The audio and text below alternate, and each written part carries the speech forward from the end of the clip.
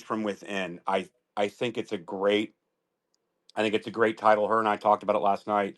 These are the enemies from within, right? And Democrats are messaging that the enemies from within that Trump is talking about are government employees. Well, I mean, yeah, they are, but they're also also involved in many of these things. And this leads through January 6th. This leads through lawfare. This leads through the transition. This leads through the steel, the poll workers, everything about everything that we've been dealing with for some time. So I'm going to get Jenna here as a co-host as well.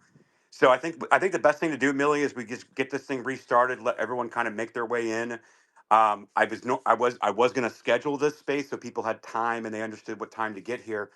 But I think this time is good as any. I think we can get into this. So Millie, I'm going to put your thread. It's also the pinned tweet on my profile, but I will put it up in the nest. I will also put it down in the chat so you guys can see what we're seeing. But I can tell you that you guys are going to see some stuff that you've already seen. But this is the most comprehensive, years long investigation culmination of content that I think that is very important, and that's why we're having this space today. So, Right, and this is Millie, do you want to only kind of? just the Yeah. beginning. So this is the beginning, all right? So this is part 1 of J6. The thread is already tapped out here to where it hides tweets, and you have to, like, at the very bottom click see more replies. So what I'm going to end up doing is I'm going to create a part 2 of thread 1.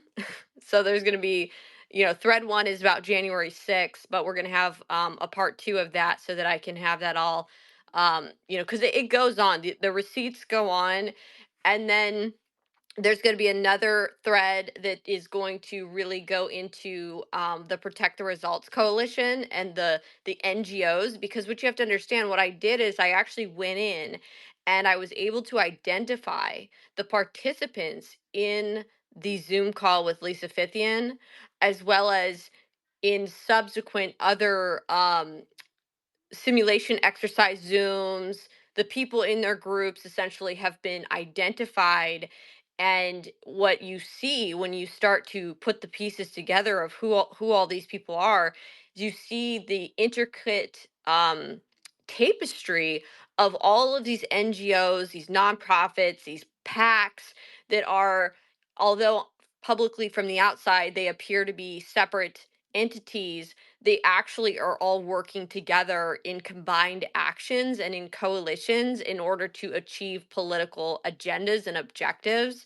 So what you're seeing in the call with Lisa Fithian is actually Lisa Fithian is a paid riot civil disobedience protest trainer. She is associated with Ruckus Society, with Shutdown DC, with Extinction Rebellion, and other far left Antifa riot groups. And she is conducting a training exercise that's also being hosted by Shutdown DC. And in this call, you have many people who are working for these other big name NGOs and PACs, and that's all going to be exposed, as well as federal government bureaucrats. It's also important to note, if you guys remember the Feds for Democracy calls, where you had the federal government bureaucrats plotting and conspiring to subvert the president and topple the pillars of government, that call was hosted by Shutdown DC. That was hosted by Shutdown DC. There's a moment even in the call where it flashes to the screen on the Zoom where you can see that Patrick Young, the leader of Shutdown DC, hosted that call, and it was being one of the hosts visibly in the call, Nadine Block, is a member of Shutdown DC. So what you actually start to see is how these groups all were working together with federal government bureaucrats from the inside the government. And these people were the foot soldiers, the rioters, and the protest orgs on the outside, who also were very interwoven with these networks of NGOs on the Democrat side, as well as their Get Out the Vote organizations. And so you're going to see how these groups played a huge role in the 2020 election, be it by funneling their people into poll worker positions, by making sure that they were the ones counting the votes, handling the ballots, as well as doing ballot harvesting, get out the vote operations. and then you're going to even later, and I can't promise it today, it might be something that it ends up having coming out later tonight or tomorrow, because this is going to be a long process of me putting this all into a thread. You're going to see some very concerning things found by following their threads, where they direct you through to hole in the wall sites that describe how to essentially pick locks and seals, and how to get into areas where ballots are stored. So you guys are going to get to see this full thing kind of unfold before your eyes. So just know what you're seeing and what we're going to be going over so far is just part one. It's the tip of the iceberg, but we are going to be going into this whole thing before the election. And again, yeah, going over the whole thing before the election and then ongoing, right? Like, I, I know many of you guys haven't seen much of this. I obviously I have. I have a great grasp of all of this, and Millie and I have been teasing this randomly for people to try to discourage, because I know that a lot of these people follow me. I've had the Brandies and Drosnys of the world coming after me a little bit. I've had the Renee DeRestas of the world coming after me a little bit. And so I know that some of these people are following us, and I know that they see the content, which that's why we've been kind of, teasing stuff out, saying, "Hey, we know what you're doing." That's why I put out the thing about Brad Raffensperger a couple weeks ago. This was all leading to this point, and so here's what I want to say, Millie, before we get started, because I know a lot of people are going to be like, "Why the hell didn't you put out this before the election?" Well, first of all, it's taken years for you and a lot of this to even get to this point. Number one, to be able to put all this stuff out, but then number two, a lot of the stuff that would directly affect pre-election day voting stuff is already been put out. It's already out there, and it's been out there for a while. The stuff that we're gonna be going over with this content, this is a long-lasting apparatus machine that needs to be taken down. It has nothing necessarily to do with early voting or voting day. It does with the poll workers, and it does with the get out the vote and the executive order 14019 of the Biden administration. That's all important, but we've been talking about that for like the last year and a half. They've been putting that stuff out there. It is out there. People do know about it. The people within the RNC, the people within Turning Point Action, the people that are on boots on the ground, part of the campaign, they know a lot of the stuff that was relevant leading up to November 5th. Thus, a lot of the things that you're seeing, the legal challenges, the various different things that you're seeing that's happening in, like, say, in Bucks County and what's happening in Georgia, that's why, is because that stuff is out there.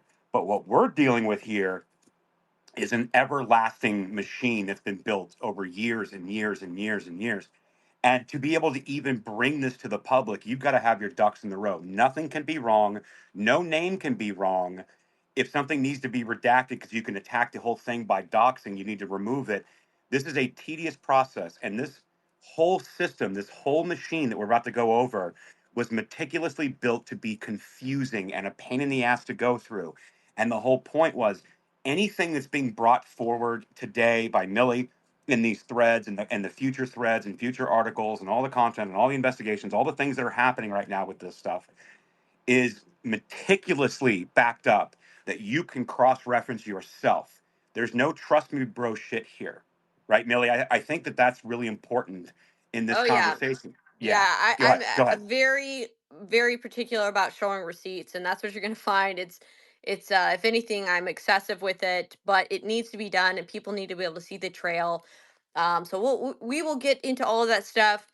The other thing I want to say, you guys, if you're tweeting things out about the material, if you could do hashtag enemies from within, that would be amazing. Also, I'm noticing that people are tagging me in like the internet investigators and internet sleuths out there are already starting to find stuff about Lisa Fithian or other things that's out there on the web on the internet that's very interesting. And if you're finding material like that, if you could include it under the hashtag enemies from within so that everyone knows to go look at that.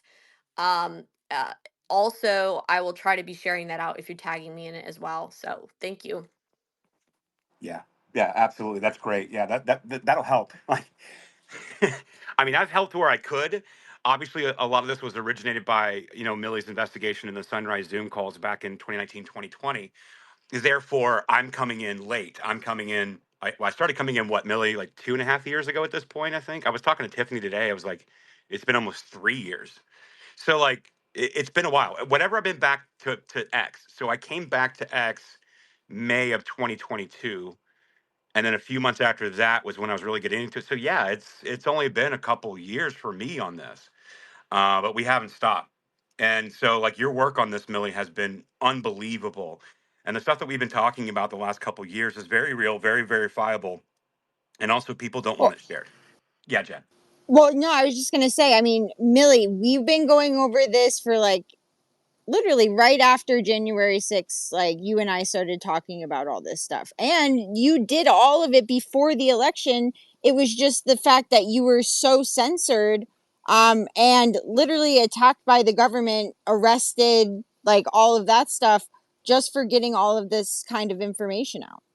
Yeah, there was an effort to sequester the material, to target me, to try to gatekeep and get this kept away from Trump and his people. And it was really frustrating to see all of these these prosecutions, these trials that went on, and knowing that I have this material that really proves and shows that leftist groups pre-planned January 6th could have been admitted as evidence, but instead the gatekeeping is unreal, the sequestration is unreal, and I think that's another big part of the story here, but I think that's something we'll kind of get into later on down the line. But the important part here is that these groups of people need to be investigated, and it needs to be exposed. People need to be sharing that there really are enemies from within. And the reason it's called enemies from within is because you have members of our own government involved in this. It's huge. It's a massive network. And I have them in the Zoom calls too. So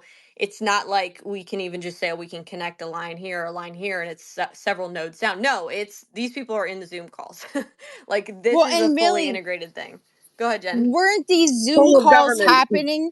Weren't these Zoom calls happening like during like working hours? Like this isn't something that they were like, oh, this is an after work activity. Like no, this was what they were using their taxpayer paid salaries to do, was to, you know, undermine the government as I understand it. Well, Well, now they were really smart to make sure that they would skirt the line, and they would, and that's why they had Sarah Starrett, the Department of Labor attorney, in there who was advising them on how to kind of skirt that line with, you know, putting your work hat on and then putting your private citizen activist hat on. But the problem is although they might be able to play those games with the Hatch Act and not, you know, the problem is all the other things they're talking about aside from that are Hatch Act violations and sedition as well. Like you can't be on your off hours, you know, plotting sedition against the government and talking about using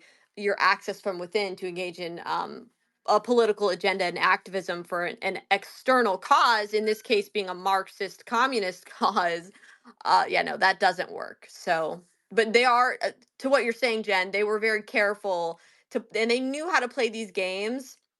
And if you actually remember Stuart Carafa, who Project Veritas exposed, he was the Department of State employee that he mentioned. Even he thought he could, you know, play that game of skirting the lines and, oh, I'm doing this on my off hours. He was a member of DSA, Democratic Socialists of America. He is in the Zoom calls. Okay, so he is in some of these Zoom calls and he networks with these group of people. So just to kind of give you an idea, this is a huge network of people. But yeah, let's dive into this. Let's get into this stuff. I think we're the you know, we are the king and queens of suspense right now. Let's let's get to this. yeah, sorry about that. I just wanted to set the table because this is recorded. It's going to be in my highlights tab, and people are going to be going back to listen. So I wanted to make sure that the table was set because I want to believe that people that are in here listening have been with us the whole time talking about this, but the reality is they haven't. So we need to be very clear about a few things. Was number one, this is completely sourced. Number two, it's not conjecture. Number three, it's not confirmation bias. And number four, the information is accurate. You can see it for yourself because there's so much fake garbage out there. So yeah, no more kings and queens of suspense. Let's get into it. One last thing I'll say is this: if you're on your mobile app and you want to see what Jen was alluding to, what Millie was alluding to, if you go to my profile and you search Marxist trainings, I put together an entire thread of how they were training federal workers from these like leftist groups, how they were training federal workers to have Marxist training sessions and who to include, who not to include, and maybe we don't bring the attorneys because they can scare them off, that kind of thing. If you go to my profile on your phone version, the desktop version makes it terrible to search. But if you go to my profile and search Marxist trainings, you'll find the thread. That was something that I think Jen was kind of like touching on, maybe not directly, but indirectly. And you can see how these same people created these Marxist training sessions. So Millie, let me get into this. So up in the nest really quick, also, if you want to kind of go into a deep dive into the Feds for Democracy Zoom call that I put out, I put the thread up there in the nest, so you'll be able to see that we are going to have a series of threads here. So the first thread that I even did with this subject was actually the far left U.S. government employees conspired to subvert the president. That's a group of people working with these people that are in the call with Lisa Fithian. In fact, there is a woman named Erica Chenoweth, who is the co-author on the book Why Civil Resistance Works that Maria Stephan is a co-author on as well. So they co-wrote a book together. And Lisa Fithian has one of the authors in her calls, and Maria Stephan is co-hosting as a speaker in the Feds for Democracy workshop. So yeah, but yeah, go ahead, Aaron, get started. Yeah, so these are color revolutionary authors, like much like Norm Eisen, Gene Sharp, Maria Stephan, and Erica Chenoweth. Um, if you guys are listening, those of you guys that know me personally, I was talking about good old Erica the other day. All right, so we've got the thread. It's up in the nest, plus the Feds for Democracy Now thread is up there that Millie put up. The first one's up in the nest. You can also go down to the chat and follow along. So, did you just cut this video? Because this looks updated. This first one in the thread, Millie. I think you just cut this video, didn't you? Yeah, I just filmed a video, Yeah. and I put that up. The video where I'm essentially talking about what you're about to see. So you could play that. Yeah, I think I'll play that. Like, I know Okay. it's weird hearing yourself talk, but you're just gonna have to. I mean, I get it, but like, I think it sets the table. Like, we really need to. Yeah, I'll just play it. All right, here we go. Retweet the space. Retweet the space. Get everybody in here. If at the very least, if you don't have time to stick around, bookmark it. It'll be in my highlights tab. You can go and access it later. But here we go. I'm about to drop the receipts and the evidence that I've compiled over my multi-year investigation and infiltration operation into the left-wing affinity groups as well as the left-wing protest organizations that are behind some of the big events that we remember, like the Summer of Love, George Floyd riots, the recent taking over of the university campuses. But they also, unbeknownst to many people, interfered in the 2020 election. And I'm about to show you how these groups all worked together with federal government bureaucrats, members of academia, high ranking members of our military, and this web of NGOs and protest organizations all came together in order to make sure that they were the ones counting the votes by funneling their people into the poll worker positions. And then they made sure to form a massive coalition called the Protect the Results Coalition. And the Protect the Results Coalition was there to fortify their win and to essentially unleash mass civil disobedience, including their detailed plans to physically take over the Capitol building on January 6th to disrupt the Electoral College count. Why? Because they knew that there was always a possibility in a constitutional crisis that it could go into a process where it becomes one vote per state. And they knew if it ever went to that process, because neither candidate received the 270 electoral votes, that then Donald Trump would have been the next president.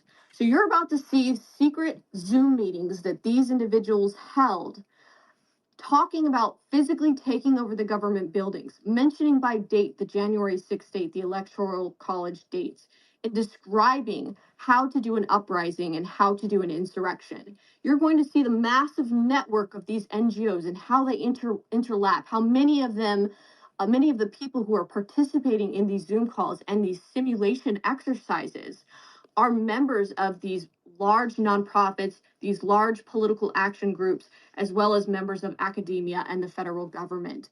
You're going to see a massive conspiracy and a massive RICO case that could blow this country out of its mind because it disrupts everything we know about what happened on January 6th, what happened during the 2020 election, and it's going to give you an insight into what these groups are doing now during the 2024 election to interfere in the election. So let's set the table. Just for posterity on the space, for people who've maybe never been exposed to this, let's set the table on what the Sunrise Zoom calls were, because this is where we start. You start on October 21st of 2020. Lisa Fithian hosted a 2.5 hour training session alongside Patrick Young of Shutdown DC, centering around a pre-planning an insurrection during the 2020 election timeline. And again, we're gonna play that video, but just explain how we're arriving at the Sunrise Zoom calls, what they are, and I'll even lead into this before you get into the explanation of this, because you'll probably. But the Sunrise Zoom calls was a collection of horizontally aligned affinity groups. So we're talking like Antifa, Shutdown DC, BLM, Sunrise Movement, which are ex-Hillary campaign staffer people. You guys may have seen Sunrise Movement take over various government buildings in the last year and a half or so, wearing the yellow T-shirts. They have the yellow and black as their color.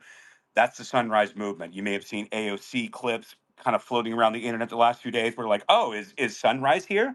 Is Sunrise here? The reason for all of that is because a lot of these like Democrat people that got elected in their various districts were depending upon the ex Hillary campaign staffer and ex Hillary campaign team nationwide that formed the Sunrise Movement based on the Green New Deal, Build Back Better bullshit, the Green New Deal stuff. These people were created in these protest groups, and so all of these different leftist affinity groups, horizontally aligned, did different things, but they all carried out the summer of love and everything else. So Millie, the Sunrise Zoom calls leading into that. Before I get into this clip, do you want to give that context? Yeah, just a minute. Yeah, no worries. So the next clip I'm going to be talking about here in this thread, like I said, October 21st, 2020, Lisa Fithian hosted a 2.5 hour training session alongside Patrick Young of Shutdown DC. It centered around pre-planning an insurrection during the 2020 election timeline. January dates, electoral college dates. She referenced a document called The Count. We'll get there later. You guys have probably seen me put Okay, that out. Yeah, go really ahead. quick, All right. sorry. Um, the important thing to note here is initially my team that I ran, we started with penetrating the Sunrise Movement, which is the youth-led climate organization, or that's what they say publicly. Uh, that got behind the Green New Deal. They were backing Bernie Sanders. They were backing AOC. A lot of the more progressive Democrats. AOC would even appear in their Zoom calls, and the idea was essentially penetrating the Sunrise Movement, getting in and seeing what was going on, because we noticed there was a crossover between the Bernie Sanders campaign and the Sunrise Movement. So that's why we kind of went in there, and that was really 2018 time period. And then, if you know, like in their documents, in their structure, they don't allow you to get past certain parts until you're in there for at least minimum 6 months, right? And then after you've been there for so long, you get opened up to more and more. So as we were in there for a long enough period of time, um we got we got to be able to access the larger spokes council. So Sunrise Movement was on a spokes council. The spokes council consisted of representatives of Black Lives Matter, Shut Down DC, Refuse Fascism. I mean, there was let me see, Spaces in Action, Like there were several, it's over 26, I believe, leftist groups. So you have to understand, like, there's a whole hierarchy and a whole way that this stuff comes together and works. And from the ground, it starts with affinity groups. Affinity groups can form together and form clusters. Those clusters can form an organization or a coalition sometimes. Sorry, an organization or a working group. And then that, a representative out of that cluster can be sent to a spokes council. So oftentimes, like an organization could be a representative on a spokes council, or it could be a cluster of affinity groups that send a spokesperson to sit on a spokes council. But in particular, they had a spokes council that consisted of the Sunrise Movement, many other prominent groups like BLM, Shut Down DC, Refuse Fascism, Spaces in Action, Extinction Rebellion, and like I said, there was 26 of them. So then what you have to understand is their spokes council also was part of a coalition that was called the Protect the Results Coalition. The Protect the Results Coalition was partnered with a number of political action groups. Many of the participants in the coalition and in these Zoom calls are people who work for labor unions or work for nonprofits and other various organizations, or organizations pertaining to ballot work, voter work, nonprofits. So yeah, I hope that kind of gives a little bit more of an explanation here, but the basic concept is, um, by having it in an affinity group structure, they can isolate high risk activities. So it's like having cells. So if you had a small isolated affinity group that was going to go out and do highly illegal things, you're mitigating the risk by having it in a small isolated group. But that group could also then be working in a cluster or in a spokes council where they have an overarching plan, and whoever people like Lisa Fithian and others who are the trainers and the experts can be aware of what's happening in each affinity group in order to be able to play them like pawns on a game on a larger scale action, and direct their I guess their power and their attacks in a more concerted, cohesive manner.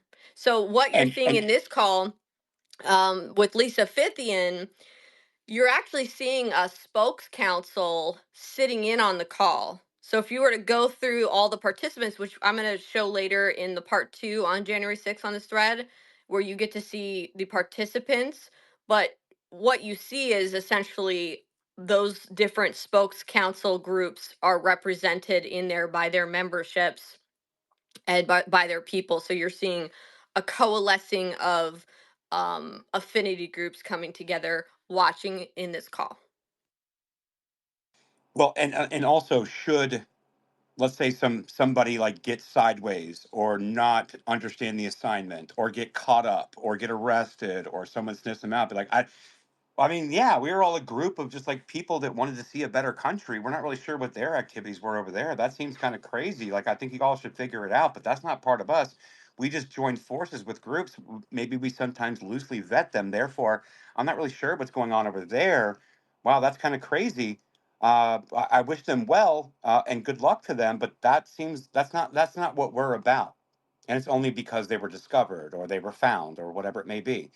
And you can chop that tentacle off without ever having to destroy the central apparatus. Right, and Like like there's nothing people, public yeah, facing saying Sunrise is working with Antifa groups, or right, uh some of these various nonprofits or PACs are working with Antifa groups. So, or yeah. federal Sometimes we have government bureaucrats overlap. are working with Antifa groups. Like there's nothing publicly out facing other than the materials I've put out here that show this, because they keep it that way on purpose. They keep it separate and isolated on purpose because it creates the appearance of many different organizations having the appearance of separateness going along with the same ideology. It can kind of force a conformity to other people. But if you were to see behind the curtain, you see they're all just one big giant working coalition of people running these groups.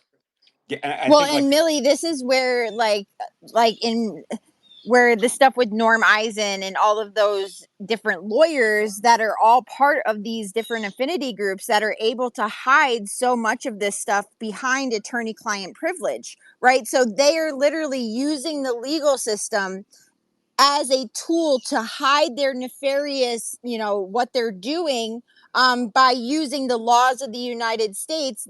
That's the first thing they took away from Donald Trump with Michael Cohen, was that attorney-client privilege, because they knew where to look. Yes, and Jen, I know you've talked about Norm Eisen a lot, and that's because he's been at the forefront of attacking Trump, and we know that.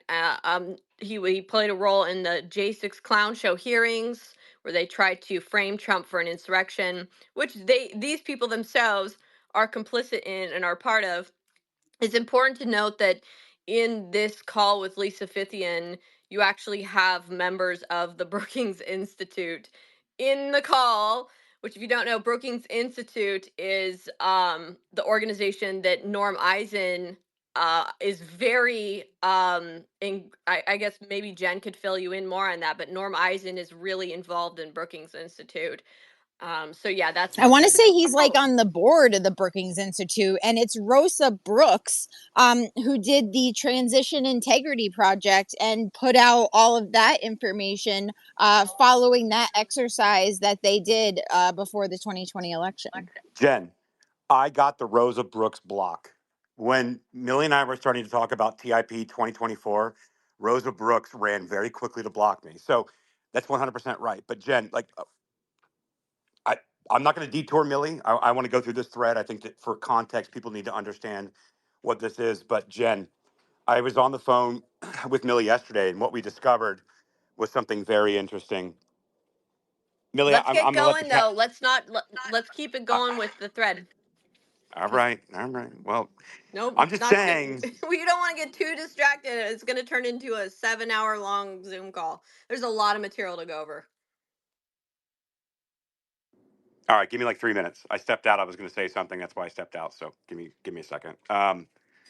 All right, let me get back in. So basically, now I think we've set it up. I think we've set it up good enough here at this point. We can now get to opening up what the Sunrise Zoom calls were, Lisa Fithian, who she is. And she goes back to like the Arab Spring. Like Lisa Fithian, in my opinion, I'm pretty sure she's intel. She's not just like some protester trainer. But anyway, October 21st, 2020, Lisa Fithian hosted a 2.5 hour training session alongside Patrick Young, who was the heavyset guy with the glasses of shut down DC. It centered around pre-planning an insurrection during the 2020 election timeline. So here we go. About a decade ago. By the way, that's Lisa Fithian speaking. Really I quick, know her. y- Yep. Okay. you cut it off at the part where it says the January dates, electoral college dates. Okay, so that's the key. I want you to listen for that. Listen for her to mention the January dates, the electoral college dates. Right, because this is in October. This is prior to November 5th.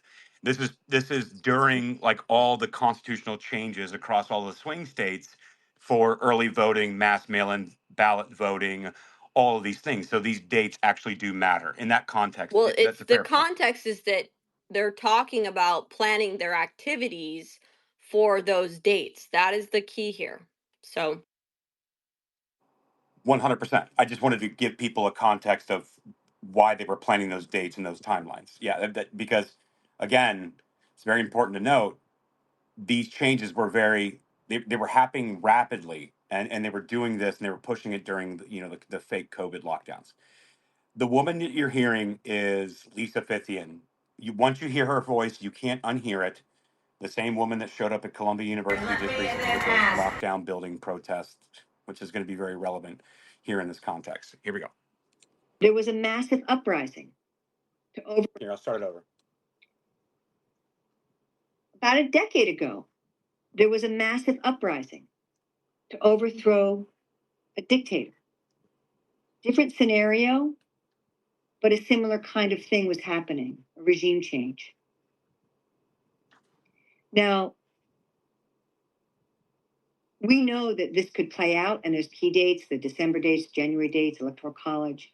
But if Biden overwhelmingly wins and Trump doesn't concede, and he's calling out the white, the Proud Boys, etc., will we be able to get our Tunisian moment, our Arab Spring? Can we bring out those numbers? So, and how do we do that? So the Egyptians, one of the things that they learned, and again, what can we continue to learn from them? And I think about all of this stuff is in this concept of self-organizing. Whenever we rise up, people organize to meet needs. We'll talk a little bit more about the infrastructure that we're building. But one of the things that has happened during the Egyptian uprising that was so important was that the army defended the people against the police. And when you're in a situation of a coup or an insurrection or an uprising, whoever's got the guns often can win unless our numbers are so highly mobilized. I can't even begin to unpack how scary that is. Because Lisa Fithian, who was part of the Arab Spring, which I brought up earlier, which I didn't even listen to this clip prior to this. I just knew that. I knew who she was. Because Millie, remember when I sent you that article like a year and a half ago? I was like, yo, she's been messing around in Egypt and in the Arab Spring since like the 70s and 80s. Like this, she's not new to this. Like she knows exactly what she's doing. And then listening to this clip, she's talking about the Tunisian revolution and color revolutions and a quote unquote coup.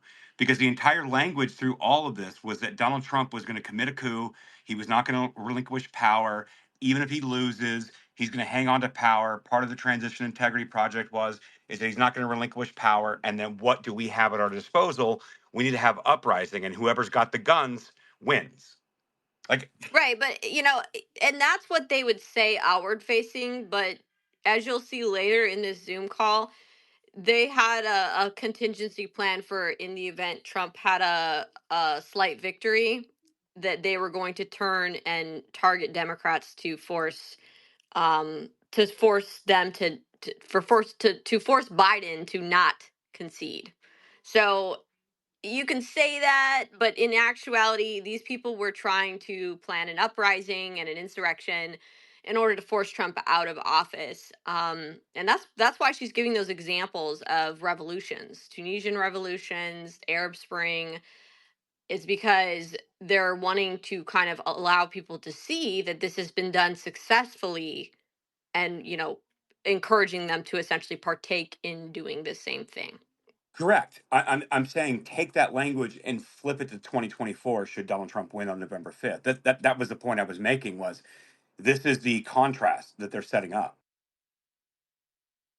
Oh, absolutely. I mean, there's always a potential for this something of the sort to spark up if Donald Trump is able to essentially have such a large, overwhelming wave of support that it outweighs any type of rigging that these that could potentially go on. So, yeah, I mean, but the reality is they also are very aware of how their movements have to have the appearance of nonviolence, and that's why they always talk about nonviolent civil disobedience, nonviolent tactics. It's actually a term. They're not saying that it's not that they can't use violence, because they are more than willing to. It's that their movement has to have the appearance of nonviolence to a certain degree. So yeah, I mean, if they, we can go into their plans for 2024, but I think that that's going to be kind of at the bottom of the last thread. So, but yeah, just for context here, they are discussing doing an insurrection and an uprising, and they mentioned specifically the January dates, electoral college dates. So yeah, So you want to drive the next one home here? sure. So I think you can make your point. Yeah. Yeah, okay. So, the next one is taking over government buildings.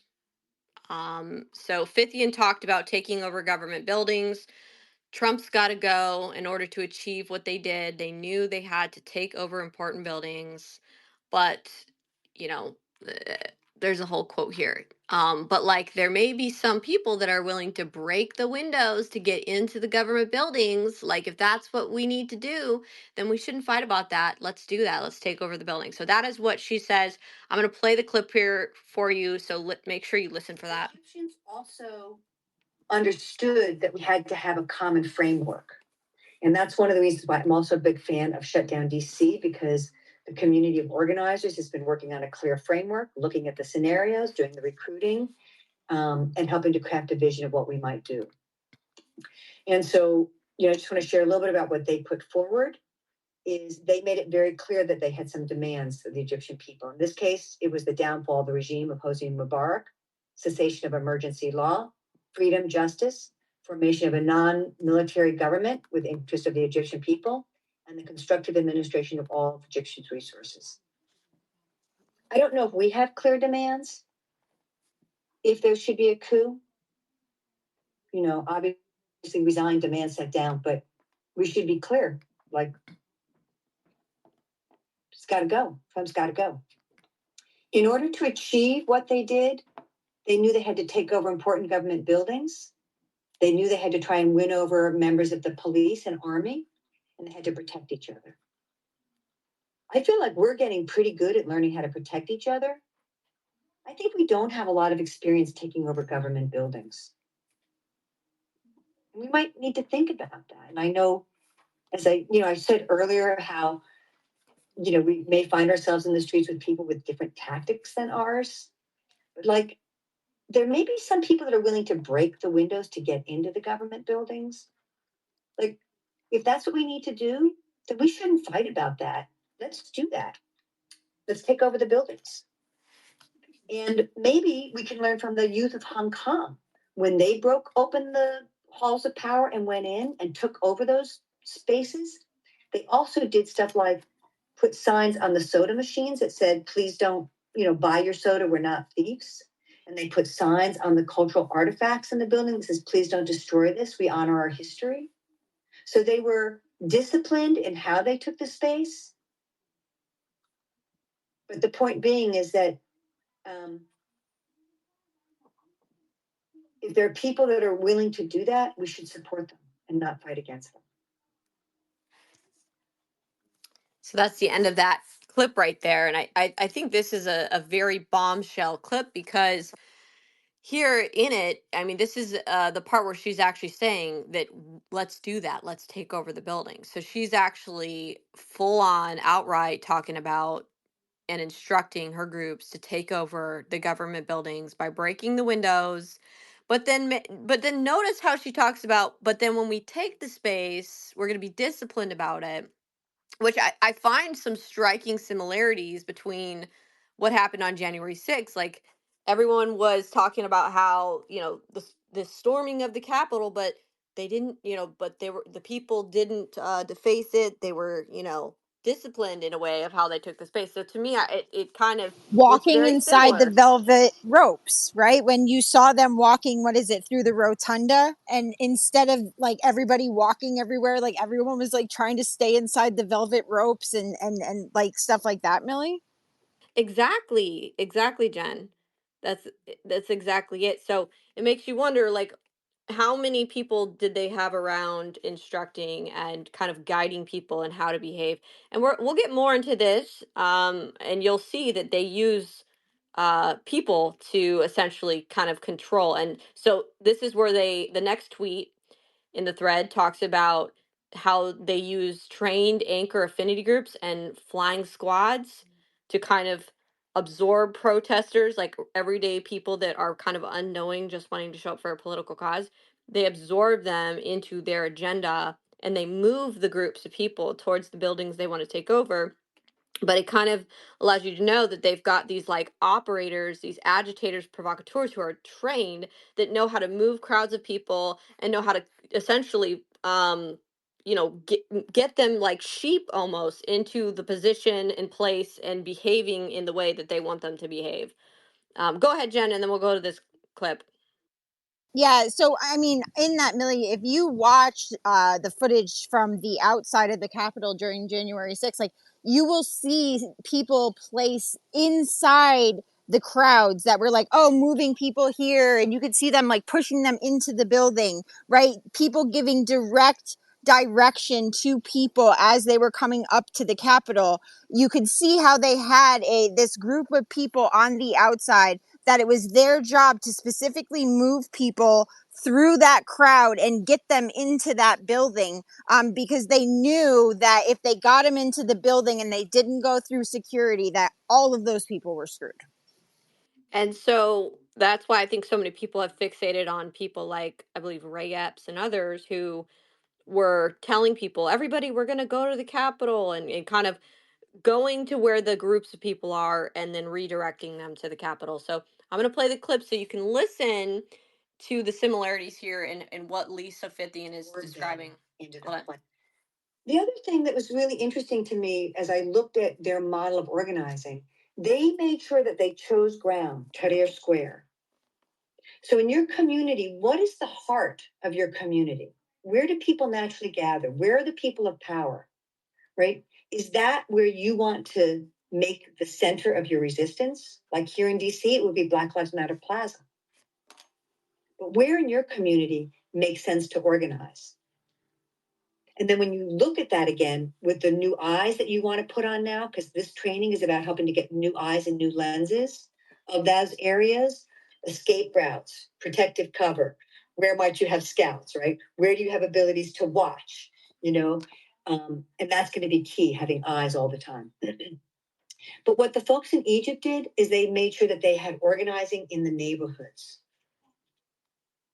And that it was basically a strike pull, is how I look at it. Building relationships with your neighbors, getting them hyped about what's happening on days where we're trying to converge, like whipping them up, some flags, marching people in, right? Coming from smaller to larger. So if you were in a city that's a heart, what are the neighborhoods nearest by? What's the demographics of them? Can you organize them? Because part of the trick that we have, friends, is like the more people that start coming, the more people will come. So how do you quickly ramp up your numbers wherever you're going to fight so that more people will come? And again, that's what Shutdown DC is doing right now. And it's another lesson we learned when we shut down Seattle during the World Trade Organization. We trained like 3,000 people in a bunch of affinity groups who had a common vision that knew how to throw it down. And then when other people started to come in, it was very easy to absorb them into the plan because you had these anchor affinity groups. So that again is something to think about. Who are your core people? What's your framework for action? How do you get it anchored with trained people carrying the vision? And then how do you create structures for people just joining in the day to quickly get integrated and absorbed into the mobilization? It might be quick orientations on site, quick trainings on site, quick affinity groups, or forming people into clusters, or what I often call flying squads, which is what you see on this screen here. Gathering a group of 50 to 100 people with energy, moving them to where they need to be. That might be a job of your affinity group, right? Pulling a particular neighborhood into a center of power. Again, preparing yourself. Lots of stuff available online. But again, the principles are, what do you need to protect yourself from chemical weapons, projectiles, batons, horses, backpacks with padding, can be padding for batons, helmets for clubs. So all of these things are not some indicator of your militancy or coolness. These are self-protective measures at this point. So she was showing an illustration, like an image of, it looks like a sweater, goggles, masks, different attire, different things that you should have and wear. Classic like riot gear. But before that, the image that was up on the screen, I just want to read this part to you because I just find this graphic amazing. Um, it says part one, steps for carrying out the plan. One, assemble with your friends and neighbors in residential streets far away from where the security forces are. Two, shout slogans in the name. And this says Egypt because they're using an Arab Spring manual. the people's freedom positive slogans encourage residents to join in again with positive language, go into the major streets in very large groups in order to form the biggest possible assembly. And then 5, head towards important government buildings while shouting positive slogans in order to take them over. Again, I want to remind people. So, Millie, at this point, because I don't want to get too much further into this without reminding people, maybe they're new, maybe they've never experienced this. Let's remind people or who are in this Zoom call right now, right? So, like, these are government contractors, these are people inside DHS, these are government workers, these are horizontally aligned affinity group protester types.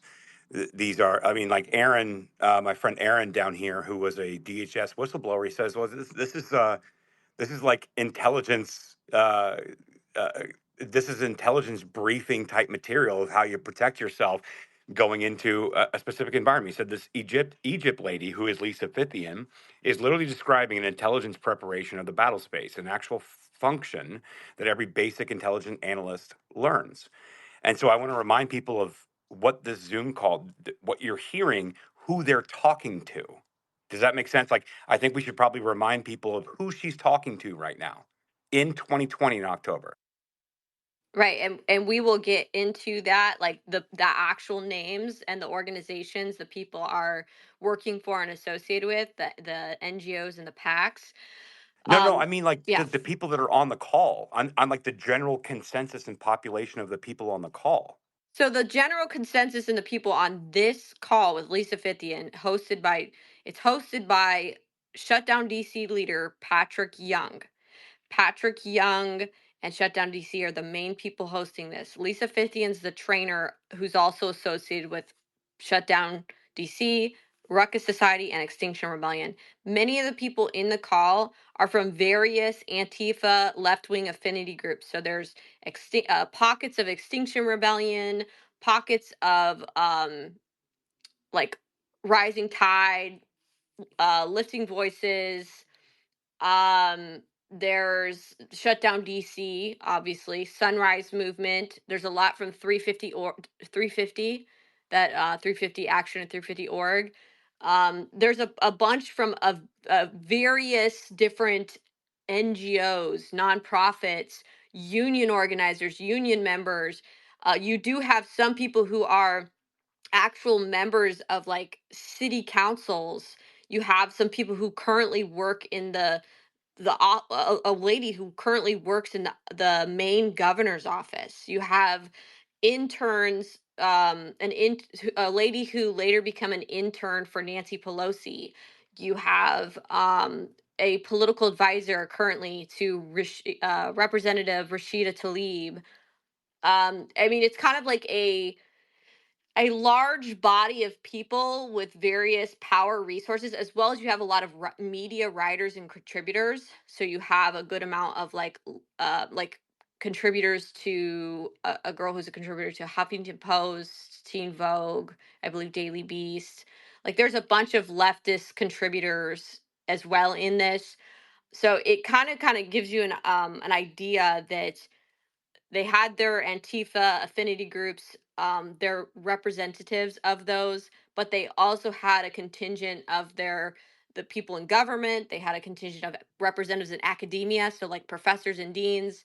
They had a contingent representing like military, like a lieutenant Air Force, lieutenant colonel of the Air Force, different people with military backgrounds. So it really kind of ranged. It's hard. You can't say that it was just one thing. I did see like a handful of federal bureaucrats in this call, but the main key is Erica Chenoweth is in this call. She's the co-author of the book that Maria Stephan wrote on essentially Orange Revolutions.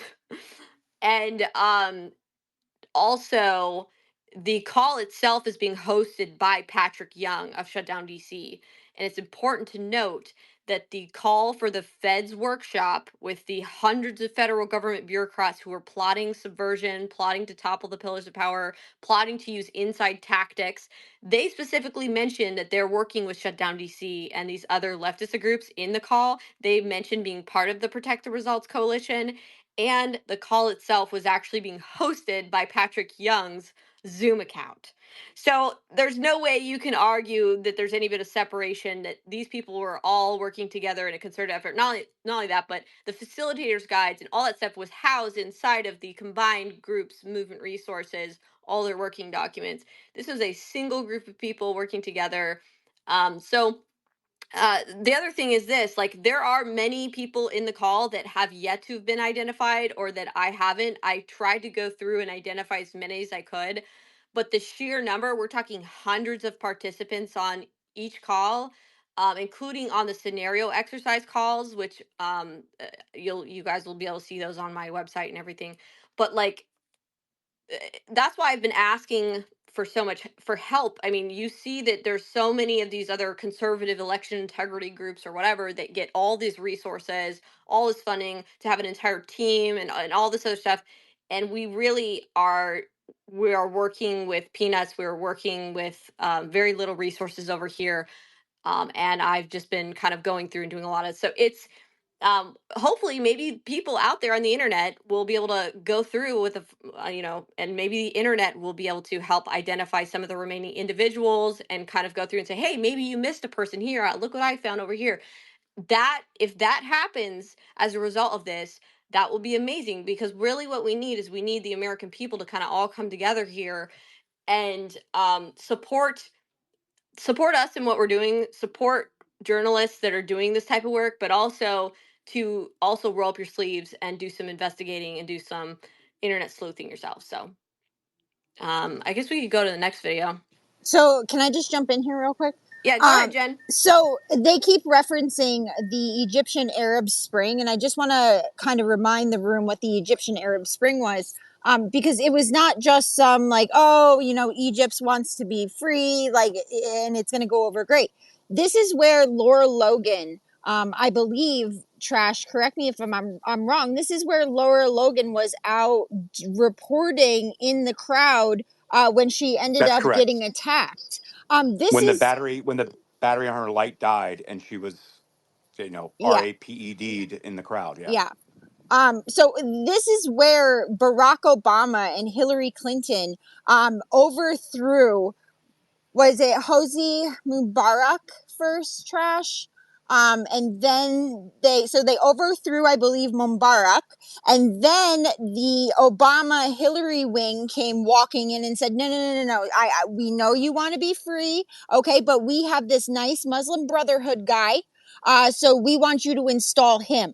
So they end up installing the Muslim Brotherhood CIA pick guy as the president of Egypt. Well, the people are like, who the hell is this guy? We didn't want the Muslim Brotherhood. Like, we didn't overthrow Mubarak in order to bring in the Muslim Brotherhood. We want to be free. So the people took back to the streets and they overthrew the government again.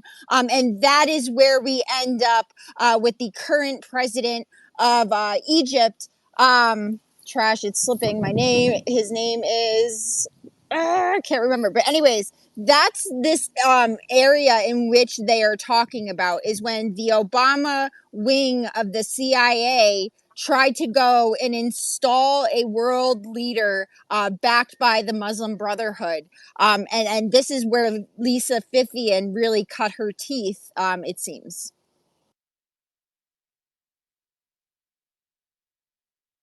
That's 100% accurate. And I don't mean to like hold up the thread or hold the space, but I think that, like, at least people like myself, I'm not going to speak for anybody else, but like people like myself, like policy wonk and policy nerds and like politics nerds, like I understand all of these things, but I think that for people to conceptualize what they're hearing on this and how it's relevant that we're leading up to 2020, 2021, I think it requires just like a refresher for some people so they understand the context of it. So, Millie, I don't mean to hold you up at all. I promise I don't. I just I think that sometimes we need to recenter so people understand the gravity of what they're hearing, that they then had turned basically these entire techniques that our State Department and intelligence communities have been using for like the last 20, 30 plus years, how they focused it on the American people because Donald Trump and January 6th and all the things.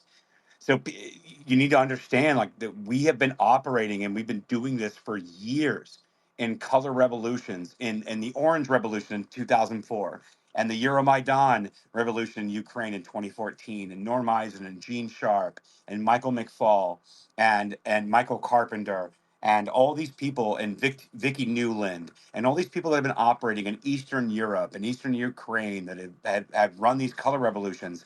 They ran that same type of operation in this country in 2020 to try to get rid of Donald Trump. And now here we are, a few days away from an election. And why this is so relevant, because the same people, Maria Stephan, Erica Chenoweth, Lisa Fithian, all of these people were involved in both the Arab Spring, the Orange Revolution, and the Euromaidan coup in Ukraine, and why we're even fighting in Ukraine to begin with, because the multi-trillion-dollar reserves assets in eastern Ukraine that we don't want Russia to control because we're not going to allow them into NATO. It all plays into this. And it's just important context. And I know I'm frustrating you, Millie, and I'm sorry. I'm just stopping it so people understand the context if they've never heard this before of why it's so relevant.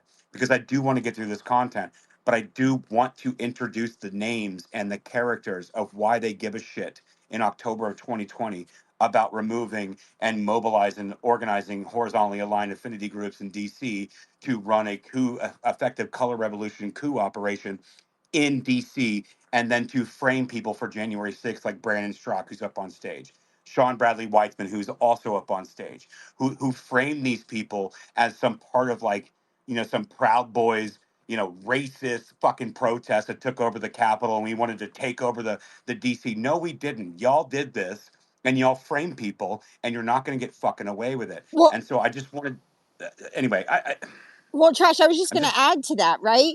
Is the fact that what we're seeing with, if Lisa Fithian was part of this whole Egyptian revolution that took place, and Bree, thank you, LCC. I knew that, Avi.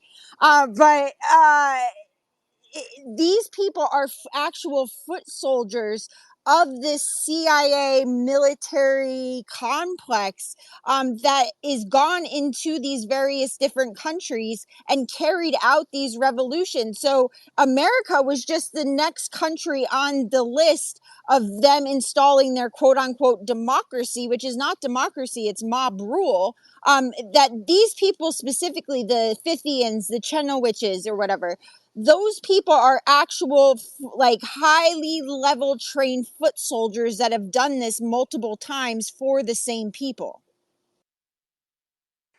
yeah, 100%. And so, Millie, are you still with us? I don't want to make it into a 7 hour No, space, no, but you're doing good. I think it is important to Hey guys, provide the context. I do agree. And I think that hey it's Millie and Jack. relevant. Go ahead. I'm sorry, I have to run. I've got to tack up some horses and go track down some coyotes that are getting at our cattle. But I just, if I may, just really quickly, I just wanted to point out to the room that this is the whole of government approach. This public-private partnership structure that began ahead of the election that ended up becoming part of the Biden-Harris transition team. And in the very first days of the Biden-Harris administration, these are the organizations that drafted the Thriving Together springboard that would ultimately become what we're seeing roll out today in the acquisition of private property, but otherwise known as the Equitable Long-Term Recovery and Resiliency Federal Plan. So in the first days of the Biden-Harris administration, there was those, flurry of executive orders that would go on to create this entire whole of government administrative state policy structure. There is a very big reason why all of this occurred. And so I just wanted to point that out very quickly because, where I pick up in my research follows directly after what happened, leading up to the election. So I just want to thank you guys so much for your research. This is so important. And just really thank you so much. You really helped me to understand these structures and really help to guide my own research. So thank you very much. thanks, Bree, and I appreciate it. But Millie, what's crazy about this, Millie, and Bree, thank you so much. I think you're 100% spot on. I'm not going to talk about BlackRock or energy or anything else. I'm not going to get into that. But what Millie's doing here in this initial thread is setting the table that basically presents the machine that has been levied for some time, that is basically like not only the Democrat influence machine, but essentially the State Department and the uniparty blob. I think Mike Benz was correct when he called it the blob, that operates out of the State Department. But this is required reading material to even get into what the blob is. And so I understand maybe being frustrated not being able to set the table, but we really had to set the table there. And I didn't mean to derail Millie. My apologies. I think that this was important context that we had to go into. And I know you're not mad at me, but I'm mad at myself because I felt like I Okay, derailed it. Trash, you better stop doing this. She's really gonna shank you. I'm leading into what I'm saying is let's finish the groundwork that this thread was that lays the table for what's to come. Is all I'm saying, Millie. Go ahead. Yeah. No, and I appreciate that. I think that it is important to lay the groundwork and to give context. And it's kind of given me some time to put another post in the thread. So thank you. All right. So if you want to, we can go to the next thread here. The next post in the thread. Where were we at? So we were just talking about the taking over building, which that's a really big one. I think that's a really, really big one, where they're talking about using the flying squads and directing people to the Capitol and making sure that, what it shows, and she gives an example of when they in the past had 3,000 trained people that they used, affinity group members, 3,000 trained affinity group members that they used to kind of do this like crowd direction. Um, Well, and Millie, it's almost that like they're shows wolves leading the intent. sheep, you know? That shows Yes. intent. And Brandon, I mean, if you, in your case, if you would have had this knowledge and being able to prove that there was intent for these leftist affinity groups to take over these buildings on January 6th, do you think the outcome, or maybe not because of the courts, but in a logical world, that would show that there was an overarching plan done by the opposite side? Brandon might not be there. Millie, go ahead. Okay. All right. Well, we'll just, I guess we'll move to the next one. So the next tweet is called, it says, Taking Over Inside Spaces. Fithian shows images of the Wisconsin Capitol in which protesters took it over and staged protests inside of the building. Now, there is a part in this video, I will say, that I found to be pretty comical, just because we know how ridiculous the left is with some of their wokeness. So I'll play this video. Just be prepared. What we saw in the Arab Spring and we've seen in many places around the world since then and today is these massive uprisings. And we have seen some stuff in the US, right? With the Wisconsin wave right after Tahrir Square, which led to the Occupy movement, massive occupations all across the country, changed the narrative, fought back against the foreclosures. What are the ingredients that allow this to happen? And can we put those in place now? Can we, and we're also dealing with COVID, like taking over inside spaces gets harder and harder with COVID, but we might need to do it. And one of the things we've learned is that our movements for justice, not one of them has been a super spreader, not one.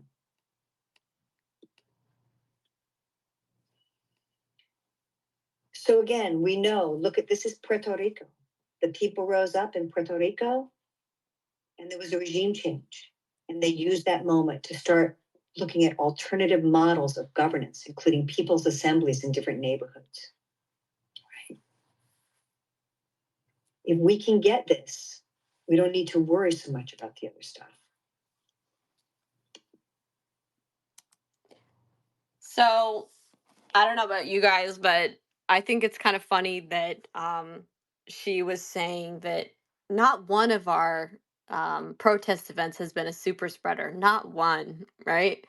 Because if you remember at this time, this period in time, there was supposedly a pandemic going on, right? And no one was supposed to be gathering together, and there was all this like really crazy rules about social distancing and not, no one was allowed to gather. They were arresting pastors of churches. They were shutting down churches, right? But here she is talking about leading a large group of protesters into an inside space, into a capitol. And if you were to look at the images that she shows in this video, she's showing pictures of inside of the Wisconsin Capitol, a bunch of protesters in there, like jam packed. And she's essentially saying to the people, "Oh, don't worry though, not one of ours has been a super spreader event, not one. So you don't have Remember to worry." remember the professor out of Colorado State that put out the article that said we have no direct evidence of any kind of like spreading of COVID during BLM protests, that Colorado professor. Well, there you have it. You have a Colorado professor that says there's no evidence that these BLM protests are any kind of super spreader events. Therefore, we should lock everyone else down, but the protests are okay. They base it on that professor's study out of Colorado State. You remember that? Yeah, and it's probably a professor that's probably affiliated with these groups for all we know, because there's a Exactly. lot of there is a Exactly. Colorado professor in in the Zoom calls. Right, exactly. Yeah. So it's pretty ridiculous, but it just goes to show the lunacy. The other thing is a lot of the people, like, well, I would say many had something to do with the pandemic. So like I found people in the calls that were like in charge of pandemic response and other various things. So, but we'll get into that later. But I just think that that part's pretty ridiculous. And again, she's just kind of reiterating the need to do an uprising. Okay. All right. So let's go to the next one. Commitments to not deploy the National Guard. Fithian repetitively stressed the importance of getting allied Democrats in positions of power to agree to not deploy the National Guard. And this is pretty interesting because I know that that's been one of the big controversies. Everyone talking about how they didn't deploy the National Guard. Trump requested it, it was blockaded. They refused. It was Nancy Pelosi's Sergeant of Arms who refused, but it was also members of the Pentagon that refused. So it's pretty interesting to show. And to me, it's an indication of just how deep this web goes of these people who are part of this concerted effort. So let's play it right here. Domestic soil that can be called in. And then there's the National Guard. National Guard in DC is deployed by the President of the United States. But in every other state, it's deployed by the governor unless the president can invoke what's called the Insurrectionary Act. Then he can deploy them. I've been thinking more and more, what would a campaign look like to go to all the Democratic governors and to make a commitment now to refuse to deploy the National Guard against the people, but to only deploy them to protect the people from the white supremacists and the rogue police? It seems a very far out idea in my mind, who've been an anti-military person my whole life.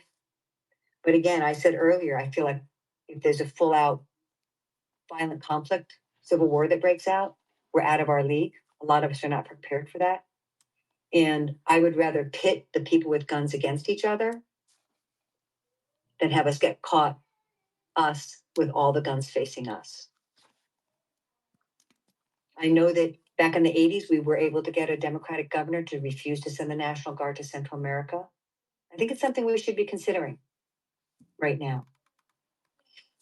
Because a lot of the National Guard are working class people. So if you were in a city that's start talking to them. I've been talking to, them when I see them, and the police are locked down. The police maybe, Oh, what happened here? what we're still divided, but they're locked down in a machine in a way that the National Guard may not be. So all that being said and done, we should be thinking and getting ahead of what might get deployed on us and see if we can use it to be deployed on our behalf. So, I mean, what are your thoughts on that, Aaron?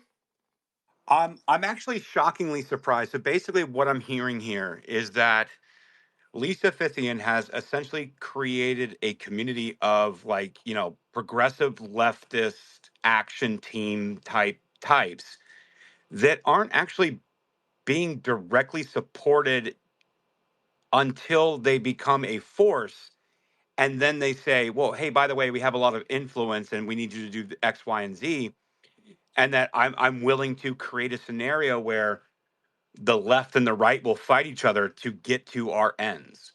So essentially, she seems to be talking like as if she's trying to create civil war scenarios, even though we don't actually go kinetic. We take it to the very end of a kinetic warfare, and it becomes an information war, political war, and then we get our ends of what we're trying to justify without actually having a kinetic war.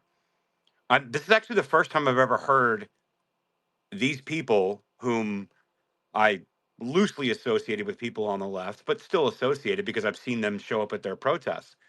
This is the first time I've heard where it seems to be more of a captive type specific movement that is not attached to a political party, that are trying to create and sow civil division up to the very, very last inch before kinetic division to get the ends to justify the means. And if we remove any kind of challenges from the right, we found our home on the left, and we don't actually have to go to war, civil war, kinetic war, and that we will get what we want. So this seems to be an external group almost operating. That language, anyway. Yeah, I mean, Trash, these are what I would call like your almost globalist shock troops, right? So these are the ones. So when in 2016, when we were interviewing people inside the protests, I interviewed the one guy, and he was telling me how he was actually getting paid by like a Soros affiliated group, and these are the people who your Antifa types, your black types, people who purposely are sent places to go in, start, unrest in all these places, start riots, and then they pull out and they get sent to the next place to then go in and do unrest and then leave. And they're not affiliated with the Democrats or the Republicans. However, they do have a relationship with them as almost a shock force to get these conflicts started. So I think the best way to kind of wrap your head around what's going on here is you have a, I don't even know if it'd be appropriate to call them a progressive arm, but they're really like a communist Marxist arm that has taken up power inside the Democrat Party. And so there's a competing, they're friends and allies, but at the same time they're also a competing force against each other. But what you're seeing here, Lisa Fithian is probably like one of the main trainers inside that kind of Marxist progressive arm. There's parts in this video, like I said, it's a 2.5 hour long video. I recommend everyone to watch it because I'm going to publish the whole thing. But for those of you who don't want to sit down and take the time, I can kind of, do my best to clue in on certain parts in the video that aren't, I didn't necessarily have the time to make a bajillion clips, but I put the ones out there that I believed are the most relevant for understanding the story here.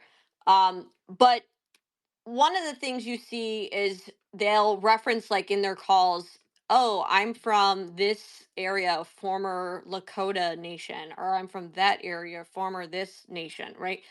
And they talk about how the United States it's stolen land, it's Native American land, it's run by a bunch of white settlers and colonizers, and their objective being to essentially dismantle the United States. Okay, this radical arm talks about dismantling the United States. Now, I'm not sure if that's only isolated to the affinity groups, the Antifa groups, whereas like some of the people on the outer end who use them and work with them obviously are more in league with maybe more of the progressive Democrat party line. But there is an element that is very like communist and very Marxist here, and that's why you do see some of that clashing and warring within their own party. And it's a matter of um, you have this progressive Marxist arm that is trying to continuously build power, and then you have the pre-existing Democrat Party today that is wrought with crime and organized crime, You have Obama, Biden, Kamala Harris, Nancy Pelosi, Chuck Schumer, those type of people there who are so desperate to maintain power that they end up working with these progressive Marxists and using them um, to essentially enact a purpose that they want. And you see it later on where a lot of the people who were part of this got the hookups further down the line. So Sunrise Movement got several other people in the Biden administration. Sunrise got Biden to do an executive order to create the American Climate Corps, which originally they wanted to call I think it was the um, Green Climate Corps, the Green New Deal Climate Corps. So they compromised on the name, but they did it in partnership with the leaders of Sunrise. It's spoken about in the executive order. I could go into that, but essentially what it does is it funds and facilitates a bunch of these young climate kids that are being entrained as Marxists and gives them a direct pathway and internship into federal government bureaucratic positions. So that's their move to fully get more of their people infiltrated into the federal government so that they will have the Green New Deal soldiers to enact their Green New Deal policies in the bureaucratic, I guess, at the bureaucratic level, okay, at the government level. Well, So yeah, go ahead, Jen. well, Millie, I was just going to say, the Democratic Party in the United States, right, has been completely taken over and commandeered by this communist Marxist group, right? And the thing is that the globalists, right, in order to enact their globalist plan on the United States, right, or on the world, because they can't enact globalism if you have a free America. If a free America stands, globalism doesn't work, right? So that's why groups like the Soros Foundation, Open Society, the Atlantic Council, the Trilateral Commission, all of these groups have bought off, for lack of a better term, right? They have chosen the Democrat Party as a vessel in order to undermine and destabilize the United States, right? So that's why you see in the Democrat Party today these elements of the Marxist, communist, globalists, is because they are flipping the bills for a lot of these things that the Democrat Party is carrying out, right? And when you look at it like that, right, is that the globalists who want to enact, right, destabilize America, get rid of America, England, all of these other places that have some level of freedom, right, freedom of speech, get rid of them, because if those places stand, they can't carry out what they want to carry out. Right. And the Democrat Party has almost become a battling ram in the United States for them to enact this plan. And I think people need to realize that yes, we have political parties, right? But they are being highly funded by Soros and globalist money, because communism and Marxism is the political ideology of the globalists. What you could say though, in essence, like people like Lisa Fithian in these groups are accelerationists, like Marxist communist types, to where um they would participate, and I'm not I'm going to say hypothetically here. Hypothetically, the accelerationists would say participate in rigging an election and do it in such a sloppy way that it creates a bunch of disgruntled people that would then protest, and that trigger moment would be able to be used as a moment to create an uprising or an insurrection.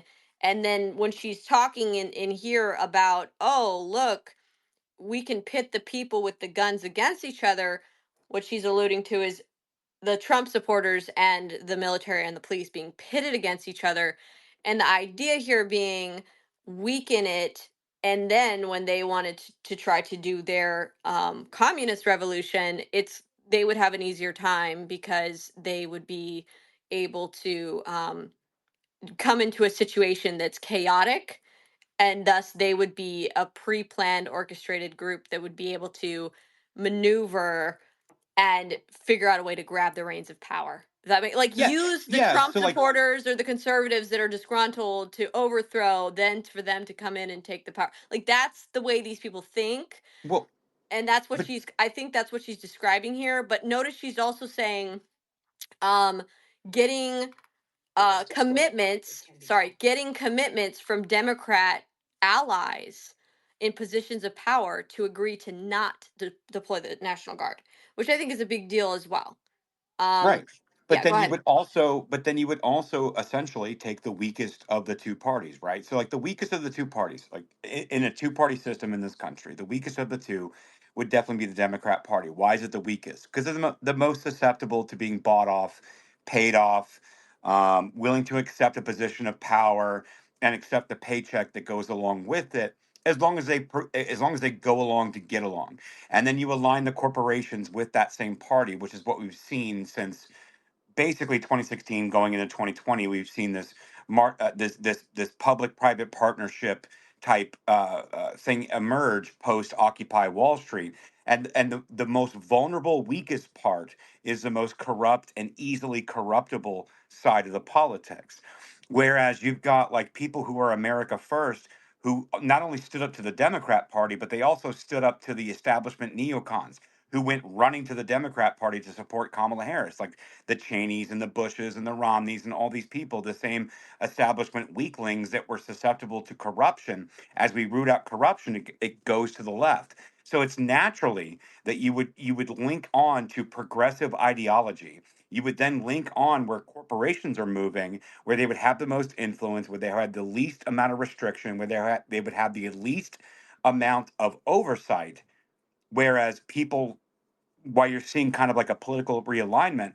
And so she says she seems to be, in my opinion, I agree with you on the work that I've done on accelerationism, which you know I have quite a bit. And Becca has done even more than me, BX underscore on underscore X, is that the more vulnerable side of the two party system that's perceived in the most powerful country in the world is the most corrupt, is the most corruptible. And so that's why America First had to be crushed, because then it's being forced to one direction, and once it's forced one direction, you don't have a grasp on both sides of that same weakness and corruption. Then it has to come from one area, and their job becomes much more difficult. So the corporations are there, the public private partnerships are there, the progressive side is there, and all you have to do is corrupt it, move it in, and then demand representation within that side, and then they slowly take over and poison the system, and then they can rechange it and remake it how they see fit, which is why you saw censorship and psychological operations and canceling and media matters and all these things, because it became this poisonous arm of that authoritarian type regime that you would need in order to deploy communism, Marxism, I guess, if that's really what they're after. But I don't think it's what they're after. They're just after power, and they find it easier with a communist Marxist type education system and upbringing, and people are susceptible at a younger age to then participate, be the foot troops and the ground troops for this. And I think that's what we're seeing, Millie. I got to be honest with you. That's what it seems like to me. Absolutely. Um, so I want to get to the next video clip here, the next tweet. It's sharing maps and identifying targets. So in this part of the video, um, Lisa Fithian has shut down DC leader Patrick Young, who is the creator of this ArcGIS map. She has him kind of talk over and give a little bit of a tour inside of this detailed ArcGIS map that really is highlighting their targets. So I know this is going to be harder for people. They'll describe it, but just to describe what they're looking at here in the video is they are looking at a target map that shows the Washington D.C. Metropolitan area from like a Google map looking perspective, but they have like targets highlighted and boxed out. Like the Capitol is in a big red box as a target with like the nodes for the roads that would be targets. They have Trump boosters mapped out and different Democrat boosters mapped out, and they show the roads and everything else. So I'm going to play this. I don't know if we're going to go through the whole clip because it's 6 minutes, but I'll play it probably up till like around 4 or so minutes in. So let me do this right here. And we might pause it if we need to in between here. We began to put together a list of things we want to know about in the city. So where are all the police stations? Because it's good to know where the police are. Where are all the key government buildings? Where are all the media outlets? Who are the Trump boosters? We don't have all of them up there because we want to keep this simple for you. Go ahead, Patrick. And Patrick, do you want to just pick up and talk a little bit about this map? Sure. I wasn't planning on that, but I mentioned it earlier, but yeah, go for it. Yeah, happy to. So, Lisa and some other folks came up with a great list of the folks that we might want to go have conversations with, and we have them in categories, right? So we may decide that we want to go talk to the media. So where are they? We may decide we need to talk with Trump boosters. So where are they? And we used software called ArcGIS. If you have a university affiliation or somebody in your group does, you can probably get this for free. Otherwise, you can get it for not very much. But what's cool about this is we're able to pull in other public data sets. So in the purple, we have all the military properties in DC. And then the nice folks from the District of Columbia city government have made available transportation infrastructure maps and all sorts of other things. When we zoom a little bit closer, we can take a look at here's a version of it where in the we're seeing live traffic here, and then where there are road closures, it'll tell us whether there's a planned event or there's something else that's going on. So this is a good thing to have to look at home when you're to have some of your affinity group looking at home. And we did during Juneteenth, we had a version of that where people were tracking things live and helping us in the streets. And then if we go even further in, we've got super high resolution. This is once again a courtesy of the District of Columbia, super high resolution, better than on Google Maps, aerial photography of Washington, D.C. So where it's not loading very fast because we're on Zoom, we can get really detailed, okay, exactly how wide is that intersection, information. So it's a wealth of information. I imagine folks are asking what the link to it is. We're still working on it. It's going to make it, we're going to make it public at some point. I think that there's a little bit too much going on here for it to make sense. In general, the source of the aerial data is the DC open data. So most cities have open data programs where they make big sets of data available to basically anybody who wants to access it. And we're able to just kind of pull this in here and add the add these as layers to our map. So much of this information is provided to us by the local or the district or the federal government, and we're happy to take it. I mean, so Millie, real quick, And will you scroll out a little? Yeah, go ahead. That's impossible to listen to. Patrick is literally one of the worst, most public speakers I've ever heard in my entire life. If the dude doesn't and ah, you can't even understand what he's saying. Like, it's beyond recognition. What he was trying to say, and I need to get this for the space because we were hemorrhaging listeners because you can't even listen to the fucking guy. What was happening was he was essentially taking both resources like you can obtain from the federal government, from local DC area, and transpose it onto a map so you could understand what you were seeing. The ums and ahs from him made it impossible to understand. And I find it offensive that people like this could be involved in such a high level, high skilled, essentially a takeover of protest movements and be effective at all. Like that's Well, insane to me. It's offensive to me. yeah, I hear what you're saying, Aaron, but at the same time, somebody who's a little bit of like a techie nerd type of like maybe even autist that has the skills to compile something of that type with the ArcGIS map, like they might not have public speaking skills, but they have a plethora of other skills that are useful for that movement.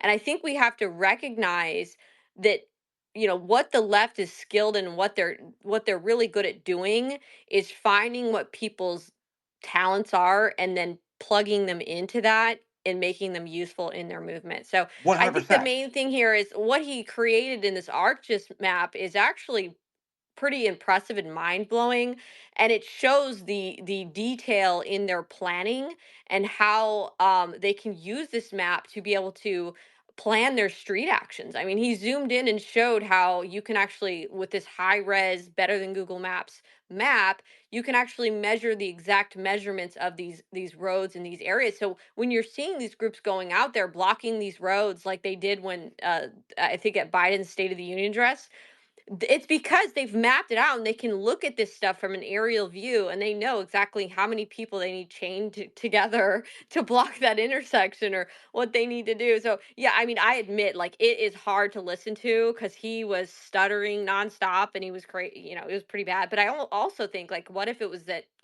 was he nervous displaying this? I mean, I don't know. No, Um, but no, 100%. But I mean, we are presenting this to a group of people. I wanted to like wrestle back that reassurance of like, while you're listening to this, listen to the content that Millie, that you eloquently and appropriately laid out. But I just wanted to kind of break that up a little bit because it's very hard to listen to. And I just wanted to bring some context of what we were hearing because it's impossible to get anything remotely conveyed over audio without watching the video. So like you and I are watching the video in real time while we're having this space with 500 people listening, but most people are just listening. And so I just needed to break that up a bit, is what I was saying. No, I think you're doing really good. And if you could kind of even just summarize what the main key points you think he was trying to convey were into a way that's going to be easier for people to understand and digest, it'd be great Sure. if you could do that. Yeah, sure. And I'll come to you, Jen, next. So if you guys go to the post in the thread, you can look at an overhead view, grid view of DC. And they were breaking down where the police stations were, where the RNC was, the DNC, which happens to be in context of the pipe bomb, but we'll get there, but we're not there yet. And how he was able to actually take this ArcGIS map, which is called it's ArcGIS, but it's an ARCGIS map, and it highlights their targets, which are the U.S. Capitol, RNC headquarters, DNC headquarters. Yeah, okay, Trump boosters, and he was essentially able to layer all these different points that they would be vulnerable should they create an action during around January 4th, 5th, and then eventually the 6th. Like, keep in mind this was actually leading up to the certification, which was January 6th, but they were actually planning this action and even trying to prevent Congressman members from entering in the airport and what would be their approach points into the Capitol. How could we stop it? How could we stop this? And here's all the points that you should be aware of. So you can operate within these certain areas because of X amount of time it would take for a police station, or X amount of time of Secret Service guarding the specific building for RNC, DNC, or X amount of time that you could do this. And if you look at this, we can actually set up a heat map of where we could be most effective to block communication and block the certification process, which is what we're leading up into. And he did expertly overlay all these different points for different reasons and what they meant. And he put it in a very simple, digestible map. That's what he was explaining. Millie, I think that helped. Yeah. Yes, it did. And for context, which we're going to get into further down the line here, he definitely it's relevant that he layered the traffic because they layered the traffic. They had several layers. It's like a map with several layers on it. So they had the real lifetime traffic that they could look at because remember, well, I guess not remember. Further on in the video, oh, you guys are going to see that they had plans to essentially shut the whole city down potentially. Like that was a scenario that they were planning for if they had to do that. They were preparing to do it to cripple the infrastructure, to block roads, block bridges, shut down freeways. So it would make sense why in this map they have the traffic overlay and all of those detailed things on there, as well as they have buildings to target, they have military police where they're all located, because if they're going to start deploying, these people are going to be having eyes and watching that. And so let's move on to the next video here, but Wait, keep that all in mind, because like 3 videos down, it's going to go into the map. 3 tweets down, it goes back into the map and into the target lists. So go ahead, May Jenny. I ask 2 questions and then I'll step down? This is amazing, but I was wondering, can we ask Donald Trump and Elon to subpoena the list from the Zoom and have those people start being observed? And would we be able to ping their whereabouts on January 6th of 2021 to see if they were there? And I mean, that's way, Well, way hold ahead of on. where we're Let me at. let I me answer. apologize. I Let apologize. me No, thank you, Misty. I appreciate your passion and enthusiasm to get this information out there. And I definitely think that maybe I don't know if it'd be Trump or it'd be Elon, but maybe they could help spearhead or promote an effort that could do subpoenas and subpoena the Zoom. And I've talked about this before. They need to subpoena Zoom in order to get the full list of the participants and everything if they're going to do a proper criminal investigation. I think that that's what one of the steps they're going to want to do. The other thing, when you talk about geolocation, I mean, I think that that would be a great thing to do. However, I would be a little bit, I'm not going to be I used to be very much advocating for that, which I think they should still do for investigative purposes. But after I've read their internal documents, and not only that, but there's another part in this full video where Lisa Fithian goes into like security protocols. These people are very, very keen when it comes to data trails, security. So they have entire guides on how to appear to protest without a data trail, how to stay at safe houses, so that you're not staying at a hotel, how to stay in like a van or something so that you're not, having a footprint, how to avoid cameras like security cameras, street cameras, how to not bring your phone, how to get a burner phone instead. Everything they're doing, like they're using CryptPad, or they're using Signal, or they're using encrypted messaging for a lot of their activities. So they have full on guides, as well as like how to book a flight without using your flyer identification, and how to lift other people's flyer identification off of like people posting photos of their boarding passes on Instagram, for example. So they have full on guides of how to try to how to go to these protests and not leave a data like a data trail behind them. So just to kind of give you to answer your question, which I think was a great question, I don't know how much that's going to do, but you never know. People get sloppy, just like John Sullivan. People get sloppy and they could mess up, and you could catch some things. So I don't think it would hurt to do it. Well, and Um, what's crazy about yeah. it, Millie, is that like this is a multi-million, dare I say, billion-dollar funded enterprise weave of NGOs, 501c3s hiding behind, historical society type protections, all these things. And like, you're you, I'm me, and we're on Twitter talking about it. Like, this is not like a well-oiled funded operation. Sure, we've got friendships and relationships, and maybe we can start down this path. But anytime you talk to people about this, they're like, that's too big, that's too much, I don't even know how to get there. And it's just like, well, I mean, if we like had some funding, yeah, we could probably do that. But like, we're literally like Well, I'm not even look. That's one thing. The funding is one thing, because this material really needs a full team. It needs a team. It needs a bunch of PIs as well. But the other thing is what you guys can do right now, who are watching specifically, and this is free to do. You can share it. You can send it to Elon, send it to Donald Trump, send it to everyone you can think of that could make a difference. Send it to Ken Paxton, send it to any of these people. Like, we need to be sharing the heck out of this thread and this information, and hopefully we can get something done with it. If these people see it, that's what I'm thinking. Hopefully something can happen. I think that obviously these DAs are going to need to do something, but the reality is the FBI, the DOJ is so corrupt. um, I'm not sure what's going to happen. I'm not sure if this is something that, if Trump wins this election and is able to overcome the crazy election interference and rigging we're already starting to see take place, then maybe this is something that he could essentially try to make a mission out of investigating, right? Investigating the truth. Yes. Congress could create an investigative committee, and they could actually do a proper investigation into January 6th. Wouldn't that be something? Yeah, knowing the full list right now could prevent future action against us American citizens from these coups. So I'm going to step down. Thank you so much for answering my question. God bless you for all you guys are doing. And, tag everybody. I went and reposted every single thread 3 times with enemies within. And then I tagged the whole thread with Donald Trump and those and Elon and Laura Trump and and I'm going to go add Ted Paxton onto that now, or Ken Paxton, sorry.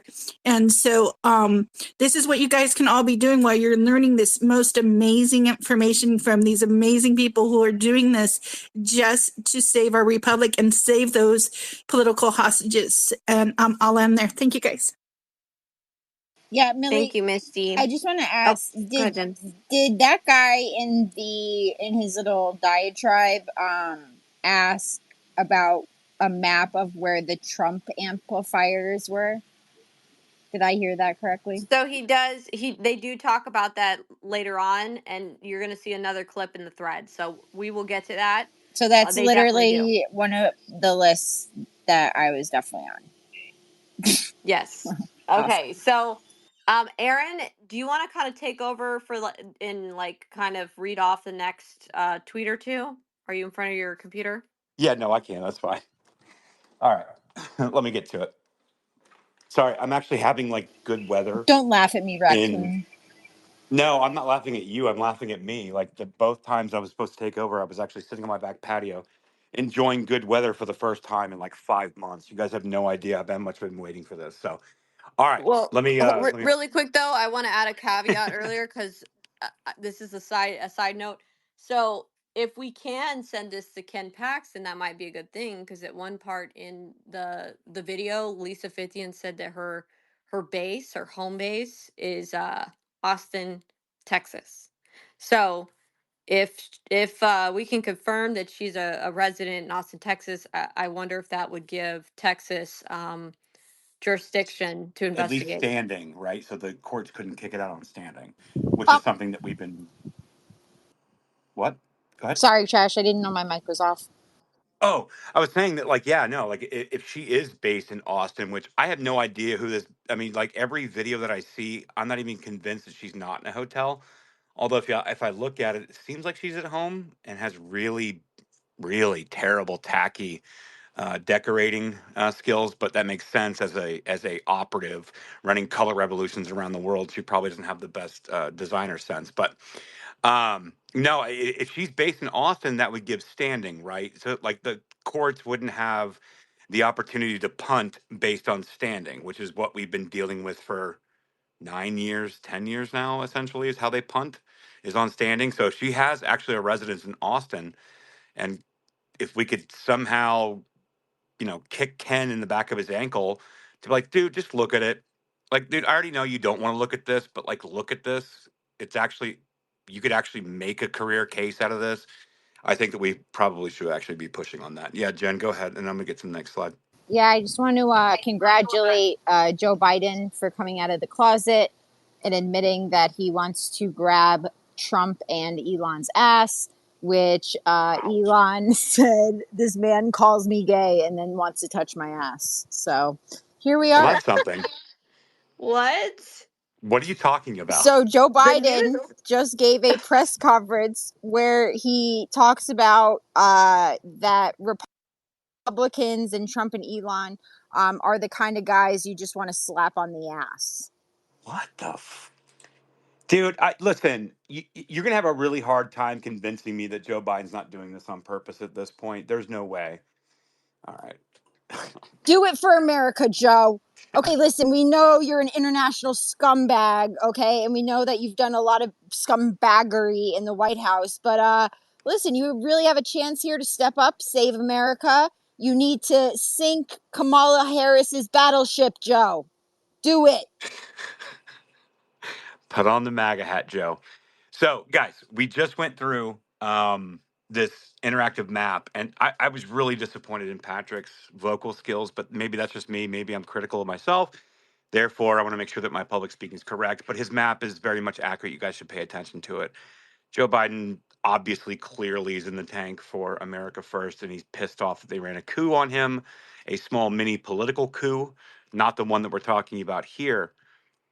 But you were talking, Millie, earlier, and I know you can't get to the computer. You were talking about how they weren't really talking about disguises, but they were talking about like protection outfits and like how to, operate within riot zones, or if you're going to be, kicking up, a conflict in a certain area where the National Guard is then kicked up, and then it's going against the other citizens that are mad of that conflict that you created. She starts talking about wearing disguises here. Is that right? So she's saying that like Yes.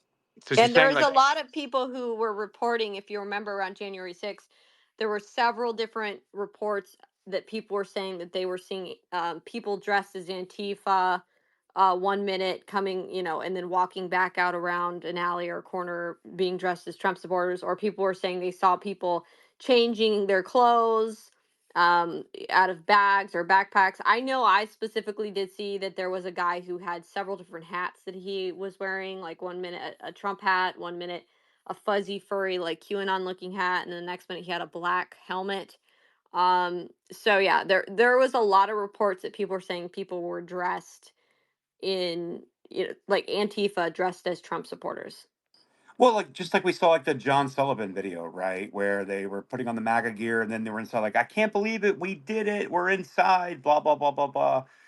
That kind of thing, where they had switched into MAGA gear, even though it was, Jaden X was John Sullivan and his, I don't know, maybe girlfriend or like girl slash friend. Jade Sackett. Yeah, Jade. And we're like, we did it, we're inside, blah blah blah. We saw the video of them changing into gear, and that seemed to be a common thing. And this is where Lisa Fithian back in October, leading up to January 6th, was talking about this very thing. Is that the context, Millie? Yeah, I mean, we know that John Sullivan, he took that photo of himself wearing the MAGA hat in the morning of January 6th, but we'll get into him later in this. Right now, I think it's just important because in this, Lisa Fithian's instructing people on using disguises or changing your clothes or altering your appearances in order to use that as a tactic if things get crazy. So I think maybe we could just go ahead and play that. Yeah, Jen, I'm gonna play it. So go ahead before I play it. Yeah, I just want to say, like, a lot of times we look at these protests and it's not just them like changing clothes and putting on costumes. A lot of times you look at it and it looks like complete chaos, right? And it is in a lot of sense, but it's organized chaos.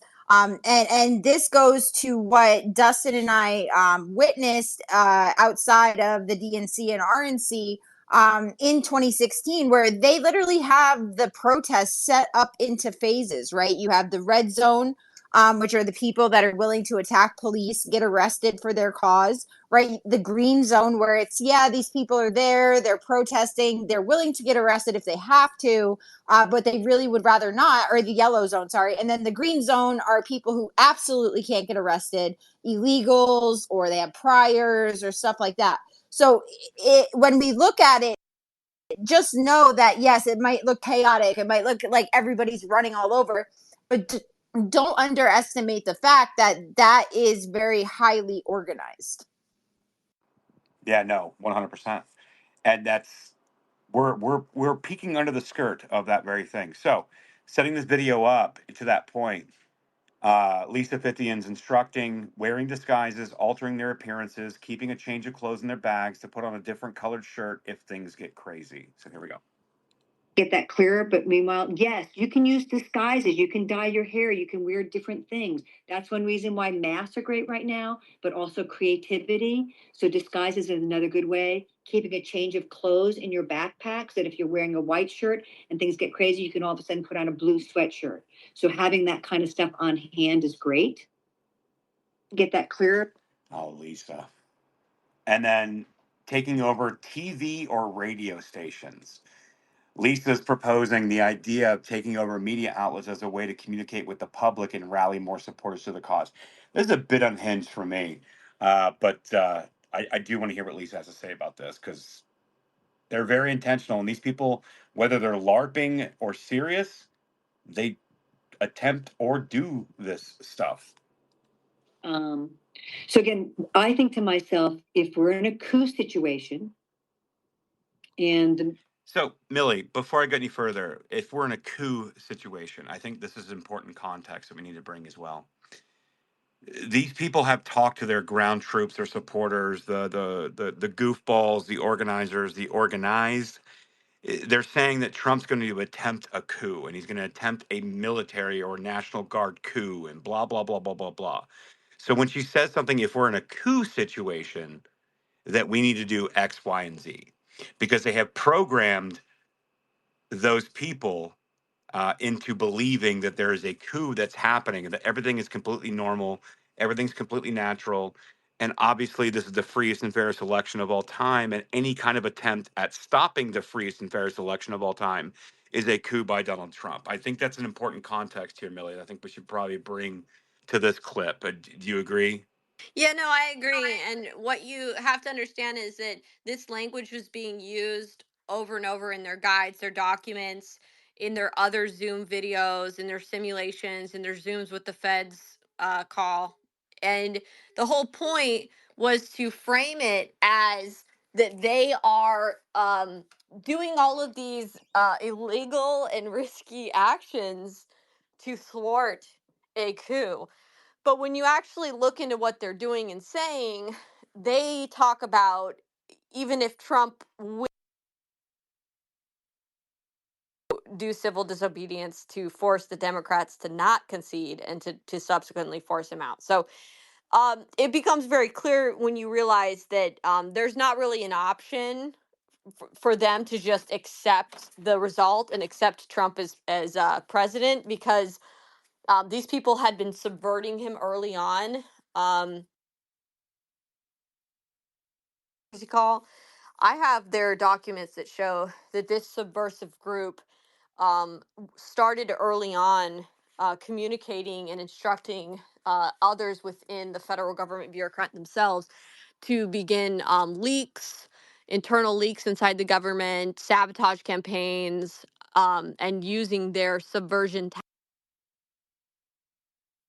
Started planning this before Trump was inaugurated in 2017. And then as soon as he got in, it was like they immediately began their campaign to try to sabotage, subvert, do leaks, gum up the processes, and engage in activism inside of their positions in government.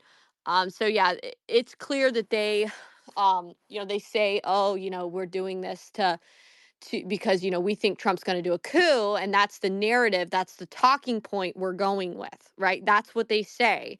This is the narrative, we've agreed we're going to call it a coup.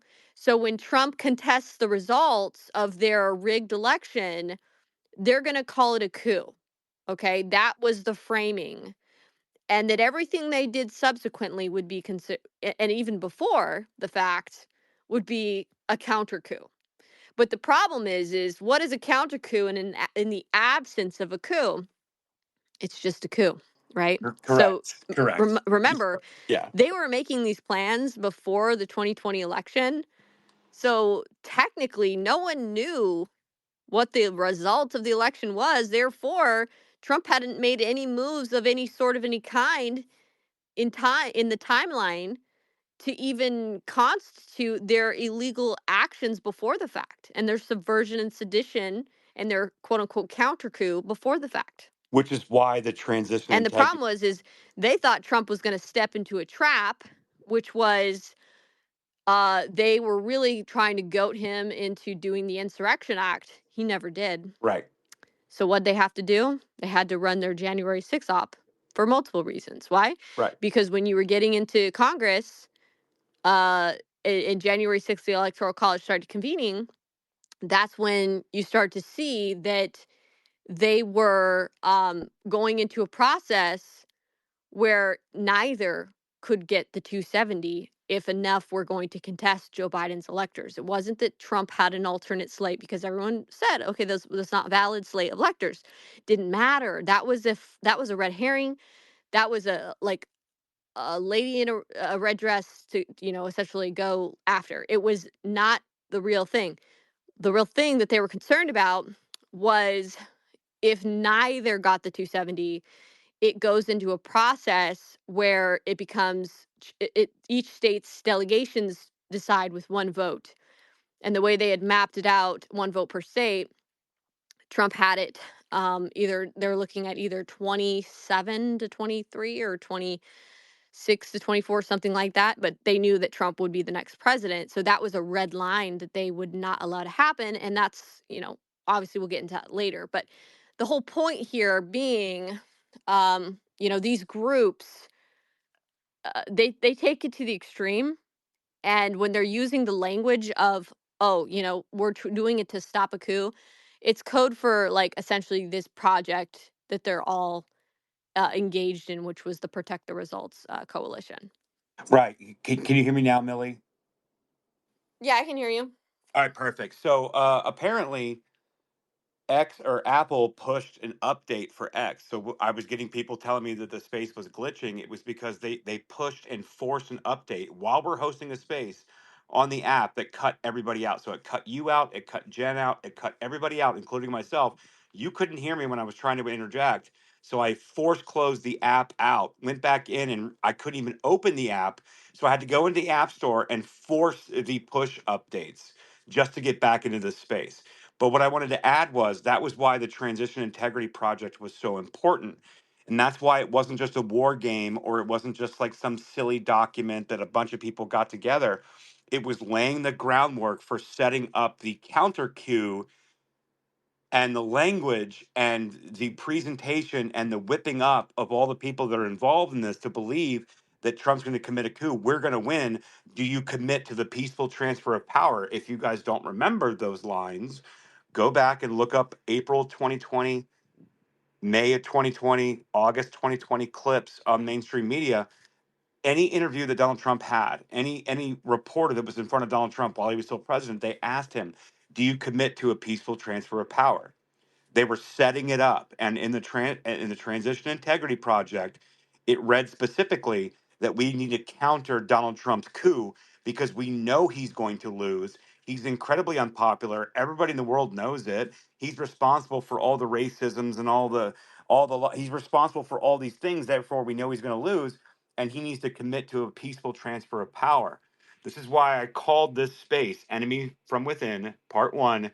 Transition is the steal, because they were setting up the language and the perception and all these people that were involved that Donald Trump was absolutely destined to lose because he was like the worst president of all time, They're bar doing none. it now, Trash. But again, this is very just No. But what I'm saying is, just for the people in the room, like, this didn't stop where, like, there are still reporters every day today asking Trump if he will accept the election results. right. That's my point. That's what I'm leading to. But it's leading to specifically the language that Lisa Fitting is using in October prior to election even starting, saying that we need to counter a coup that we already know is coming because we already know he's going to lose because we're not actually voting for him and he's incredibly unpopular. It's the same narrative they're trying to set up now. That was the point of me calling it the transition is the steal. This is something that Millie's been yelling about. This is something that I've been yelling about. That's what they're trying to set up again. It's not quite as forceful and buttoned up as it was in 2020.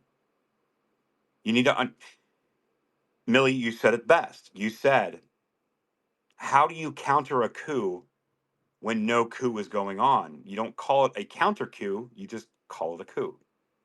But it's all about the language. Exactly. And the actions that they were plotting such as toppling the pillars of the United States government, doing an insurrection or an uprising, taking over government buildings, that is all insurrection coup related activities, isn't it? But see, they can all hide it behind this false justification. Oh, because Trump's gonna do a coup. Well, in my documentary film "Psyop to Steal," I have, if you guys have watched it, but I have like a whole montage of all these mainstream media pundits running with that narrative before the fact, where like even before the 2020 election, you hear person after person saying Trump's going to do a coup, Trump's going to do a coup, Trump's going to do a coup. They were running that as a narrative, and then in their calls and in their planning, they were using that narrative to essentially organize their own quote unquote coup and their own insurrection and their own way to try to force Trump out during the 2020 election timeline. It's actually like the perfect cover up, right? It's the perfect disguise. Well, you talked about taking over radio stations, and I mean, within like what the last 2 weeks, we saw that George Soros bought up all of those clear channel radio stations all over the country. Just saying. Yeah, no, I don't think we played that I clip yet. haven't. Did we play the radio stations, I'm Sophia? setting it up. I'm setting it up because she's using language that I think that the context was important, which is why we did that. But we're getting there. And yeah, like the FCC pushing it through, and Brendan Carr, the only person with sanity at the FCC, coming out and saying, "Why are we pushing this through?" Blah blah blah blah. But yeah, no, here we're there now. But the reason that we set all of that context up is so you can hear with those ears what she's saying. Listen to, because again, keep in mind this is prior to even like in October of 2020. This is not after the election. This is before the election. This is so important context. Listen to this. Um, so again, I think to myself, if we're in a coup situation and we're under attack and under fire, how do we, in the safest way possible, start chipping away at the systems and infrastructure they need to maintain power? And a lot of this stuff, I mean, again, we don't think about this stuff because this is not really what we think about doing. But it's like we might have to like take over a TV station, right? Maybe we're taking over the local TV station and getting airtime to put out a call for people to come join us. I know that sounds crazy. I've always wanted to do it though. Or, so I want us to think beyond our imagination. In New York, there's a map in New York of infrastructure. It turns out there's 3 antenna that control all the telecommunications. I want nothing to do with that really, but it's like, what kind of communication systems do we have versus what do they have? So all that being said and done, I'm really a big advocate of getting ahead of it, getting ourselves organized, getting all of the resources that we need, knowing what we might do so that we can roll it out and do. We don't have to like go slow. We can just deploy. I swear to God, she's like LARPing the Tom Cruise movie of Valkyrie and controlling the Wolf's Den and controlling the outgoing communications and presenting this oppressor oppressed narrative that somehow Donald Trump would have any kind of institutional power.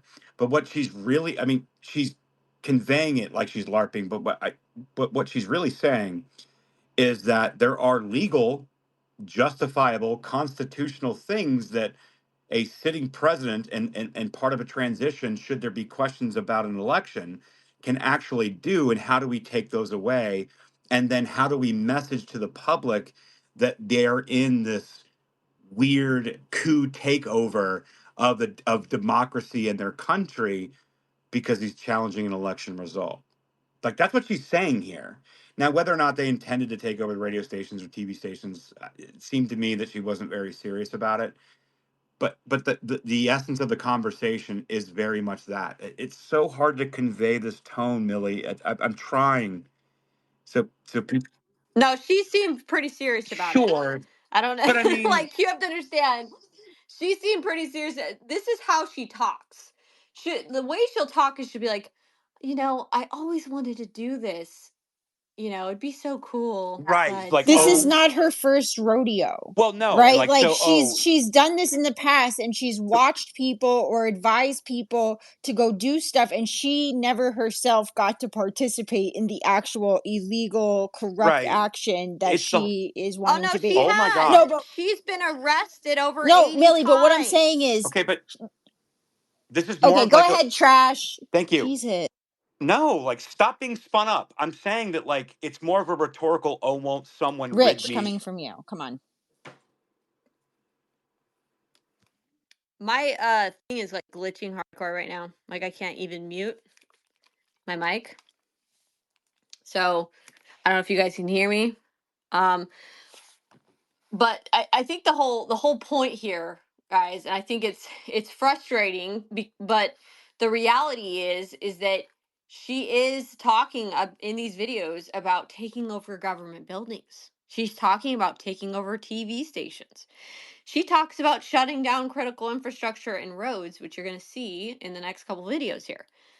When she's talking about we should take over the TV stations and radio stations and call people to come out to join us, she's serious. And I can tell you because she has other maps that they showed in this long 2 hour and 40-minute long video that shows that they mapped out the radio stations in New York for when they did a different demonstration there. Okay. So you don't map out targets and then arbitrarily talk about it if you're not kind of serious about doing what you are saying you're going to do. Right. Right. What I was trying to So, say was it's like a yeah. more of a rhetorical, oh, won't someone rid me of this, annoying priest? So it's not so much like she's actually plotting it. She's simply floating it so some lunatic will grab onto it, is what I was trying to say. No, I think she's afraid to just outright say like we're going to take over a TV station. She's like, I've always, she'll frame it in such a way to where you could kind of have a little bit of culpable deniability because later on, like towards the end of the Zoom call, she talks about if you're wanting to do something that might be very illegal, don't talk about it. Don't even talk about it in the Zooms. Take it offline and talk with it only with your small isolated affinity group in person, or use encrypted messaging and use encrypted apps. So she's smart. She knows to be a little bit careful with her wording. So she'll word it in a way that somebody listening might go, "Oh, well, she's not really serious. She's joking about it." No, this is how she's very skilled in how to do this. It's a tactic. So I know that's hard to kind of understand, but like when you see, if you watch the full video, you'll see that she specifically gives an instruction to take the very illegal things offline. You got the next one? Yeah, let's go to the next one. You got this? I'm stepping out for a second. Yeah, sure. Okay, so the next one is disrupting critical infrastructure. So let's go ahead. It says discussions also included disrupting transportation networks, aiming to immobilize movement in and around DC, and crippling critical infrastructure that the government needs to maintain power. I want to say about that is that maybe through the Disruption Project Spokes Council or other places, I'm not sure how it's all going to come together, is coordinating beyond that. So let's say another scenario is narrow Biden, but we need to get all the votes counted. We need to slow things down. Some of us were talking about maybe we should be organizing car caravans. We had a lot of experience with that during COVID, the height of it. Being in a car is safer than being your body right out of the space. We could take those car caravans out on some of the main highways. So from New York to Florida, in all the cities around Route 95, we could all shut down 95 highway on the same day, the same morning, with car caravans going slow in every lane.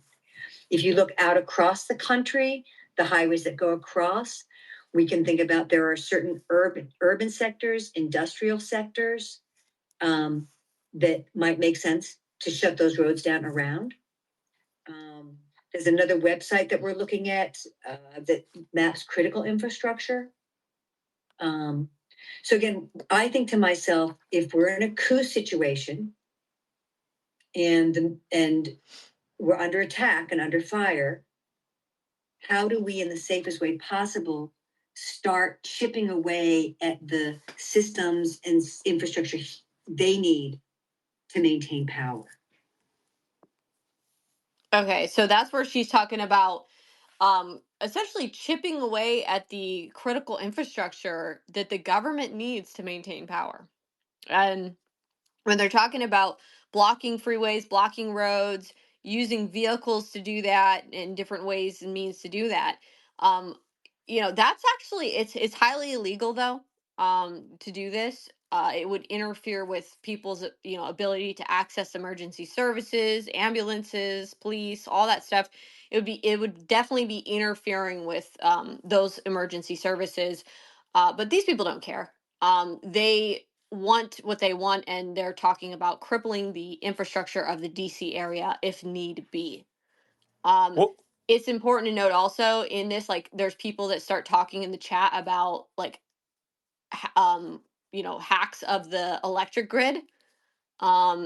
It also in the chat previous where she was talking about taking over the TV stations or radio stations. There were people in the chat talking about how fun it would be and cool it would be to take over Fox News station. So, yeah, I mean, this is the level of activity these people are talking about engaging in and doing if they don't get their way. And so, I guess the concern here that I have going forward for the 2024 election, these groups are still alive and active. They're still, out there doing what they do. And we don't know what these people are going to try to do in the 2024 election. So if Trump is able to secure a win, I would definitely think that these groups might be up to some kind of antics. And I think law enforcement needs to investigate these people, because to me, when you're engaging in this level of like plotting and planning to try to cripple the critical infrastructure that the government needs in order to maintain peace and order and control and power, I think that's terrorism. To me, it sounds like terrorism. I don't know. What do you well, like think? one of the guys, I don't remember his name. I think you could probably pull it off the mind map. But one of the guys that was responsible for all like the highway shutdowns, whether it was like climate protests or Palestine, whatever, he was in on this call as well, correct? Um, are you talking about Patrick Young, No, not Patrick Young. the That's one shut who down made the Arctic DC. swap? Who was the guy that was responsible for? He even bragged about it. Here, let me see if I can pull up the mind map. The guy that was responsible for shutting down all the highways for like all of the climate protests that morphed into like Palestine, whatever. That guy, he was in on these Zoom calls as well. I'm pretty sure it's from the mind map. I'm not sure. There's so many of No, no, no. them. You know the name. We talked I, about it. Shoot, is in my files here. I know that what I can say is these groups were definitely very instrumental in the Palestine protests, and we're going to get to that. But I'm not sure specifically. Maybe you can look into that and see if you can pull that up while we're going through the next, I guess, tweet. Yeah, go ahead. Right. So you be looking for that and dig for it while I'm going through All right. this next one. So the next tweet shows Shutdown DC shared their target list among their groups. It was labeled, the document was labeled DC Opportunities 2. And in the target list, just to kind of go over some of it, they had mapped out the bridges, they had mapped out borders of, like, I believe the District of Columbia area, like entryways, overpasses. They mapped out like targets for Republicans. So they had a number of Republican targets. So like the Republican National Committee, what else? Like I think Heritage Foundation was even on here. Republican Youth Majority, Young Republicans, Republican Jewish Coalition. Like there's a bunch that they had on here. They had several banks as targets. They had several government buildings, but they also definitely had the U.S. Capitol building. They had police stations on here, which we remember the George Floyd rioters burned down police stations. But yeah, so that is kind of like a overall summary of their target list. The other thing is in that they had like the phone numbers, the addresses, and all the other specific information for any of those buildings and facilities. All right, so we'll go next to um, Hong Kong style tactics. So Fithian discussed using Hong Kong style tactics. If you guys remember the Hong Kong protests that happened, I don't know.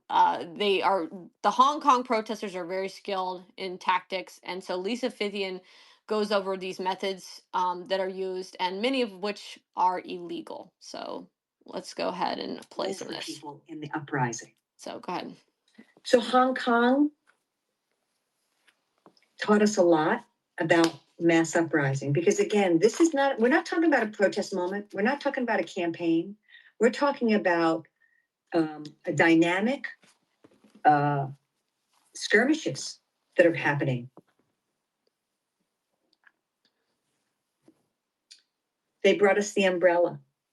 We might want to bring that umbrella into the streets for protecting our identities, for protecting against pepper spray, for creating a visual unifying image, right?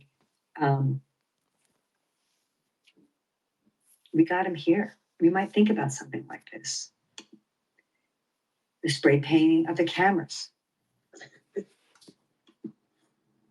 No. So just for context, she's showing an image of Hong Kong protesters like spray painting security cameras.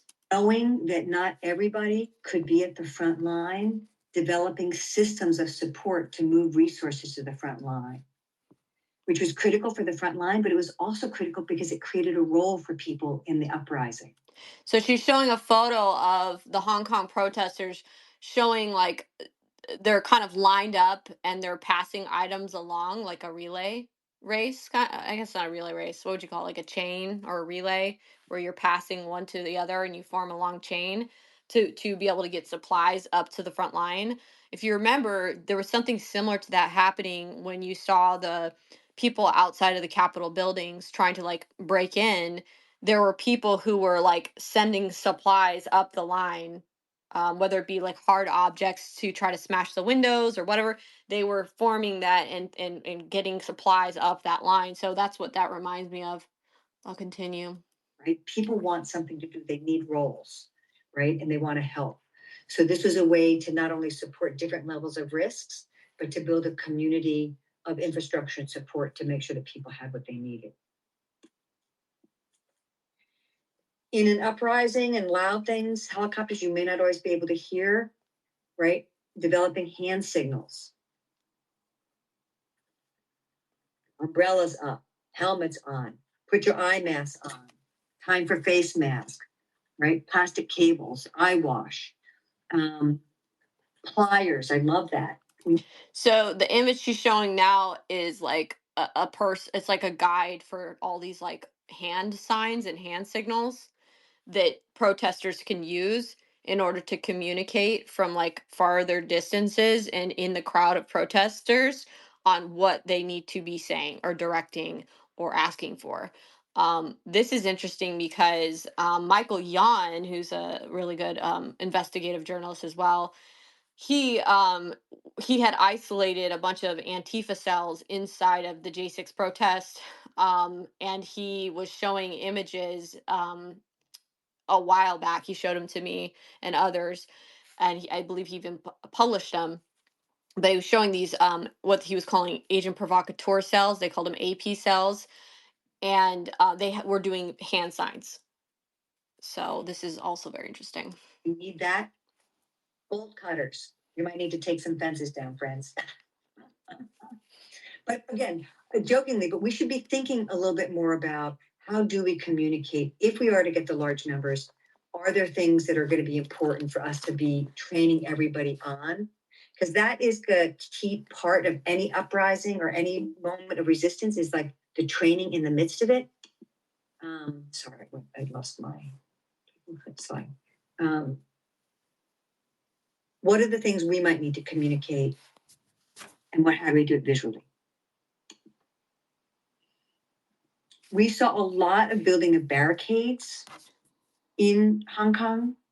You know, I think if people try and build barricades in this country, and we saw this even at Standing Rock, that always became a point of contention, barricades. But barricades can be really smart. They're nonviolent. They buy time and space for people to escape. Because, you know, we have these different things. You have the Arab Spring model, where you had millions of people in one space. Or you have the Hong Kong model, which is be like water and spread constantly. And the barricades were often used, if an action was thrown down, to create a barrier to buy time and space for people to scatter and go to the next place. They worked with a lot of technological tools for like direct democracy and decision making on site about where they would go next. I'm not familiar with all of those. I don't think we're anywhere near using that kind of technology, but it would be simple things like, okay, where do we go next? This neighbor, this neighbor, this neighbor, vote quickly, boom, boom, boom, and the top one goes, which we're going, and they move. So barricades can be key for buying time, protecting people, creating a buffer.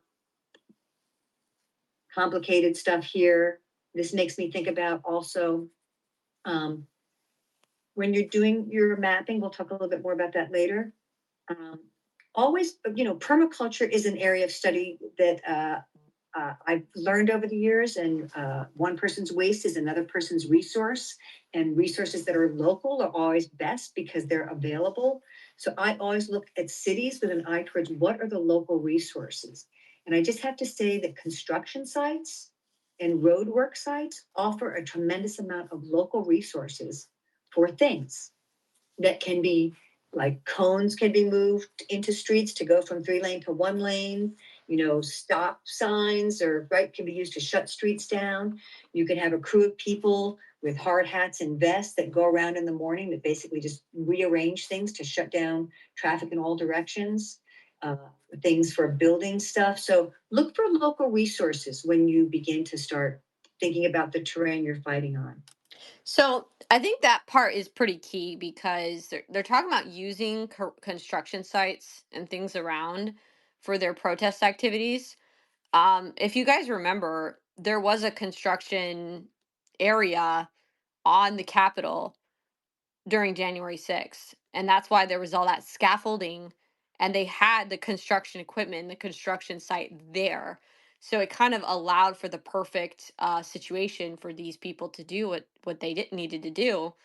Um, the other thing is that, like, oftentimes before these protests, people have noted that they see these like pallets of bricks being dropped off or all these different things dropped off. And so you have to ask yourself, you know, why is this being set up in advance? Like, why does it seem like this is appearing right before? Are there construction companies? Are there unions? Are there cities that are part of this to where they prepare in advance to have that on hand in a site for these people to do? Like, how far down in the pre-planning does it really go? So, but no, that they definitely love construction sites to be able to use that in their rioting. So So. I found it. It was Jesse Baer. Jesse Baer he's part of Democrat Socialists of America. He is an IT analyst at the McLean Hospital, lives in Cambridge, Massachusetts, and joined Indivisible in 2017. Some people may recognize Indivisible, but that was the guy. This is the guy that organizes the highway takeovers, the shutdown of the intersections and the roads. He's also the guy that moved from climate protests to ceasefire now protests. That guy, Jesse Baer. Okay, I'm glad you saw that. Yeah, there was a couple DSA members in the Zoom calls. I mean, there really was, like, including Stuart Carafa, who was exposed in the Project Veritas video. So, all right. So, yes, these groups are very, you know, they work together to do a lot of disruptive activities, blocking the bridges, blocking the roads, George Floyd protests. I mean, these guys have been there, done that. I mean, these are the people that are behind these large civil disobedience events that you've seen. I have their internal documents that show it and evidence it. I have their documents pertaining to Juneteenth and the George Floyd protests and riots. So I have their maps because they had a like he said, they had an ArcGIS map for those. Yes, I have their map as well. All right, let's continue on here. You know, this is an example of when the folks in Hong Kong took over the airports, right? And what they did, again, they used large numbers to sit in and occupy the space and eventually block gates. Are we ready to do that? Is there a scenario that might play out that would cause us to all go and shut down an airport by just sitting in the lobby?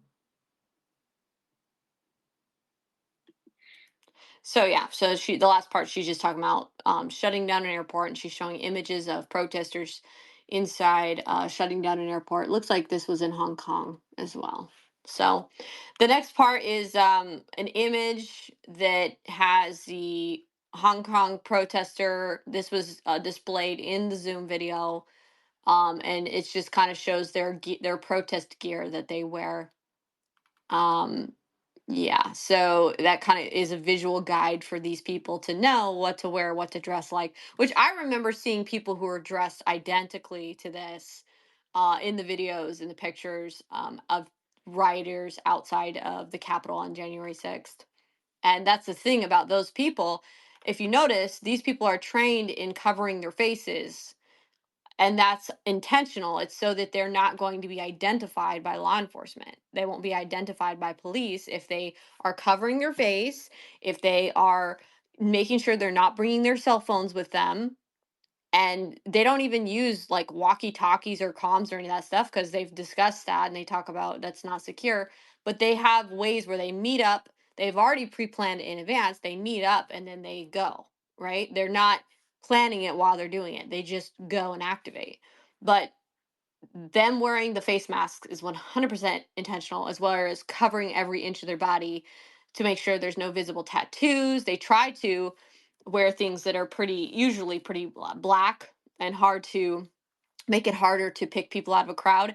And there's other parts in their documents, in their videos, where they describe having everybody wearing the black, and it's so that if somebody jumps out in like when they're riding with police and they're forming their lines and they're like going back and forth with police, when they form these lines, what they'll do is they will one of them will come forward and pop out and engage in some kind of violence with the police, and then the police will try to grab that person in order to arrest them for assaulting the police officers. But what happens is the whole group will intentionally suck them back in and absorb them back in.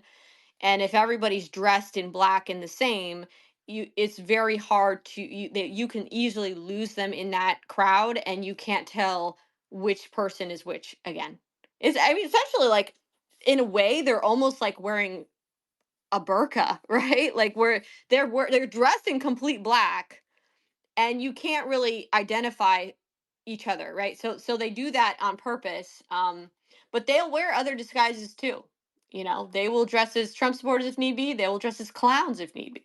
They will dress as anything. And this next video talks about that. So this next tweet says multiple affinity groups in action. Fithian shows pictures of her previous civil disobedience actions that she planned using her many affinity groups, including a veterans group holding American flags. So this one's very visual. I'm gonna put it up in the nest in case you guys want to look at it or something. Let me see how would I do that. I'll put it up when I'm playing it so you guys can look at it. But here we go. Blocked buses. We trained everybody, block everything, whatever it is, block it. We code being rolled to bed, and we have the deaf people locked down. The lock boxes blocking intersections. The veterans took over the archives. We had a group that did a March of the Dead that roamed through the city all day, slowly going through intersections to muck stuff up.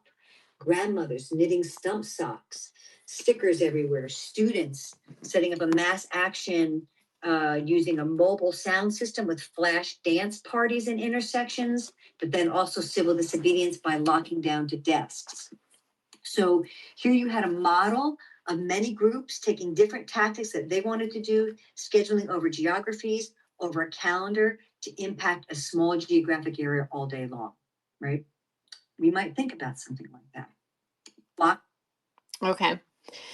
So yeah, I think one of the shocking things for me was seeing the veterans group that she works with, that she shows, and I'm like looking at this and I'm like, if I didn't know better, I would think those were like 3%ers, or some people associated with conservative, or those pro-Trump organizing, right? So that is key here.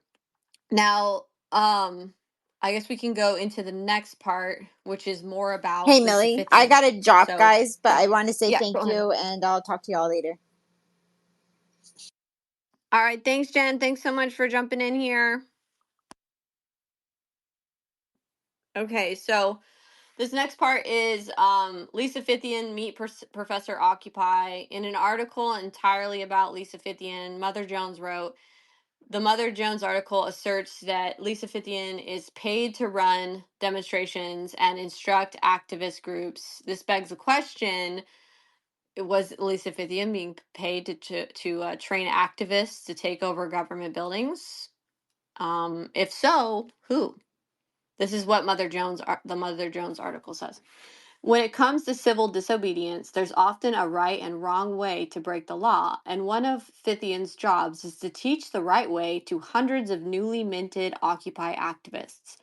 Call her Professor Occupy, with somewhere between 80 and 100 arrests under her belt. She's lost count. Over nearly 4 decades of rabble-rousing, Fithian may be the nation's best-known protest consultant. Unions and activist groups pay her $300 a day to run demonstrations and teach their members tactics for taking over the streets. So the real question is, who paid her to do this training call for taking over government buildings? That would be very interesting to find out.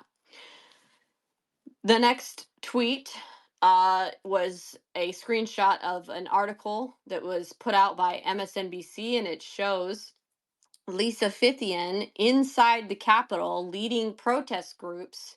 And this is inside the Texas Capitol, mind you. And it was in 2013. And she was featured on the cover because she was leading protest groups in a large protest inside of the Capitol building. And she's got a little, like a little orange looking cloth bandana over her head. And many of the people appear to be wearing orange. And the lady next to her also has an orange scarf on, which is interesting because we know that that's Orange Revolution color that you're seeing. Now, the next one it was May 1st, 2024. Lisa Fithian leads the pro-Palestine protesters in a large-scale campus takeover in coordinated textbook Lisa Fithian fashion. So here we see Lisa Fithian, and this was at, I believe, Columbia University, where you saw, the public perception was essentially that this was like pro-Palestine, maybe even Palestinian protesters, students. But here, we began to see that that wasn't the full story, because we saw that Lisa Fithian was out there giving instruction, and in the video, you can clearly see that she's instructing them right there. The protesters are strapping big giant metal chairs and tables to the university doors in order to lock and barricade the doors. It's also important to note that a worker inside the university alleges that they were essentially kidnapped Yeah, or held I think it was a hostage. janitor, if I'm not mistaken, Millie. I think it was a janitor. Yeah, so I believe, yeah, a janitor or worker of some kind. They were essentially, they claimed that they were held hostage, they were kidnapped, and that it was a terrifying ordeal, a terrifying experience, which I could imagine that probably was. Poor lady or whoever it was that had to undergo that. I feel really, really bad for. But that's textbook Lisa Fithian and her her Well, agitators, which is right? crazy, right? Which is crazy because like this is Columbia University. I remember talking about this. There was some pictures that went around the internet when it first happened, and like, hey, this lady seems to be instructing people. Here's her picture. Can you guys tell me who it is? Remember when I texted you? I was like, oh, Lisa's at Columbia. Lisa's doing Lisa things at Columbia right now. And so like we put it out. We're like, that's Yeah. Lisa Fithian. And it went nuclear. And then Taylor Hansen at the time, which was he was doing on the ground frontlines reporting with like TP Action Frontlines, and then also like with Tenant Media. He went to DC and he was at DC early on before the protest kicked up, and he sent me a picture. Remember, I sent this to you? He sent me a picture. He said, "Who is Yes. this lady?" And I'm like, "Oh, that's Lisa. That's Yeah, Lisa." Lisa Yep. Fithian, there she Yeah. is. And it was Hamilton Hall at Yep. Columbia University. And a Fox News article stated a facilities worker at Columbia University claims to have been temporarily held hostage by anti-Israel protesters after a mob of anarchists stormed an academic building on the campus and barricaded its doors. So that was what the facility worker said. Now, this is, let's get to the next tweets here, because this is where it starts to get very, I think, very interesting. The next part is this magnificent collage of photos. So these photos were actually featured on Fox News's article about Columbia University being taken over by protesters and being directed by Lisa Fithian.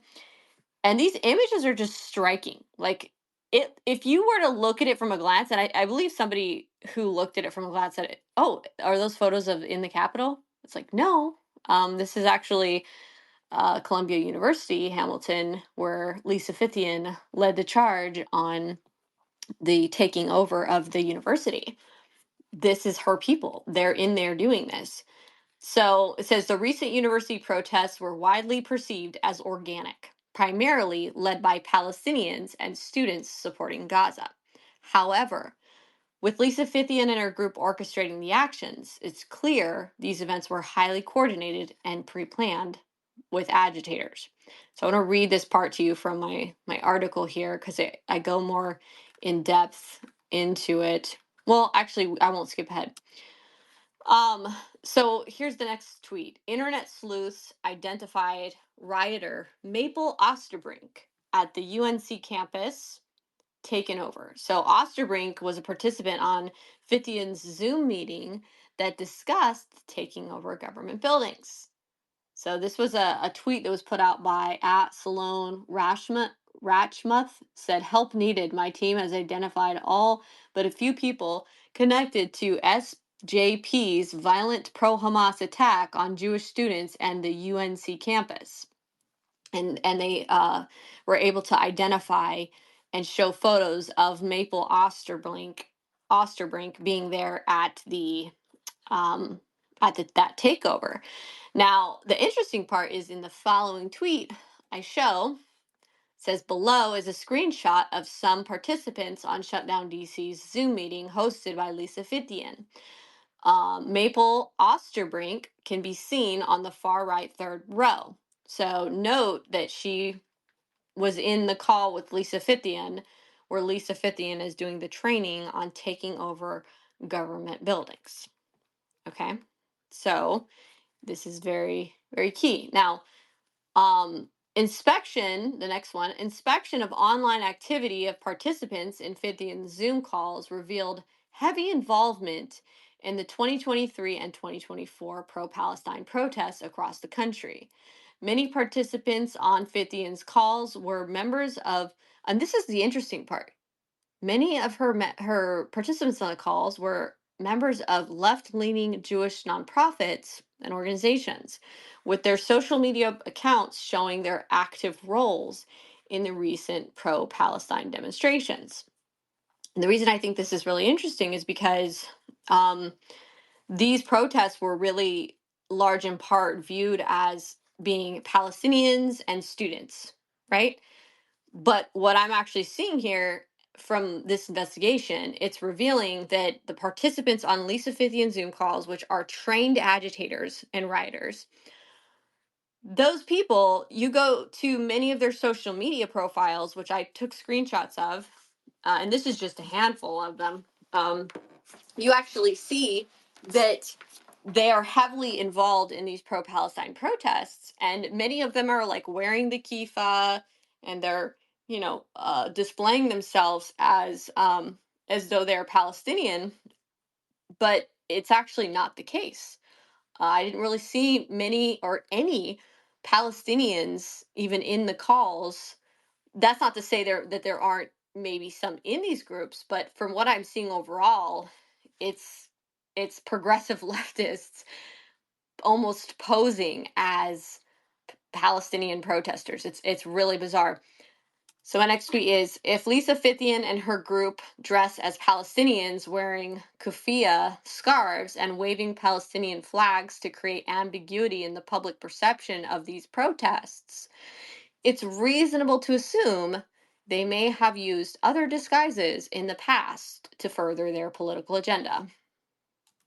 And this is when we arrive at January 6th, Millie. Exactly. Yep. Right? So the entire public perception was that this was racial. Remember, if you remember, it was like, oh, this is anti-Semitism. These are anti-Semitic racial groups that are targeting Jewish college students, targeting universities. I believe they even passed legislation, right? Didn't they pass some kind of legislation to make it illegal or something to um, they cramped down on some laws regarding anti-Semitism or Oh something. yeah, no, 100%. Yeah, it passed through the House, and they were trying to pass a bill. I don't know if they passed it, but it was supposed to be like an anti-Semitic censorship bill that was actually going to be broad stroke. It wasn't just anti-Semitism. It was just another censorship type bill that you could actually prosecute and go after people for anti-Semitism. And the definition of anti-Semitism was broadened to a point where essentially the same way that Tim Walz would describe hate speech needs to be censored. It was a broad brush.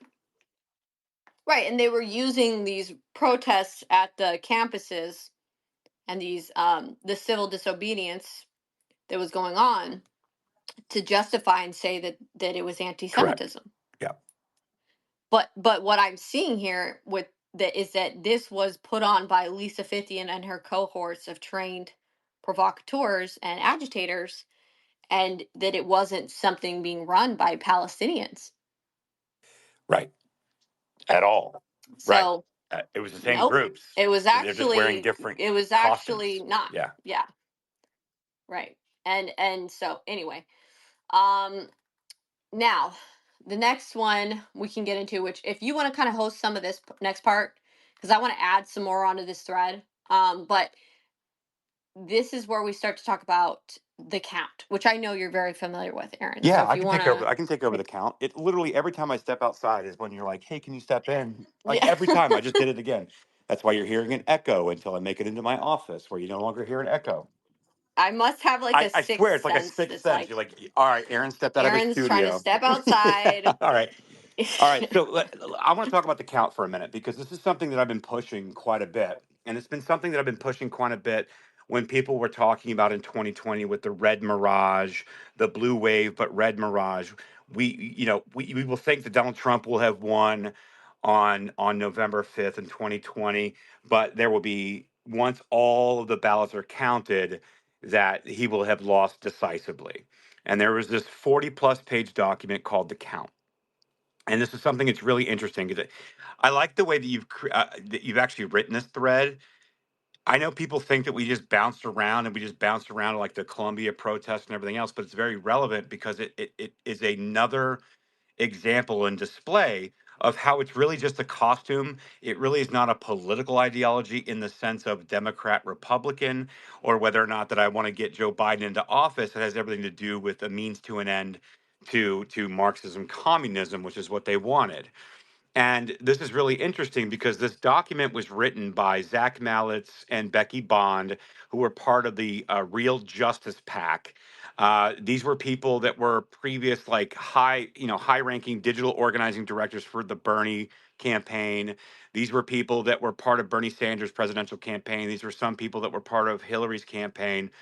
But the Real Justice PAC, who also helped get Shapiro elected as AG in Pennsylvania and thus becoming governor, was a part of this Real Justice PAC.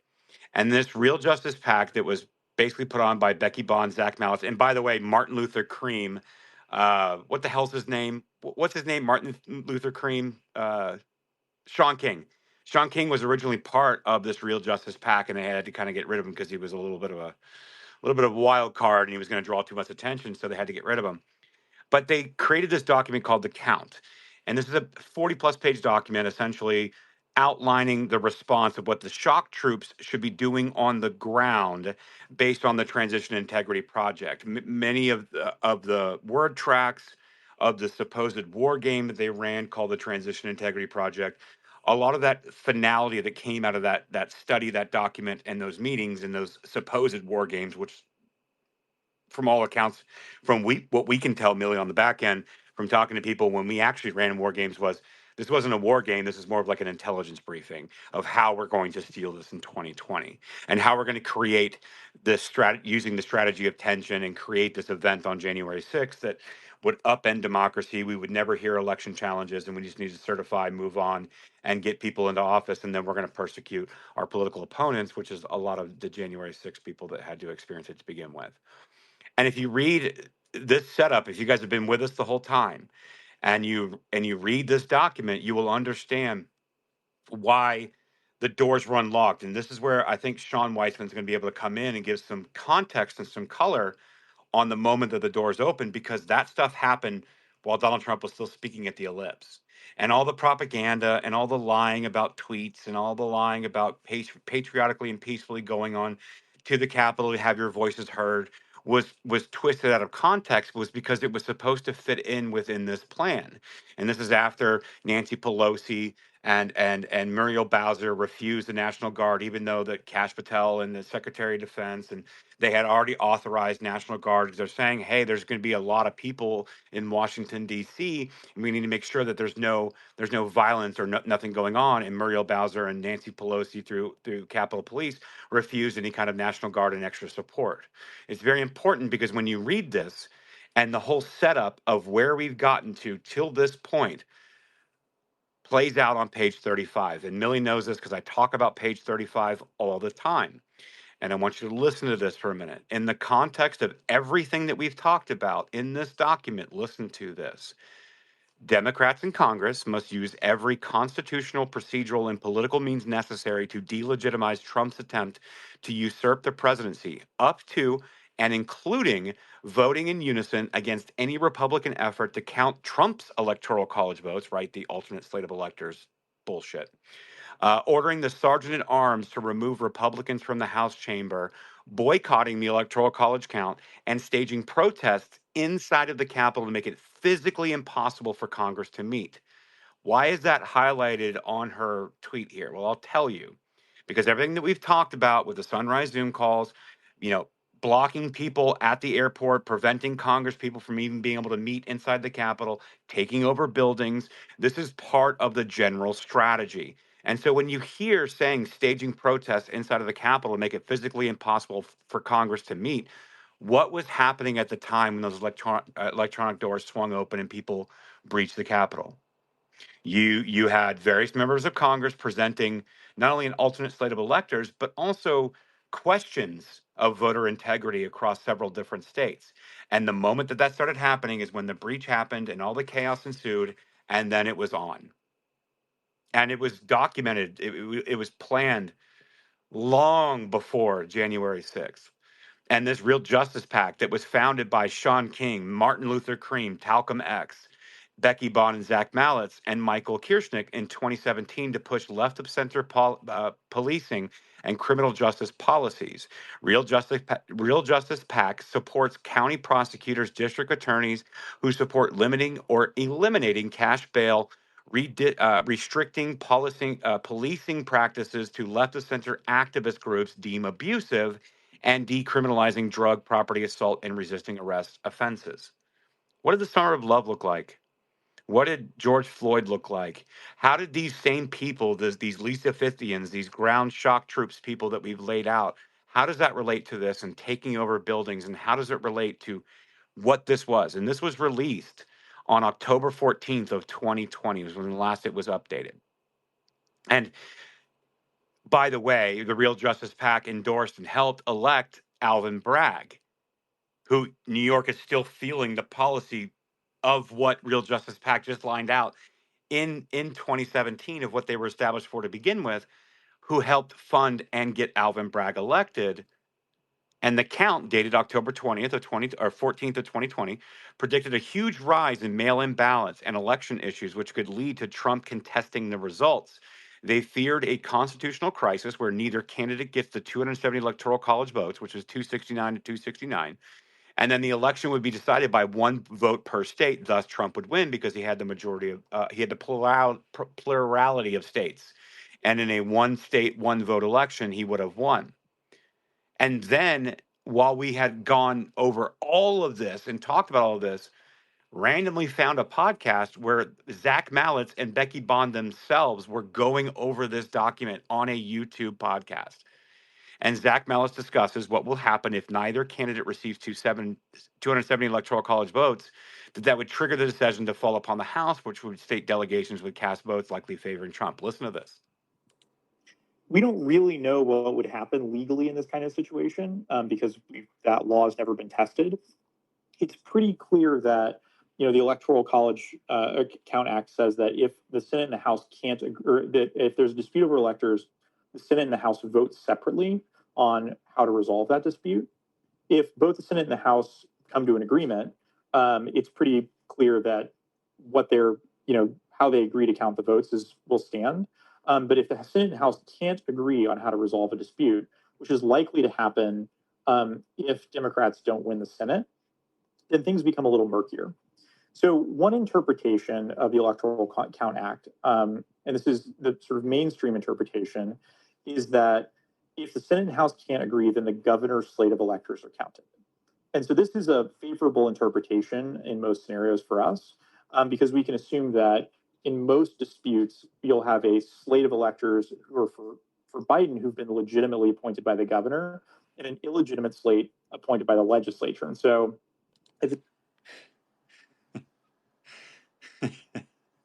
those of you that have been paying attention in the last few years, just listen to what he just said.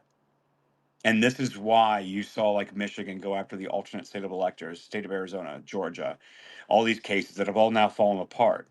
But they wanted to prevent this information from actually being litigated on public record in public court because they had already planned for this and they were trying to force this to avoid the alternate slate of electors, to avoid listening to challenges on maybe fraud or electoral malfeasance or the unconstitutional changes that were made in rapid clip across several swing states to allow certain changes to their election law that would facilitate this mass mail-in balloting, non-checking of signatures type of certification of an election. We just need to rush it through. And so then you needed to create chaos so Congress couldn't meet and have these discussions. And they're sitting here saying that, like, if we can get those favorable conditions, then we can push this through, even if the worst of the worst happens and it becomes challenged on the Congress floor. When it looked like it was evident, in my opinion only, not speaking for anybody else, when it looked like that was imminent and evident that that's what was going to happen in Congress is when those doors flew open and they occupied the building while Donald Trump was still speaking at the ellipse, just to be clear. Millie, if you want to come in before I finish this clip to add anything to this, but this has always been my interpretation of this. Okay, you're still adding to the thread. All right, I'll play the rest of the clip. Just listen to this. The two chambers can't agree and the governor's slate is counted, then those are likely to be Biden electors. However, there's another interpretation that says that both slates are simply discarded. That would then trigger a dispute over whether or not the threshold to win remains or is lowered from 270, which could potentially mean that neither candidate gets an electoral college majority, throwing the decision to the House. It's also possible the Supreme Court intervenes to interpret the Electoral Count Act.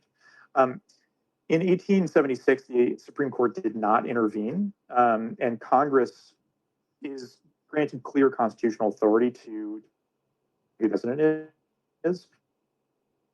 It is or won't intervene to interpret the Electoral Count Act itself, which is not the Constitution, but is a federal law. So it's possible that if Congress can't agree on how to interpret the Electoral Count Act, the Supreme Court will intervene to clarify the interpretation of that law. It's also possible the Supreme Court won't intervene. We really don't know because we haven't been through something like this. Finally, it's possible that Congress will simply deadlock, that the Supreme Court won't intervene, that Congress can't come to an agreement, and that we just don't count the Electoral College votes for potentially a very extended period of time.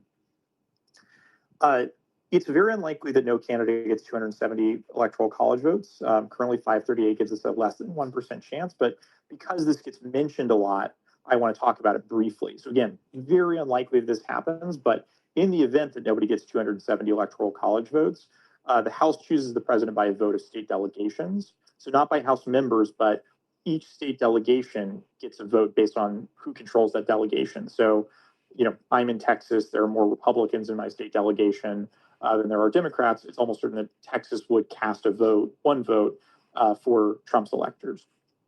And then the Senate chooses the vice president by a simple majority. So Democrats are unlikely to control a majority of the state delegation. So while this situation is unlikely, it would be quite bad for Democrats. Yeah. So the key component there in this, and why this is very relevant to their plot on January 6th, is to take over the building and disrupt it, is because they knew that in that process it could play out where the vote could go to the state delegations, and that would mean one vote per state decides who the president is in a constitutional crisis. What we had happening in the election in 2020 and early 2021, January of 2021, is we had a constitutional crisis. We had like reports of election fraud, election interference, all these witnesses.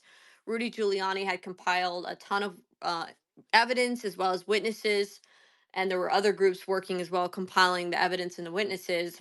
And they were planning that what was going to happen was there was going to be a couple days of hearings, and then it was going to be decided in those hearings what to do going forward. If you remember, there were also Republicans that were pledging to not accept Biden's slates of electors because of the election fraud that was going on.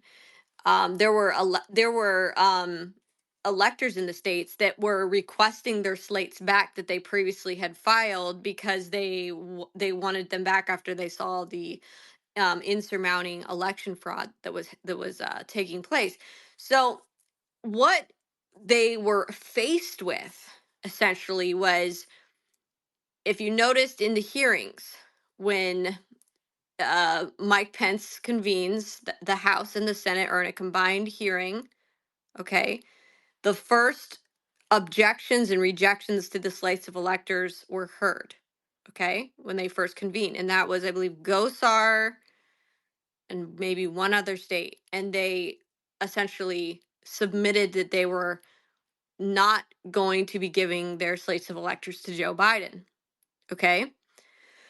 At this time, there was a psyop that was being floated around amongst Trump supporters in his base that was saying that, the only hope was these electors, the alternate slate of electors for Trump, and that they were fraudulent, they weren't going to be accepted. And then there was also psyop going on regarding what Mike Pence's powers were or weren't, and the whole Mike Pence thing that was going on. They called it Pence card. The psyop that was going on around that was to make people think that Mike Pence had more power and influence and that he was the only thing needed. The reality of the situation, which the leftists knew, they planned out, it was in their documents, was that all that had to happen was that Biden didn't receive 270. Okay? Didn't matter if Trump wasn't going to receive 270. If Biden also didn't receive 270, which that's where it was going. Okay, when Gosar and I forget which other state, there's two states initially come forward and they rejected the electors. He didn't have the 270. So you know what they did? They then, Mike Pence grabs the gavel and they start he begins the process of sending them into the separate House and Senate chambers. Now again, it doesn't necessarily matter what the makeup of the House is or the makeup of the Senate is. It matters about the electoral votes and where the electoral votes are standing and going to be cast. And again, it's very likely that in those separate House and Senate hearings, we were going to hear the information Rudy had, the witnesses Rudy had, all the evidence was going to come out and be on full display. And it was probably going to be one of the most watched hearings in the history of American television, where all the election fraud was going to be displayed in front of the entire American public. So that's the moment where we have January 6th happen and the storming of the Capitol, and then all of a sudden they shut it down. They shut down the hearing. You see the screen go blue, and they begin evacuating members from the House and the Senate. Because had it been allowed to keep going past that point, I'll tell you what would have happened. Everything was in line to be in favor of Trump. Everything was in line to be in favor of Trump. They had evidence after evidence, witness after witness. It was all going to play out. You already had these electors, and the Republicans were ready to contest. They had already done it in the first hearing. That second session with the Senate and the House being separate was going to happen. And then guess what? They were going to realize they were in a constitutional crisis and that they couldn't get it. So guess what? It goes into the next phase. And the next phase procedurally is the state delegates vote, and it's one vote per state.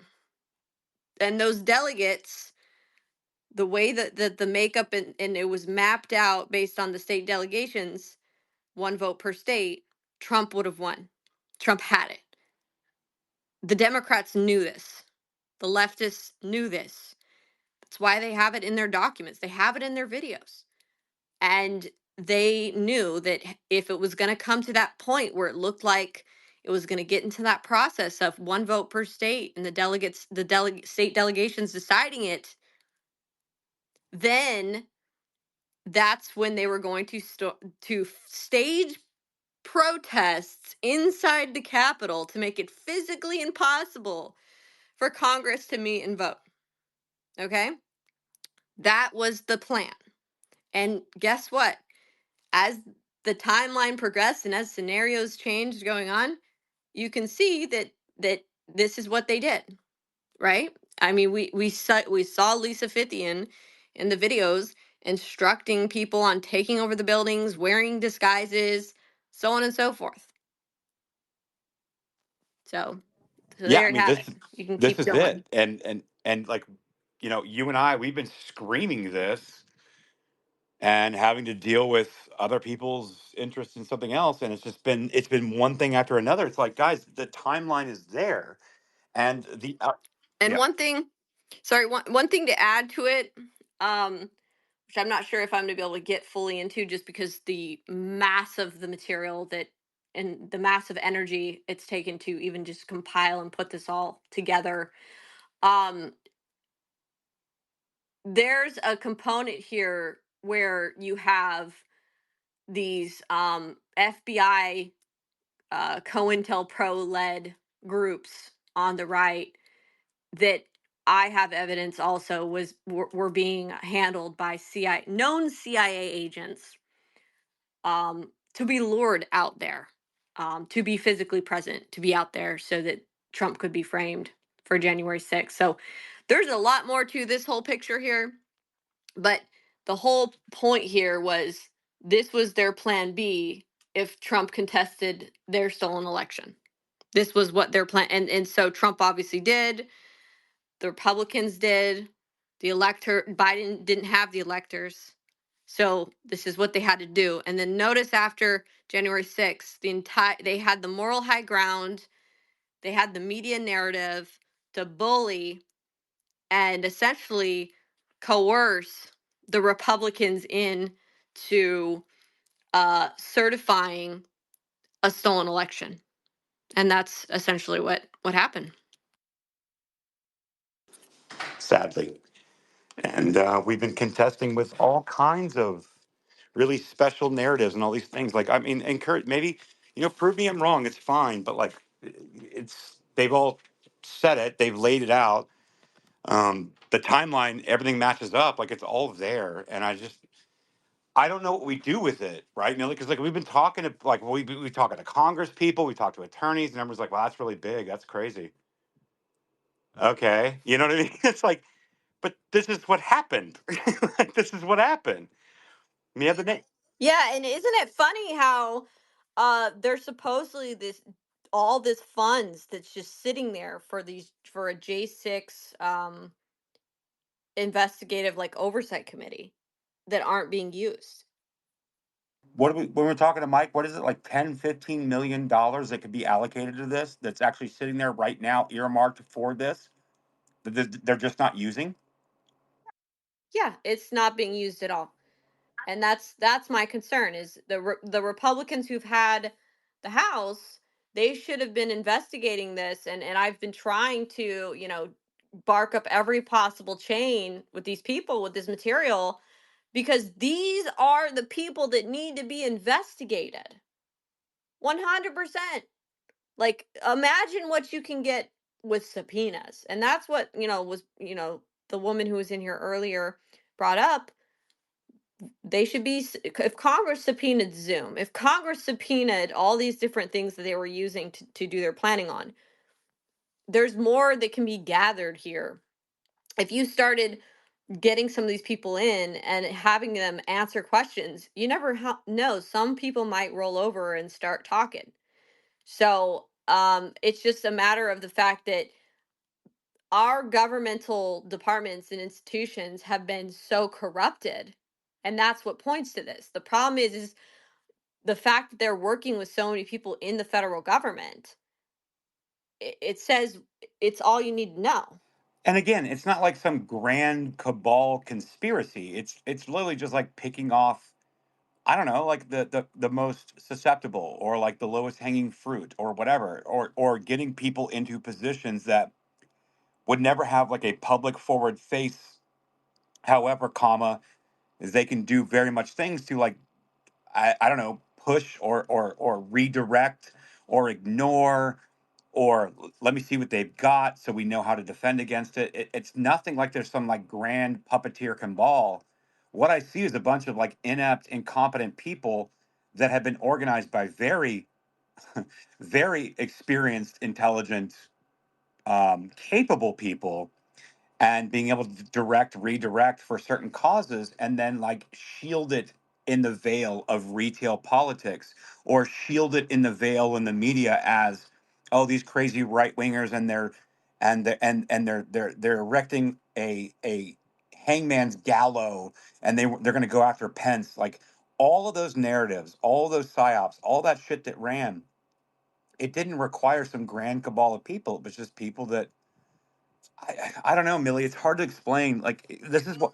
Well, it look, you said earlier it wasn't a conspiracy, and I think that's because we use the word.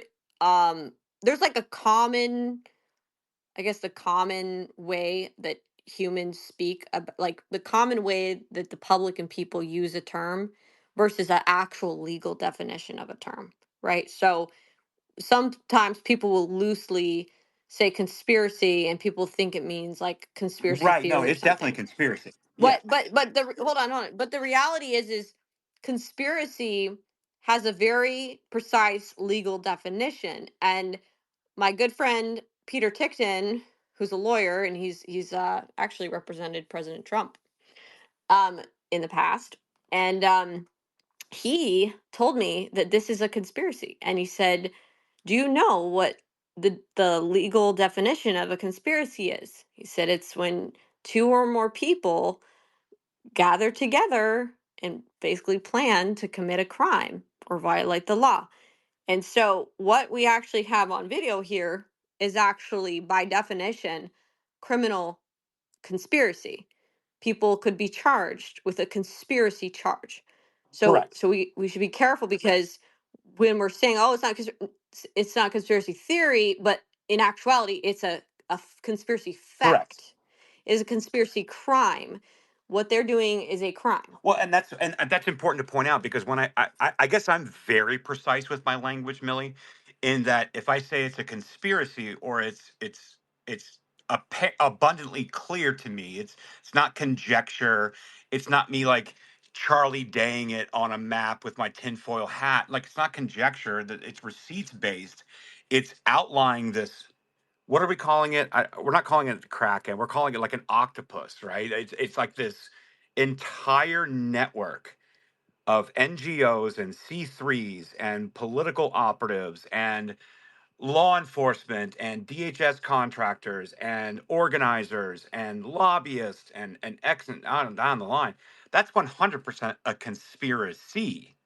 It's not a conspiracy theory because it's not conjecture. It's receipts based. And that's why maybe I'm too precise sometimes with my language, because I want to make sure that that point's clear. So thank you for actually clarifying that, because that's exactly what I meant. Yeah, no, yeah, it's we have receipts and evidence that show that there are crimes taking place, and one of the crimes happens to be conspiracy. So I wanted to clarify that. Okay, I mean, where we're are pretty we in much this? I feel down, like like we've we're pretty gotten. much down to, Oh, we're at the yeah, like we're count. going through the count here, and we've you and I, whether we know it or not, have actually explained the capital takeover strategy. We explained that, and then when you go to page 37, I think page 37 we should probably highlight again for people to really drill this down home. And we have some people in here that I know that have been covering this as well, Millie, and I would like to get some questions, maybe some response. I know Sean has been up here with us the entire time. He's actually had to go through the January 6th investigations and has been working on something interesting recently that I've been trying to look through and work through as far as the timing when the doors opened and all those things. I think that's going to be very important in this context. I just wanted to get through this, Sean, because I think that if you are going to bring this up, and we do litigate it a little bit before we shut down, that I think that we needed to set the table for that to make sense for people. Sean, if that makes sense, man. I hope you don't think I Yeah, was that makes trying to. perfect sense. There's a reason why I've just been sitting here with my mouth shut. Yeah, We'll no, I get to it. This appreciate you has all too. been very informative, and it's like going over a lot of things that tie in with so many things that I've seen in the last 4 years. So it's so great crazy. work, and it's so So I big. cannot hear Sean. Here, Sean, I'm going to take you down Yep. and bring you back Cool. up, because I think this is really important in this context that Millie hears this once we're done.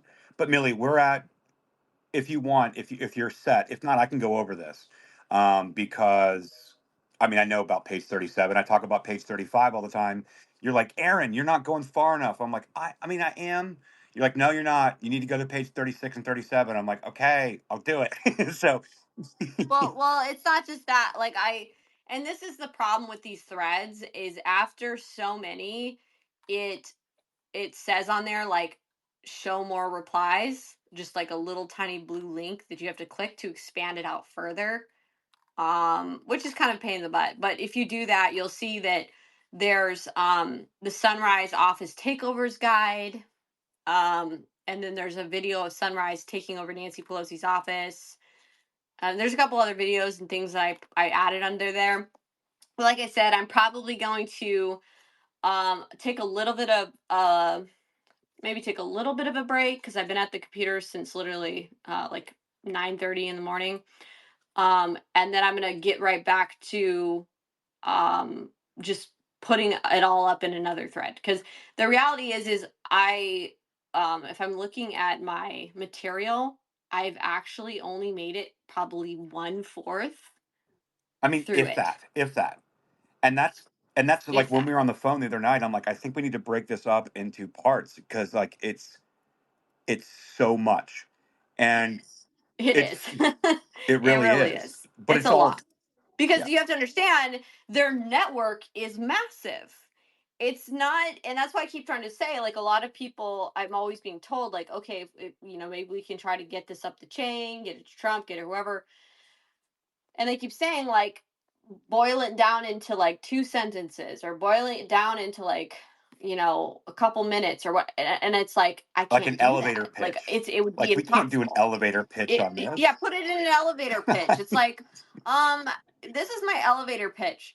The people that rigged the election, pre-planned January 6th, and are trying to do it again, did it in a way that it takes longer than a 10-second elevator pitch to Right. explain to you. But I think That's my but that's I my think elevator pitch.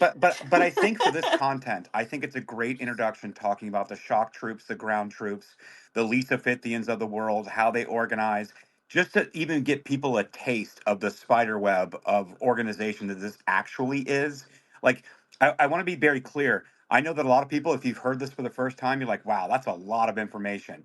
And I want to be clear about something, not to overwhelm you, but just so you understand, this is a tip of a tip of a tip of iceberg type content, and it's not designed to be overwhelming.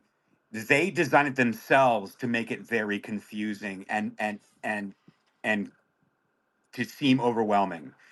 But this is the I think Millie, I think you took the right tact to bring January 6th, and because you can bring all of these elements into what happened then at a very, very like surface level, that people, once we start getting into the Feds for Democracy Now, once we start actually getting into the NGOs and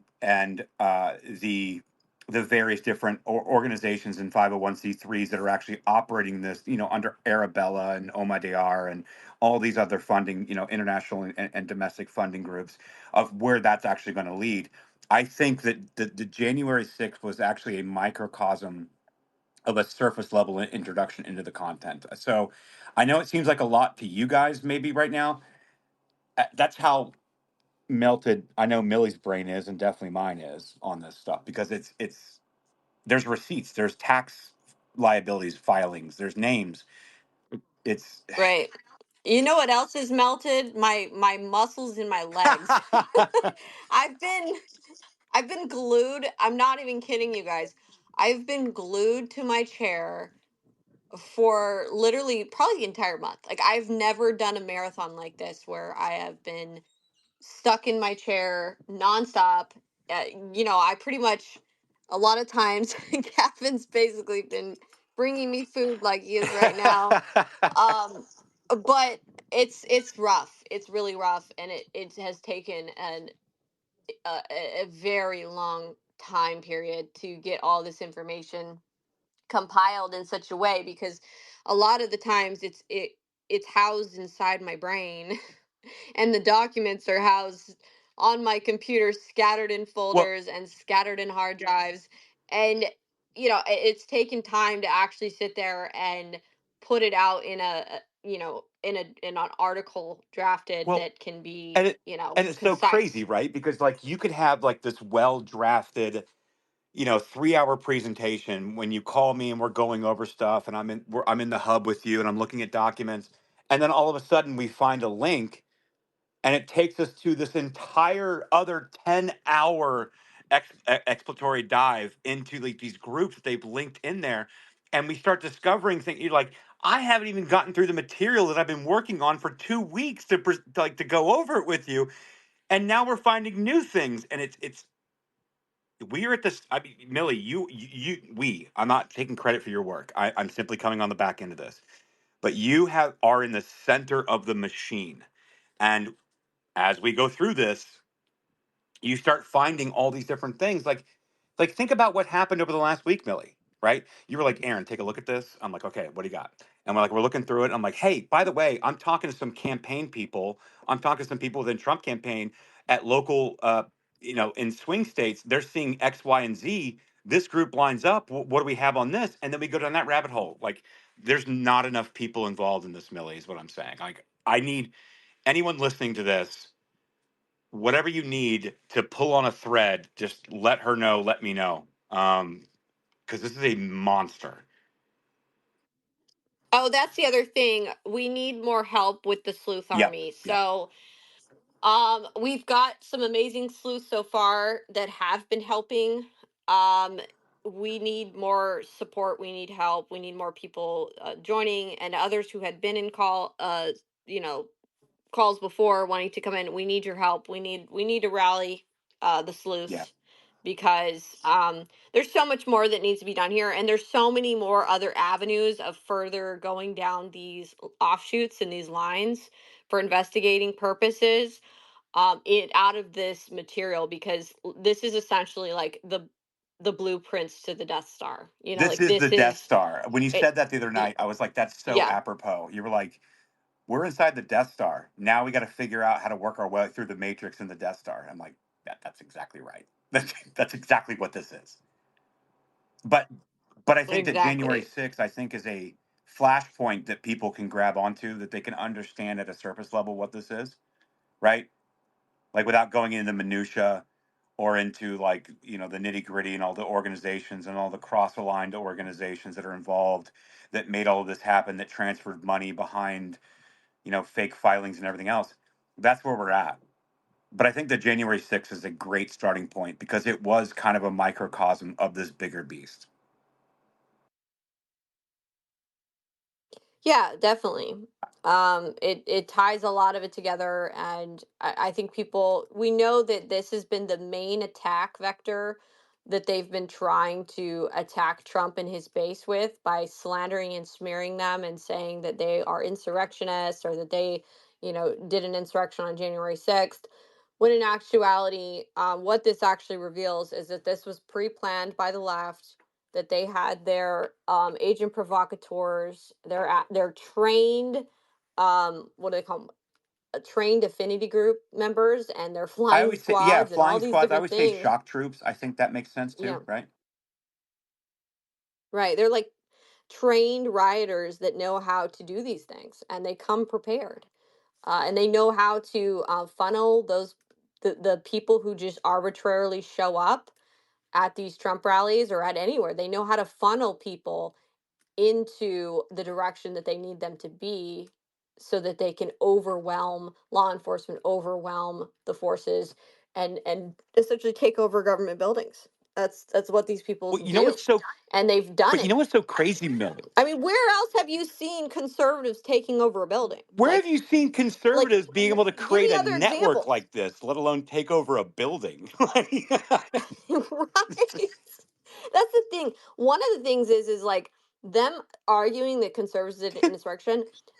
One of the like requisites, I believe, and I'm not a lawyer, but I've heard enough about this where one of the requisites for insurrection is that you actually have to be pre-planning it, right? There has to be some kind of pre-planning involved in it. It can't just be people at a protest or whatever that gets out of hand. No, it has to be pre-planned. And I haven't seen anything of the sort.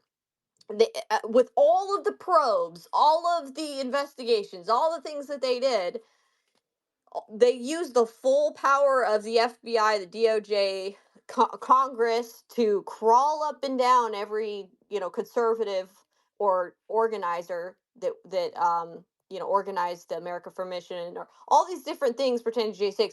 And what did they come away with? Nothing. Nothing. And yet here we see these leftists on camera literally pre-planning their insurrection, their uprising, to physically take over the government buildings, take over the Capitol. They had lists, they had maps, they had training sessions, they had documents, they had the apparatus and the organizational structure to pull it off. They have examples of these people doing it at different times. We've got quote unquote Adam? patriots coordinating on when they're going to put their signs out and where they're going to put their signs. Like it's not even, it's so lopsided of how this machine operates. And what's crazy to me, Millie, is that 88,000 votes can be netted across 7 swing states in 2020 after this entire multi-billion-dollar machine was actually levied. Like that's how crazy it is to me. If we were able to actually take this down, that would reframe and restructure the entire political landscape for decades. And yet here we are.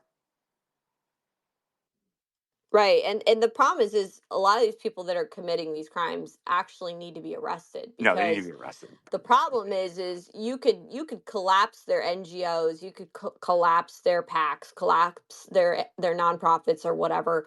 They can just recreate a new Yeah, it's a entity. They hydra. can Right. they can Right. It's a hydra. form. Right.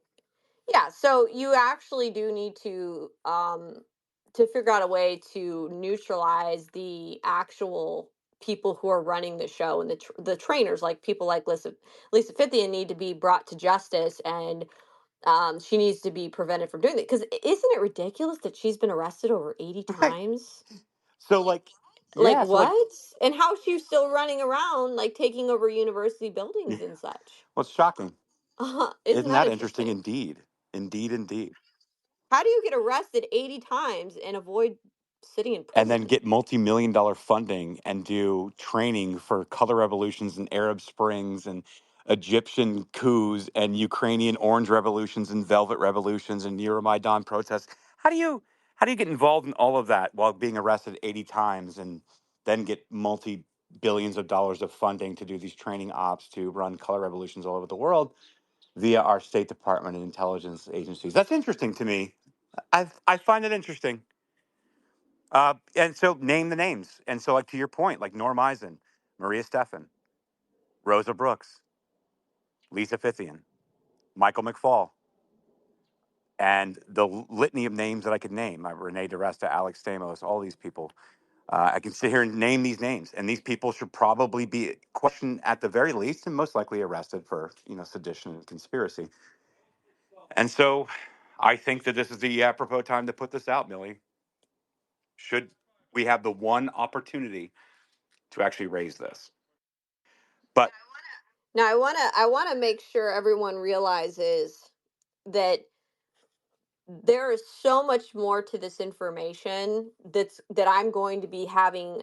It's going to be like dripping out over the course of the next couple Well, days. and it has to be Okay, so you're intentional. going to want to But like Millie, it continue has to be to. intentional, right? You can't just like dump it. It can't be a floodgate because people are like, I don't know what to do with this. I don't know where to go with this. And like, I think you're probably going to take criticism. I already take criticism. Like, why are you holding back? And I'm like, well, you can't floodgate this shit. You got to make it intelligible. You got to make it digestible. Yeah, you have to, and you have to give people time to digest and understand the material, because it is a lot. Like I said, this is a massive trove of information, but I promise you, if any of you are very, like, let's say you're very enthusiastic and passionate about dismantling this swamp creature, this beastful mechanism, um, I am. I linked. I'll just say I linked out on the bottom of my article a mega folder that has a large repository of documents, their guides, their documents, and stuff. And what I'll tell you is, if you're actually like me to have gone through and read most of the documents, I haven't even read all of them. You can't. It's impossible. I've skimmed through some of them, but to actually read through all of them, you know, it's crazy. But if you're to actually go through and read over the material and read over their document and look and see what these people are up to, you're going to be able to fully be able to wrap your head around just how well organized, well planned these people are. And maybe if we can figure out a way to put it into a form in which people and the general public could consume that and understand that on like a very uh I guess a very like a summary on a reduced level, that would be very important. But then, like I said, there's so many offshoots, so many threads, because, for example, like they'll have a guide, and in the guide there could be 50 links, and there could be 40 documents, right? And then you go to those links, and on those websites you see these hole in the wall websites that act as guides, further guides, or repositories for more of their information. Or their internal docs could be toolkits, could be scripts, could be any number of how-to guides. And it could also be more uh, guides that act as repositories for more documents and more information. Okay. And it comes to the point where you're seeing, when I'm navigating around inside, I'm seeing they have entire spreadsheets full of their bail funds that they have in advance. These people have prepared in advanced bail funds. They have lawfare and lawyers, pro bono lawyers, who have signed up. They're activist lawyers, and they are prepared to defend the rioters when they get arrested. They have forms for people in their groups that they fill out ahead of time if they are planning to get arrested at an upcoming protest. Let me tell you, when they're getting arrested, it's because they've planned it. Okay? It's not like people think that this stuff is just organic and random and sporadic and people are being unruly. Really? How many So people do you know in your neighborhood or around you that are like, "Oh, I'm just going to arbitrarily go down there and like riot?" Like, that's the come on. that's These the color people team. So are Millie, that's the color teams that you were talking about. There are people that are arrestable that have no prior offenses. Therefore, they're part of this color team. Therefore, they do the most egregious things. Therefore, they are taking up the police resources. They get arrested. They're probably going to be released on the same day because they set up a bail fund, and those people will probably be released because they have no record. Meanwhile, the people with records that are doing more egregious things are actually being able to facilitate the more egregious things because the police resources are focused on, say, the green team or the yellow team or whatever it may be. That's well, It's important to note. yeah, and not only that, but they have people who are prepared to be arrested and jailed.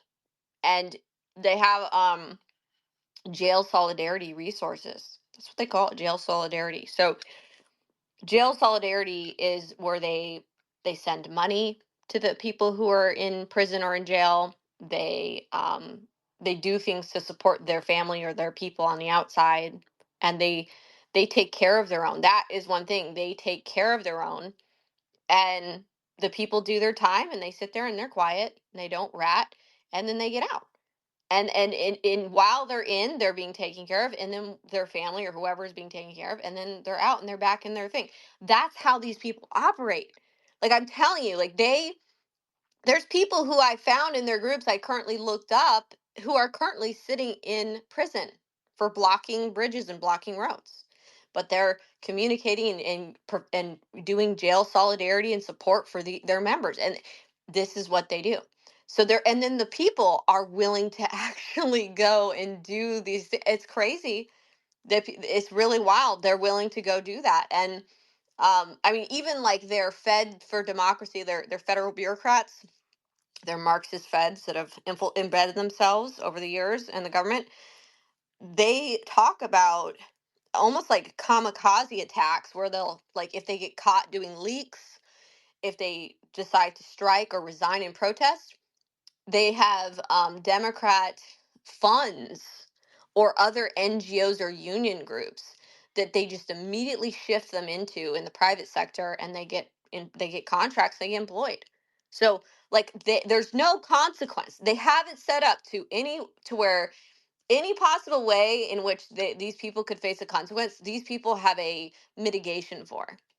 And sure, yeah, you're sitting in jail or whatever, like if you're sitting in prison, but they're taking care of them financially while they're in there, and then their family or other things out on the outside. So it's really wild to see how these people operate and how intricate and detailed it is down to every little nitty gritty uh, aspect. So before we go to the hands, Millie, because like this thread was important and this space, calm down, email. This space was important. The thread was important. what would you like to leave before we go to the hands? And we're probably going to detour a little bit, and we should probably get to the hands, have a little bit of a conversation, and probably shut it down because I have things to do. I got to go out of town, and I know you're tired. It's yeah, you got to be exhausted. But like, what would you leave with the people, not only on this thread, on this space, the things that we've talked about? What would be like the key takeaways if you had to like distill it down to what we've talked about today at great length and great detail, that we should go away from before we make a pivot to, questions, answers, all the things. Um, I guess the main thing I would ask people to do is share the thread, share the content.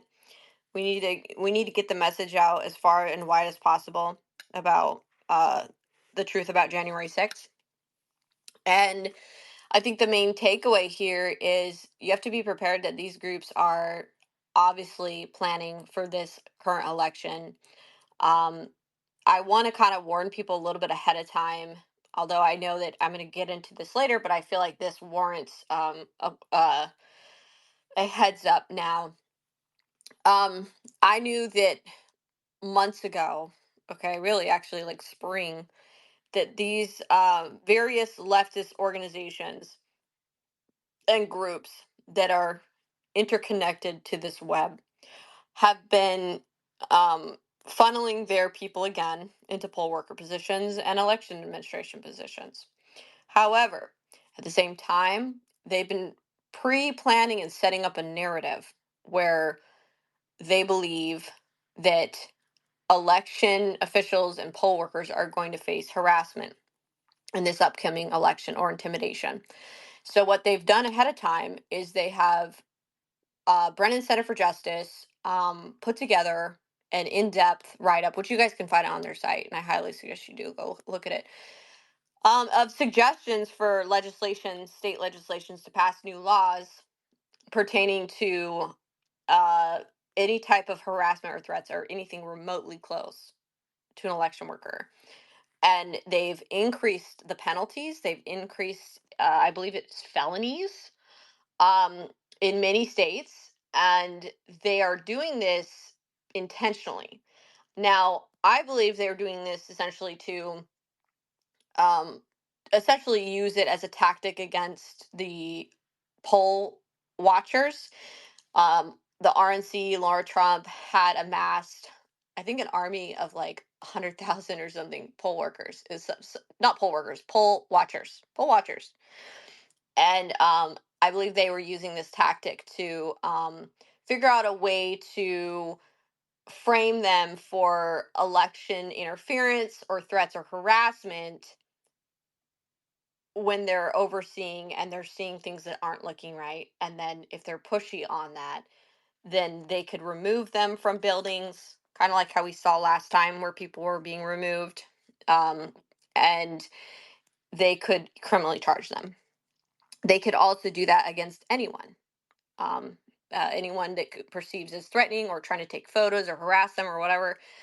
Yes. So I want to put this out there, because I am talking about the election. I am talking about these groups, and I want to make it very clear to people: do not fall into that trap by any step of the imagination, because they already have Merrick Garland from the DOJ heading up and launching a massive campaign to monitor any type of threats or election interference or harassment against any election officials.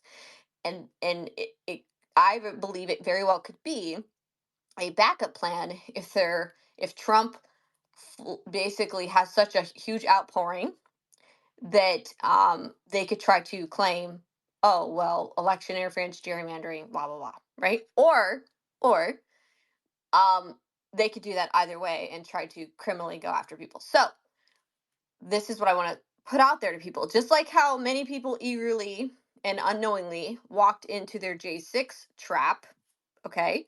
I'm telling you right now, be very careful, tread very lightly.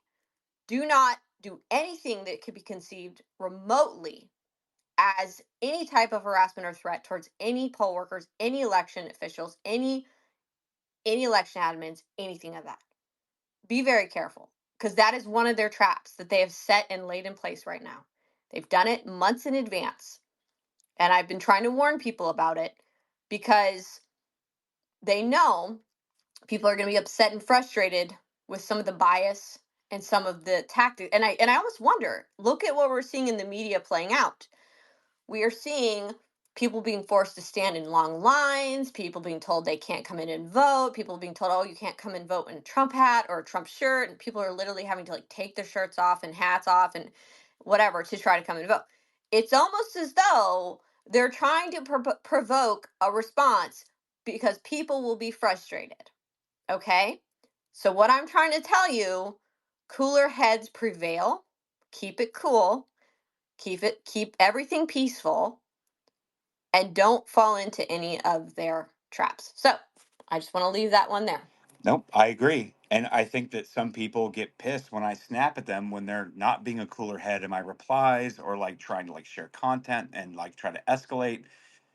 I'm like, guys, do not take this bait. I'm telling you, we're watching it. And so like just don't wear any kind of like political gear to go vote earlier, vote on time. Like just don't do it. Like you don't need to do it. You don't need to make your stand, and your stand doesn't need to be made that saying, how dare this poll worker doesn't let me come in with my MAGA hat? Who gives a fuck? Take it off, go vote, and get the fuck out of there.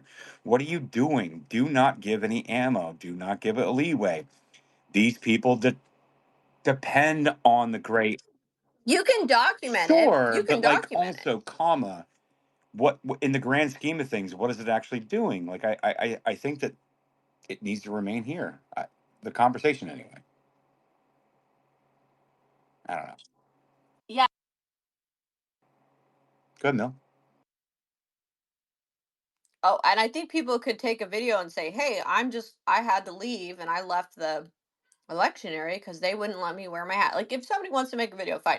But like I said, that's a very fine line between just making a video because you experienced something versus like doing anything that could be conceived as like harassment or trying to get in people's faces with videos or any of that. None of that should be going on. People should be very cautious, and people should be knowing the traps that these people have laid out ahead so that they can properly navigate and make sure they're not stepping in it. Yeah. Yep. 100%. All right, Millie. I don't know how much longer you have, but we've had Sean up here for a while, and Sean had some breaking stuff. You brought up Matt and Thomas. I know Thomas has been all over this for some time. He's even got a database website. Um, do you want to cycle through this, and we should probably shut it down? But like, just to be clear, this was part one, which is like the surface level tacit type. Like, it's going to get more intense. Like, just to be clear. Yeah, no, this is part one. And this is in part one, there's enough bombshell material here for people to be able to fully like understand that these leftist groups pre-planned January 6th. So, we know that it's there, the information's there, share it around, get it around. And then the next thread I'm going to do, which I might probably start that one tomorrow just to give everyone time to digest. And that one will be going into, well, who are these people? And we're going to get to see who they are. We're going to get to see their more of their internal documents. We're going to get to see some really interesting stuff that ties this to the Obama administration. We're going to get to see, like I said, you're going to get to see some more of the, I guess, the tentacles of the octopus as well as You the know, head. this is my favorite part, Millie. Like January 6th, I want retribution for all January 6th people. And the fact that we lost our election, it was stolen from us. That is a big part of what I'm really pissed about here in 2024. But like this is my bag, because I think this cuts to the heart of the Obama influence machine and why he moved into DC as the only president after serving 2 terms, and where he's been operating, what he's been doing, and this is my. I got to be honest with you, like this is my passion project, right? This is where I like to be, because I'm like, yeah, I know the influence operation machine you're selling in DC to lobbyists. and operatives and the Democrat Party, and how you leverage your power over above and beyond Joe Biden and the power struggle between Joe Biden and the legacy media and the journalists, and how you've levered that power. That's actually, this is what the next thread is where my passion comes in. Yeah. Well, here's the thing. Look, I don't know. I still have more of the January 6th material that hasn't been put in the thread yet, and I'm probably going to have to figure out a way to get some of this stuff in there. And I'm not sure if I'm going to do this today and just put it underneath the thread, or if I should make a separate thread because of the way you have to do it. But I know that they have these unroll apps where they essentially can unroll Yeah. the Thread thread, roll. Yeah. and maybe that's what we could Yeah. do is I could just continue on with the rest of the J6 material, and then people can do the unroll, and I'll share the unroll out. That might be the best way to do it. But um, there was a couple of things in here that I can just kind of glaze over here in the space with you, but I'm probably gonna after, because I know you're wanting to shut down, Aaron, but I'm going to continue putting stuff up in the thread. The next stuff you're going to see is sharing internal government security guard manuals. So this is where in their guide, their document dealing with threats, they shared an internal document for official use only that was titled Federal Protective Service Security Guard Informational Manual on Secure Facilities and Safe Occupants. And they did it, and the subtitle in their own guide is A Look Through the Enemy's Lens. So it kind of gives them a perspective into what the security guards for these government buildings are thinking and what their protocols and responses are for threats and other things to their facilities. The next part is just the fact that they were targeting the DNC and RNC headquarters. Um, I also have that they had a monkey wrenching guide that's in their movement resources. In this monkey wrenching guide, they had detailed instructions on building bombs. So that's lovely. Where you could buy the supplies, where you could purchase, as well as how to build the bombs. Um, they also, I also have, and I'm going to include my tweets because I have not tweets, my emails.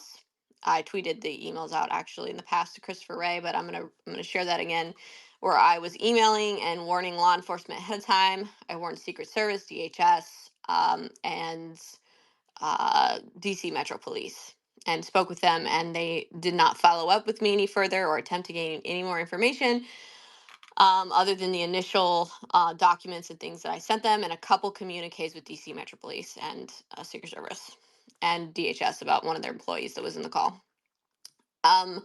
Another thing to kind of touch on, which I'll be sharing, is Capitol Police report shows that, and this is pretty interesting. So the Capitol Police had a report that detailed their timeline, and in their timeline, it shows that as of December 23rd, 2020, they had a revised special assessment for January 6th, 2021 demonstrations. And in their assessment, they list the groups that they were aware were going to be there. So they list obviously some of the conservative groups like Women for America First, Stop the Steal, Women for Great America, One Nation Under God Foundation, etc. But they also list the counter protest groups were going to be there were They Them Collective, which Daniel They Them, who co-hosts with Patrick Young all the time, is part of They Them Collective. Shut Down DC, that's Patrick Young, Nadine Block, that's that whole crowd, Lise Fithian. And then Refuse Fascism, which many of the participants in the Zoom calls are also Refuse Fascism leaders and protesters. So that's key because it shows that the law enforcement intelligence knew that these groups were going to be a threat and going to be present on January 6th. Again, the threat intelligence report that was put out, that they used for official use only, and this was actually even obtained. I don't know exactly who obtained it through FOIA, but CNN posted it out. But this report shows that it says essentially there were known organized pro-Biden protests scheduled, and it says pro-Biden events for January 6th. Okay. And it also says, note, there are no known organized pro-Biden protests scheduled for January 5th. So this was for January 6th. And they had refused fascism again. Then they have details about that. And again, they have shut down DC, and they say around 25 to 50 people likely. And then they also had they, them collective, approximately 200 to 300 people that they were aware were going to be attending on January 6th. So that's more evidence that these groups were there, and that even the intelligence reports indicate they knew that these groups were present and were there. So we also know that Sund requested the National Guard, Capitol Police Police Chief Sund had requested the National Guard, but we know that Nancy Pelosi's Sergeant at Arms, Paul Irving, basically rejected that for concerns over optics, declaring an emergency ahead of the protest, and essentially the optics of declaring emergency ahead of the protest, and he rejected the National Guard. The Senate Sergeant at Arms, Michael Stenger, recommended that he informally request the Guard to be ready in case it was needed to maintain security. So it seems like the main one who did not want the National Guard there was Nancy Pelosi's Sergeant at Arms of the House. Sund says he requested assistance 6 times ahead of and during the attack on the Capitol. Each of those requests were denied or delayed. Which, remember, federal bureaucrats talk about these tactics of deny, delay, gum up the bureaucratic processes, withhold information, withhold knowledge, subversion tactics, right? And then, according to former President Trump, he also requested to have the National Guard there to be ready, but his requests were denied by those at the Capitol in charge of security decisions and by Pelosi, and we're come to find out, the Pentagon as well. Trump requested National Guard, Pentagon refused. So this is what Trump said, quote, I definitely gave the number of 10,000 National Guardsmen.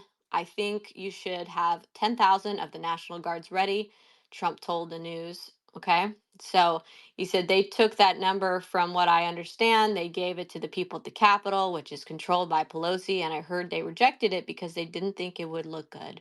So, that was a big mistake. That is what Trump said about it. So previously concealed by the Biden-Harris administration, Department of Defense, the House Subcommittee on Oversight obtained statements by key personnel involved in the deployment of the DC National Guard to the U.S. Capitol on January 6th. So these are exact quotes from Pentagon officials and others that rejected Trump's request for the National Guard. So like Mark Milley, he said, quote, the president says, hey, look at this. There's going to be a large amount of protesters here on the 6th. Make sure that you have sufficient National Guard or soldiers to make sure it's a safe event. POTUS said, hey, I don't care if you use guard or soldiers, active duty soldiers, do whatever you have to do, just make it safe. Okay, so they knew. Christopher Miller, the president commented that they were going to need 10,000 troops following day. I interpret it as a bit of presidential banter or President Trump banter that you all are familiar with. And in no way, shape, or form did I interpret that as an order or direction. Yeah, he's saying he didn't interpret it as an order or direction because it could be considered insubordination for directly refusing an order from the president. So, how clever to say he didn't interpret it as a direct order. Everyone, quote, everyone was like, did you listen to President's speech? I'm like, the guy speaks for 90 minutes. It's like Castro or something. No, I've got work to do. Quote, so there's plenty of quotes on here. Like I was cognizant of the fears that the president would invoke the Insurrection Act to politicize the military in an anti-democratic manner. And just before the Electoral College certification, 10 former secretaries of defense signed an op-ed piece published in the Washington Post warning of the dangers of politicizing and using inappropriately the military. No such thing was going to occur on my watch. Wow, that sounds familiar, doesn't it? That sounds like the exact narrative that these leftists and everyone was planning around, right? The narrative of saying that Trump could do the Insurrection Act. It's all throughout their documents, and that don't make sure that the military is not used or deployed. Right? There is absolutely no way I was putting U.S. military forces at the Capitol. Period. That's also Christopher Miller. Christopher Miller sounds like he's part of this group. I'm just saying. The operational plan was this: let's take the DC National Guard, keep them away from the Capitol. Wow. Okay. Well, there's more in here, and I'm going to put this document up here, but it goes over the statements of Sund, goes over statements of General William Walker, Colonel Earl Matthews of the DC National Guard, Command Sergeant Major Michael Brooks, and this was actually put out, and others. It was put out by the House Administration Subcommittee on Oversight. So, yeah, I mean, that's really key. And then there's a lot of other stuff on here, which I go into with John Sullivan, but I think I'm going to do a separate thread just for John Sullivan. I think that's what I'm going to do. But okay. All right. Well, I'm going to be attaching these things. If you're not seeing them yet in the thread, it's because I haven't put them in the thread, because I've been in here with a space, doing a space with you guys. And I'm going to be doing that now. I know Aaron wants to wrap up, so maybe we can close out the hands and let Thomas and Matt kind of chime in here. And then I'll be working on getting us Yeah, I up. think Sean was waiting first, but like, yeah, there's a lot to come, guys. And so I would encourage you guys to pay attention. Like, looking at a lot of this stuff, it's going to be coming out. We need to be talking about it because we are now entering the transition phase of the Electoral College. So we're going to need to be paying attention to this. So, Millie, please put that out. I'll go to Sean first. I know Matt and Thomas had their hand up, but Sean's been here patiently for some time, and he knows that I know. Go ahead, Sean. Yeah, I appreciate the opportunity to speak.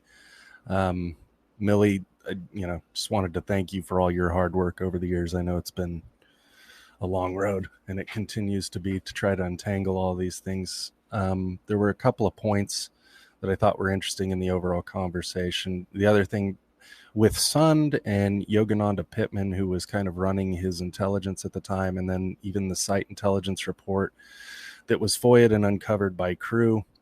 I've talked about that for the better part of, 2 years, over 2 years now. And Sund discussed how the intelligence that was given to him was prepared improperly, meaning that it wasn't bottom line up front. And that kind of limited his ability to understand what the threats were ahead of that. That probably relates back to the subversive process within all the institutions, to do their jobs, but to do their jobs poorly, so that anybody who wasn't in on it would essentially be handicapped in their ability to do their jobs. Millie is also a very important character in all this. I know that a lot of people that I've spoken to have become more and more convinced that much of the operation was run out of DOD. So that's something that's going to have to be explored more and more.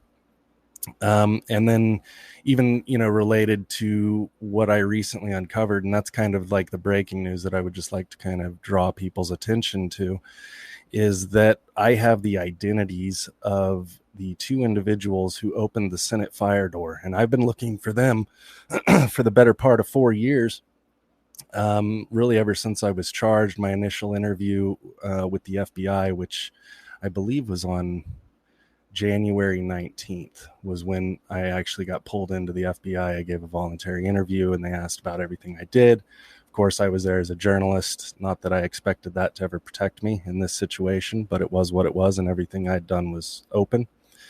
So I had discussed the opening of those doors from the inside, which occurred roughly, it would be 4 minutes after the initial breach of the building by another unidentified individual that, has the hashtag red on red glasses.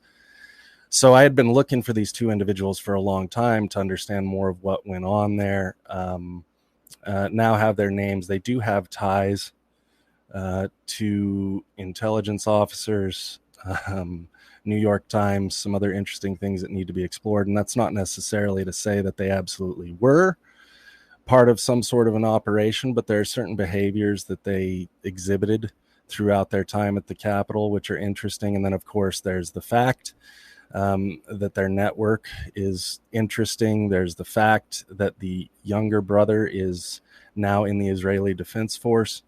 So there's a lot of questions that need to be answered just about their motivations. But even more to the overall scope of it, I think, I was recently speaking with George Hill, who is the retired senior intelligence analyst with FBI. He was out of Boston. And we were having a discussion just about everything that I'd uncovered even before I published it, because I was getting a bit of a gut check, I guess you could say, to make sure that what I was putting out there wasn't, batshit crazy.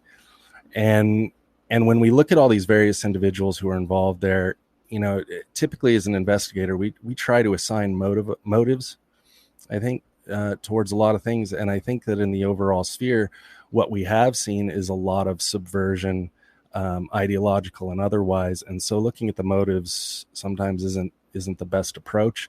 You have to look at what the behaviors were, what was accomplished, what the end result was.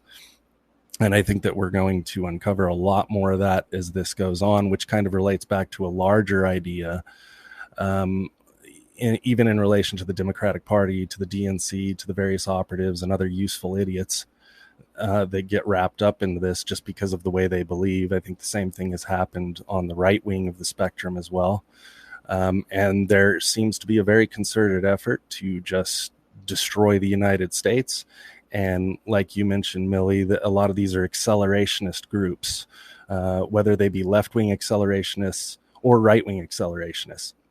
I think that's something we have to be very cautious of and cognizant of moving forward, is that there's a variety of ways for them to twist the way people believe to make them engage in behavior that they believe is helpful to their ends, but it's serving a more nefarious, larger purpose. So it's a lot to unpack, but I think that's why your work's so important, kind of looking at it from this direction. So I think that's about all I really had to add to this very Well, exhaustive actually, space. Sean, Yes, sir. yeah, it's been exhaustive. It's a lot of information, but I actually want to respond to a reply down in the chat that Sure. I think goes along with what you're saying. And I'm actually pissed off about this person, not because I'm not giving some kind of emotional response, but I would like to highlight Penelope Nicia, this random fucking retard in the space.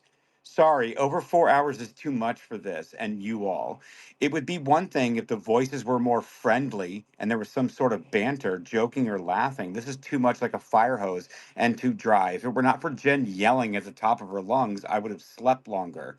We get it. Y'all are onto something, I guess, and it means something, but no one's doing anything. And the very next post is this same person saying this is yes, it's going to take all of us shoulder to shoulder, blacks, whites, Asians, Hispanics, etc., Jews, Christian, Muslims, Buddhists, all of us to say, no, I will not comply. No, I will not acquiesce. I will barter. I will delete. I will log out, hang up. People want to accelerate to violence. They want to accelerate to something that, like, if no one's doing anything, then someone needs to do something, and therefore we all need to be angry and unhinged. Most likely intel, like, contractor people. Now fuck you, Penelope. You do not get a spot on the stage, you fucking retard. Like, I will not have accelerationists anywhere near me. I've been going after these people for like the last 3 years. They try to accelerate the rhetoric both on the left and the right, and they try to push people to more unhinged realities that do not exist. And whether or not you're a good actor or a bad actor, I really don't care, but you can go fuck yourself. And now that you've heard me, I know that you've heard me. and I've now shared your post, I'm now going to block you, and I did not give you a fair shake because I don't think you're an actual real person. And they're trying to accelerate people into violent actions, whether it's on the left or the right. And they're trying to accelerate them into violent responses, whether or not the Department of Homeland Security can investigate them as domestic terrorists, whether the left wing group, part of like the CIA or intelligence communities, can be involved to push people into another direction. What you're talking about, Sean, I did not try to like virtue signal on what you said. I'm being very specific, and you saw in real time an accelerationist type op and behavior by people, whether they're real people or most likely part of an influence op, of how they try to destroy these type of narratives. And I'm sorry it was too dry for you, and you didn't make it 4 hours, but that's nobody else's problem but yours. That's how they try to destroy these kind of conversations that actually matter in investigative purposes. I don't want to upstage you, Sean. If you want to respond and tell me I'm wrong, you're more No, than welcome to do so. no, that was great. I mean, you kind of take the words right out of my mouth, because it's so frustrating as someone who covered a lot of the BLM protests in the summer of 2020, and most of the correspondents that I had were left wing, so they were Antifa associated, and I saw a lot of the same things going on within that movement as what I observed myself when I was covering the post-election pro-Trump, protests. And I just think that's what I look at it as. I don't even look at it as a real battle between left right anymore. It really does seem like it's just left boot does what left boot does, right boot does what right boot does, and as long as it accelerates the United States into balkanization or militarization, quite frankly, and the death of the Constitution, then I think the enemies of the Republic win. So I think that's what we're watching, and that's why accelerationism, or anybody who's pushing that, really does need to be shot down, metaphorically. They need to be destroyed, Yeah. because it's the wrong route. And even people who've discussed the idea of secession, we're not there yet as a country, and even if we are, that serves the purposes of our foreign adversaries. If It's the just United perfect. States It just collapses, it's pushes. over. Right. It just pushes the further narrative of instability, which is what they want. Like I I'm not here for that. And like I've had former Pacific Northwest Antifa people come to me in my DMs, and I vetted them out, and it took like 6 months for me to vet them out. And then they gave me evidence of how they actually infiltrated the Proud Boys, and they've reformed it to what it was. I saw people infiltrating various militias, whether it was the Virginia Cacoas, whether it was militias up in Michigan prior to the Gretchen Whitmer plot. I saw how they infiltrated and how they accelerated, and they tried to get people locked up and sewn up and get all into this like fervor. And they were trying to get like all emotional instead of being logical and dry as that retard that tried to come up here in the space do that, because the information itself is very dry, it's very caustic, it's very expansive, and if we can interrupt that with emotional outbursts, then we don't actually focus on what the content actually is. So like what Millie's gone through and what she's gone through over the last several years, on the periphery, you have people like this that inject themselves, whether they're contractors or not, whether they're accelerationists or not, is irrelevant to me. But everyone wants to accelerate to water the tree of liberty with patriots' blood, and that's what they tried to push through Q, and that's what they tried to push through 2020, and Mr. Coffee that created the lynch, the gallows pole in D.C. early in the morning before January 6th even happened. That's what they try to push because it's a propaganda accelerationist push. And I don't know if it's coming from outside governments, inside governments. I don't have that yet. I'm leaning towards more contractors and the more domestic terrorism that we can identify, the more that I can expand funding and expand the Department of Homeland Security. So that seems to be accurate to me. But I mean, Chinese government would like to destabilize the U.S. because the U.S. is the global reserve currency of 59% of all global transactions. And we would like to destabilize the global energy policy of the U.S. because they settle their dollar that is 59% of all global currency settlements in oil dollars. And if they are a net exporter, their dollar becomes stronger, and therefore our economy becomes weaker because we are trying to destabilize that country.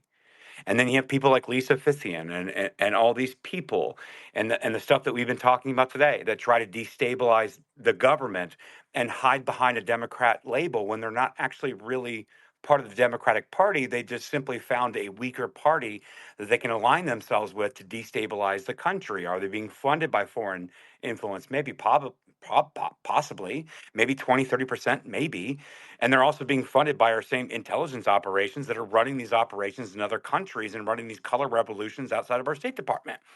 I'm not talking about anything that I don't know what I'm talking about, Sean. And so, like, when I find people that like really would think that, like, at a base level, that I would ever fall for their acceleration is bullshit, you really don't know who the fuck I am or what I know. And it's offensive to me because all of us who are just here trying to like live our normal lives, live our best lives, work my normal job, plus try to build a company that I can build an investigations unit, that we can actually build a team that can investigate what Millie has her fucking hands on for like the last 6 years. And we can try to free some of the people that are political prisoners inside DC. And you're going to get in the way of that. Like, I'm going to bite you. I'm going to bite you. I'm going to yell at you. And I'm going to call you naughty names. And you're going to try to reframe that through propaganda and call me like some kind of like racist, bigot, homophobe, phobophobe. No, I'm none of those things. I just know what you're fucking trying to do. And it, And here's the thing, like, it's very likely that this person could be either it could be a bot or it could be somebody you're saying like that's trying to just I mean, they agitate or requested a mic. accelerate. They requested a mic. Yeah, yeah, it's very likely the case. But what I will say is this, okay? Um, I think that people are obviously you have to have a longer attention span to be able to sit here and digest these materials clearly. And I think we really kind of drag this out, and that's why I was like, are we going to have this be a 7 hour space? And kind of wanted to move things along because I know that most people don't have the time in the day to sit through a space this long. And I know there's so many different offshoots, so many different things to kind of give more context and give more, but at the end of the day, people are only going to tune in for so long. So I do understand that. But at the other end of this, what you have to realize is there is a correlation between attention span and IQ and intelligence. So you're just calling yourself out if you don't have the attention span, honey. That's all I have to say. And no, I'm not saying I'm not. This is not a knock on people with ADD or ADHD because guess what? uh People with ADD and ADHD actually do have really good attention spans. It's not that they have a deficit, they actually hyperfixate and focus on things that they're interested in. It's that, if you're not interested, then that's when you tune out.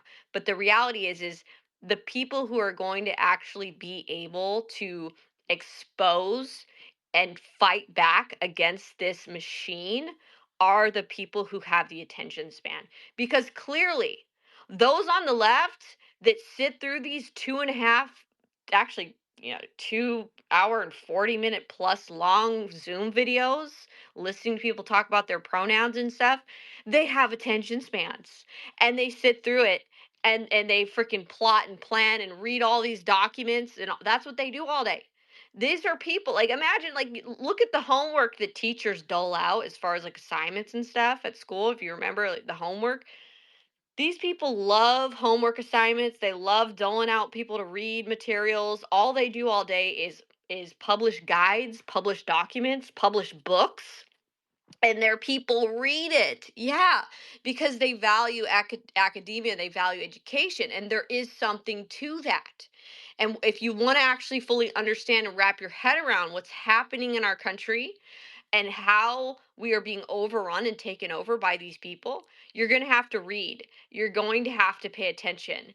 We are not going to be able to fight this battle and this fight with a TikTok attention span. it's not going to happen. And that's why I keep trying to tell everyone, you cannot put this into a 5-second soundbite. You cannot put this into a little talking point here and there. It's very hard because they didn't do it in such a way where you could.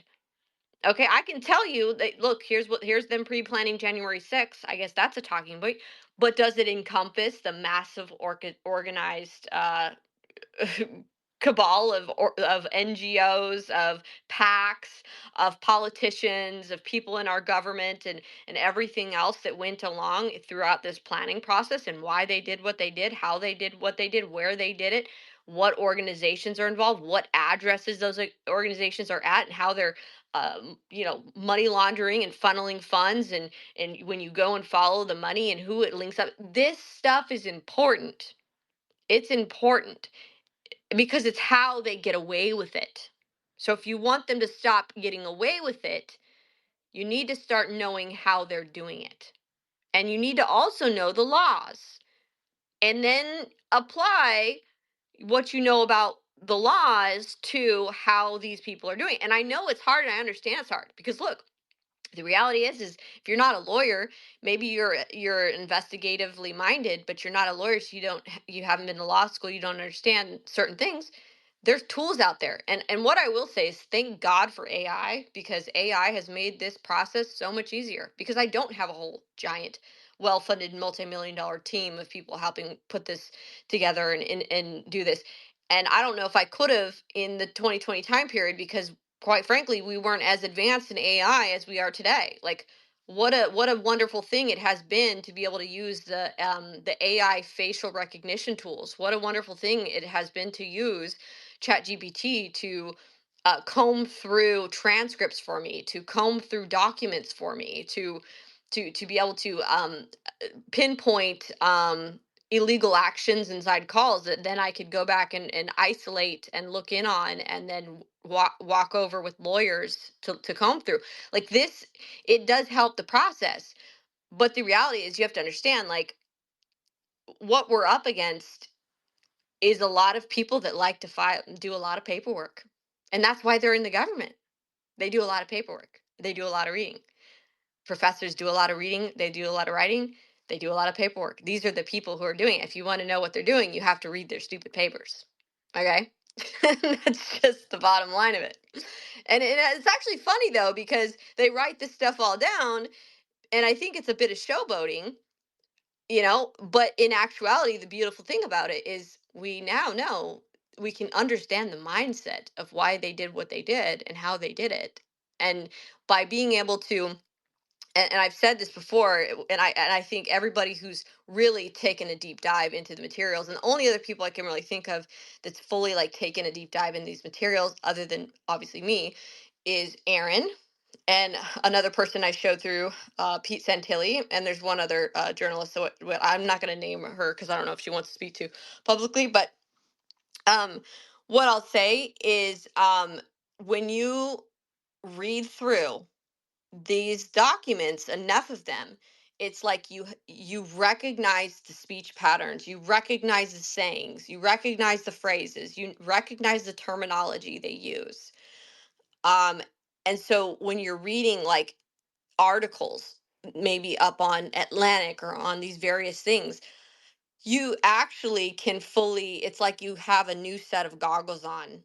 And I joke around, I say it's like you've got the They Live glasses on Yeah, from they that or movie, like you're like right? Neo looking at the Matrix, right? Like he's starting to Yeah, believe. it's like you're Neo looking at the Matrix. So it's like I can see. It's like when I'm watching in the current news and watching what these groups are doing right now, I'm like Neo in the Matrix, or I like the guy who's like, wearing the They Live glasses that says I'm here to chew bubblegum and kick some ass. Like you can see what they're doing because they use the terminology. They use the same, like, if it were gang members, they'd be using the same slang, they'd be using the same hand signs, the same clothing, and you'd recognize it.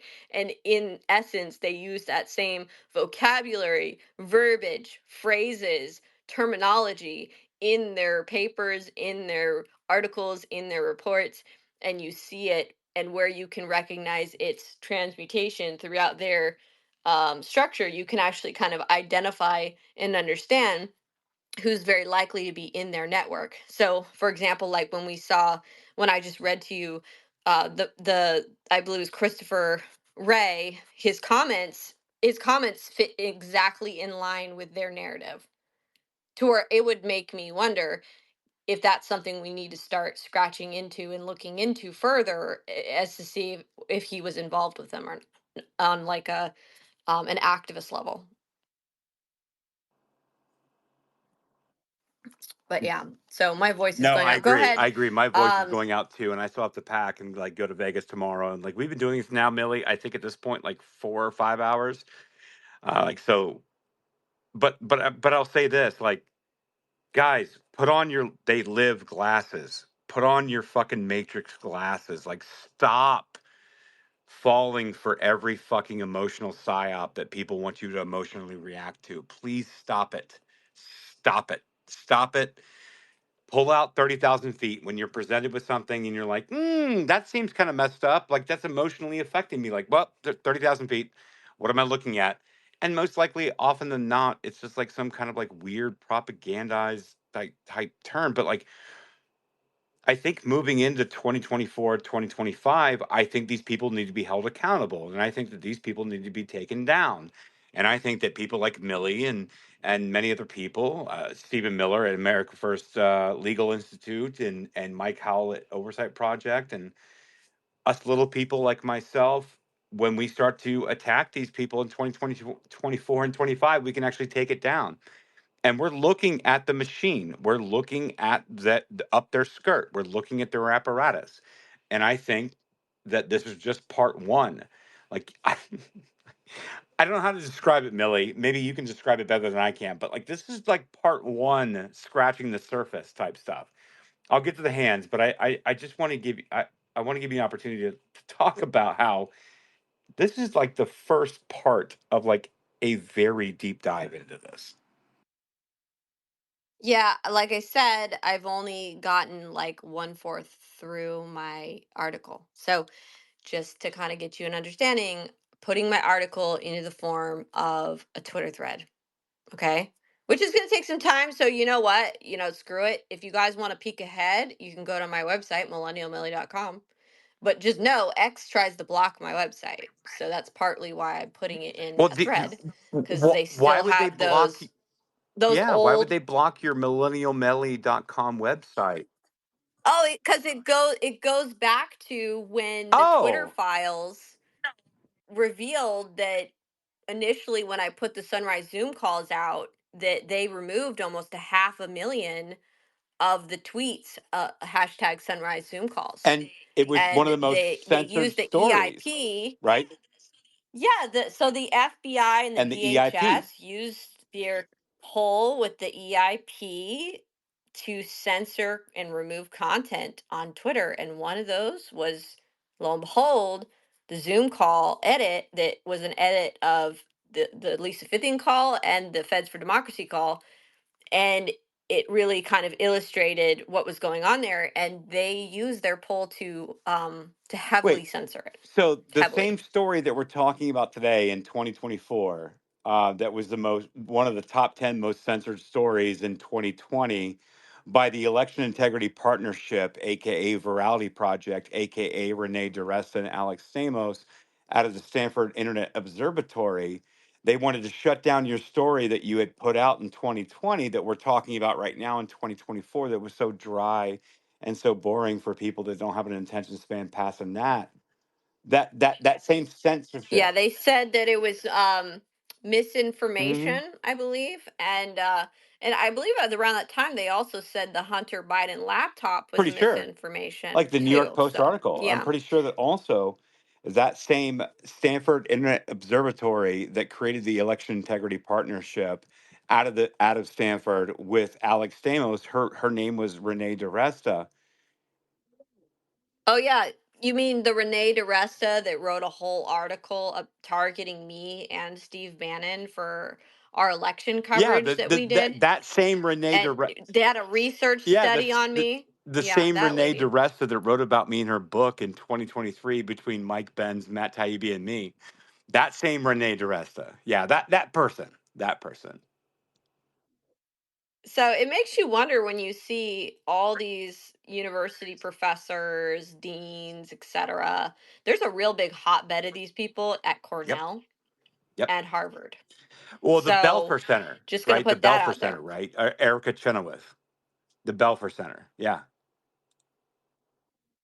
So it's interesting, but yeah, and then they use these resources to target journalists and to try to censor content that and that's the thing. Like, so you have to say, okay, is it obviously Renee DeRust and others? I could see them having a motive to want to censor anything I put out because they had done a hit piece on me, but I think that it was also the FBI and DHS trying to use the EIP to censor content that implicated some of their own employees and groups of employees in the calls.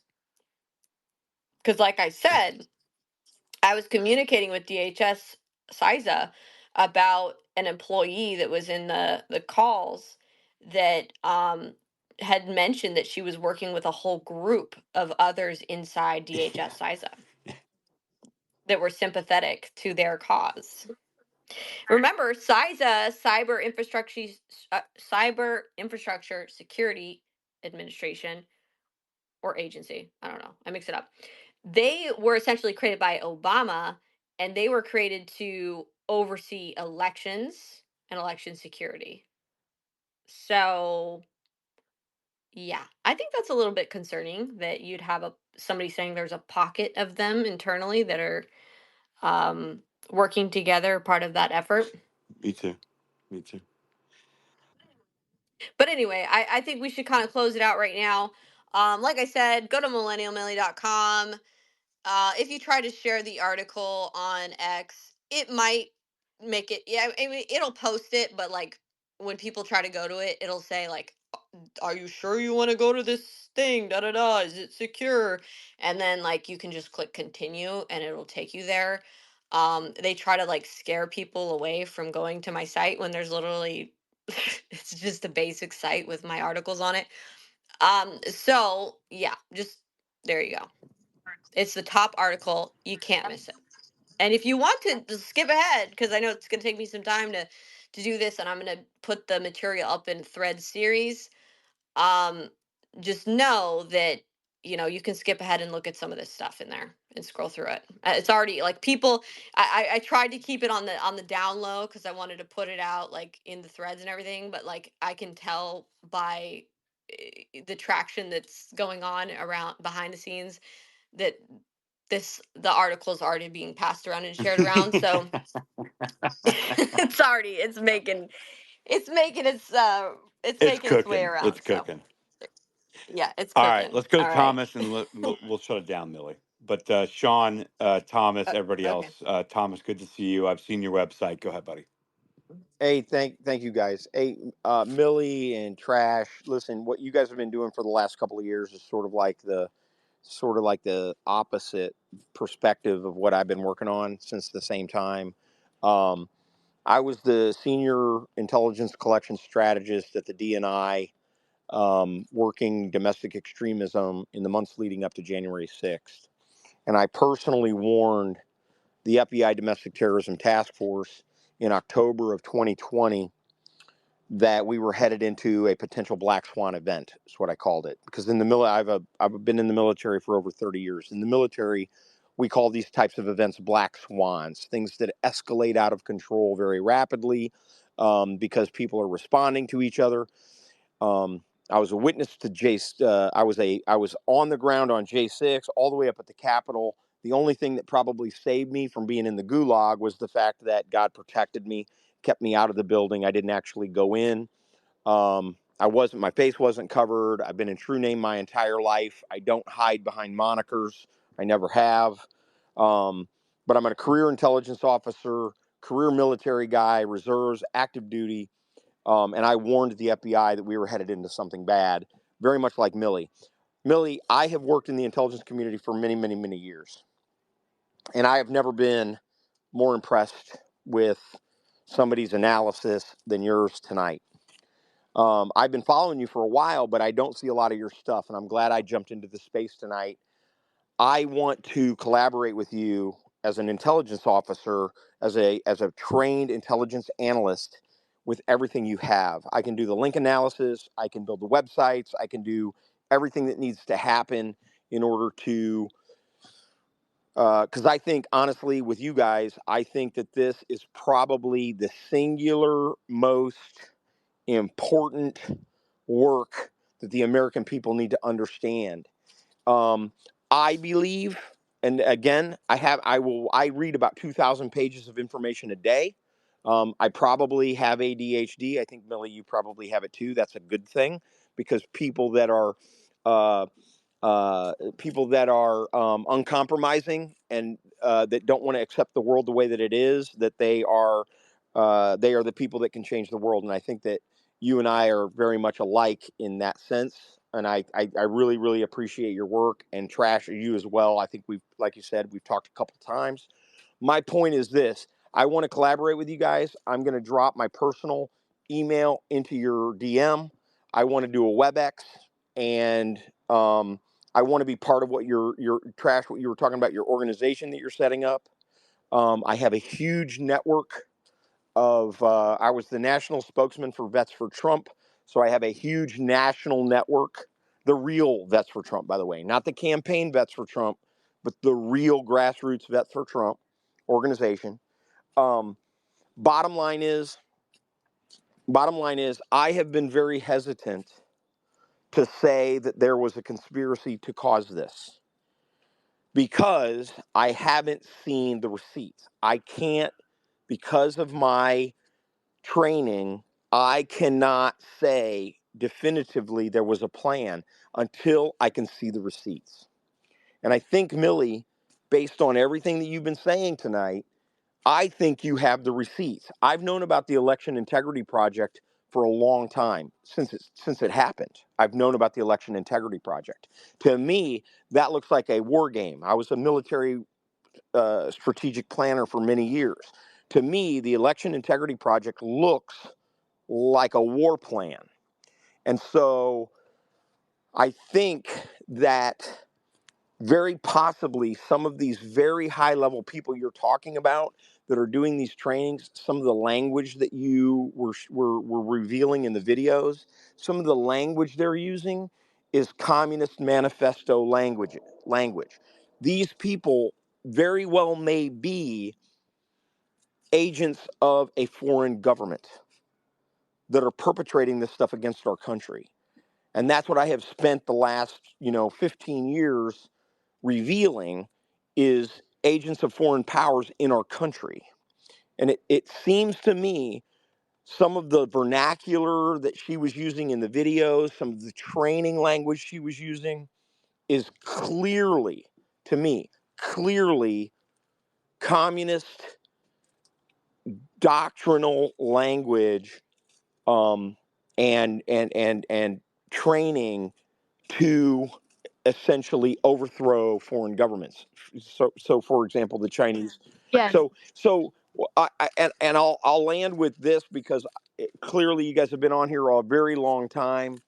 Well, I just wanted to add to something you're saying and seeing if it meant anything to you, because you're sparking my memory. Like, there was a part in the video which I don't remember if I put in the article the full video or not. I might have put the full video, but either way, I'll do that tonight if I haven't yet.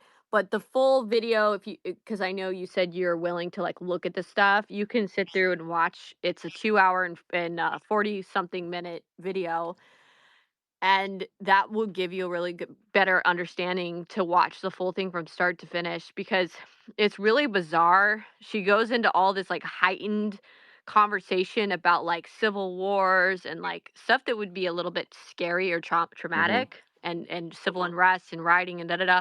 And then she goes into and says chaos, but chaos is a soup in which change is created, Yeah. right? And then she goes, now let's all ground ourselves, and she goes into like 5 minute like hypnosis, like relaxation guided Mm. meditation session. And then right after she goes, chaos is a soup of which changes it. Let's get cooking. The exact same phrase, and snaps him out of it, Mhm.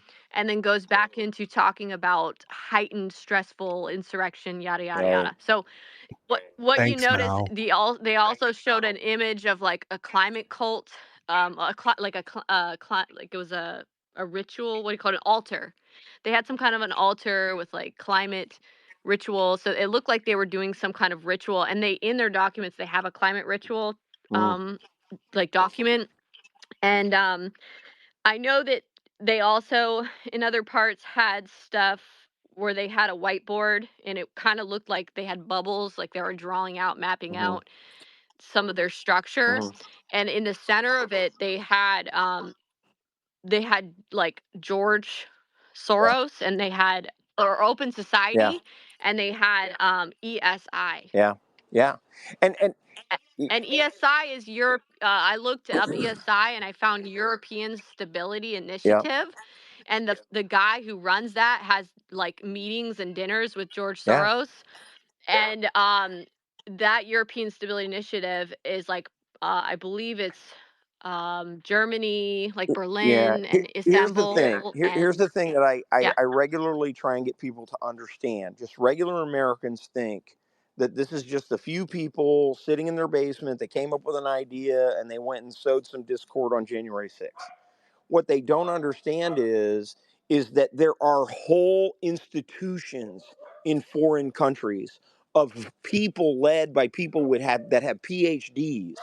They are very, very smart and they are our enemy. And they know how to manipulate us. And they know how, in particular, they know how to manipulate people who are easily manipulatable. Okay? Because they know how people work. They're professionals in psychological operations, etc. And so the thing we need to remember is that it is not just some. I'm sorry guys, I got all kinds of background. I'm going to the basement because I got nothing but noise around me. um the this is a very, very important thing for Americans to understand, that this stuff doesn't happen by accident.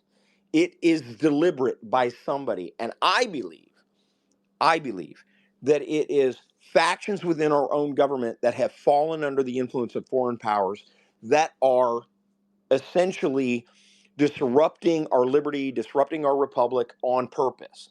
But I want to hit on, and I swear I'm going to land on this because this is a very near and dear to my heart. I think is trash nose.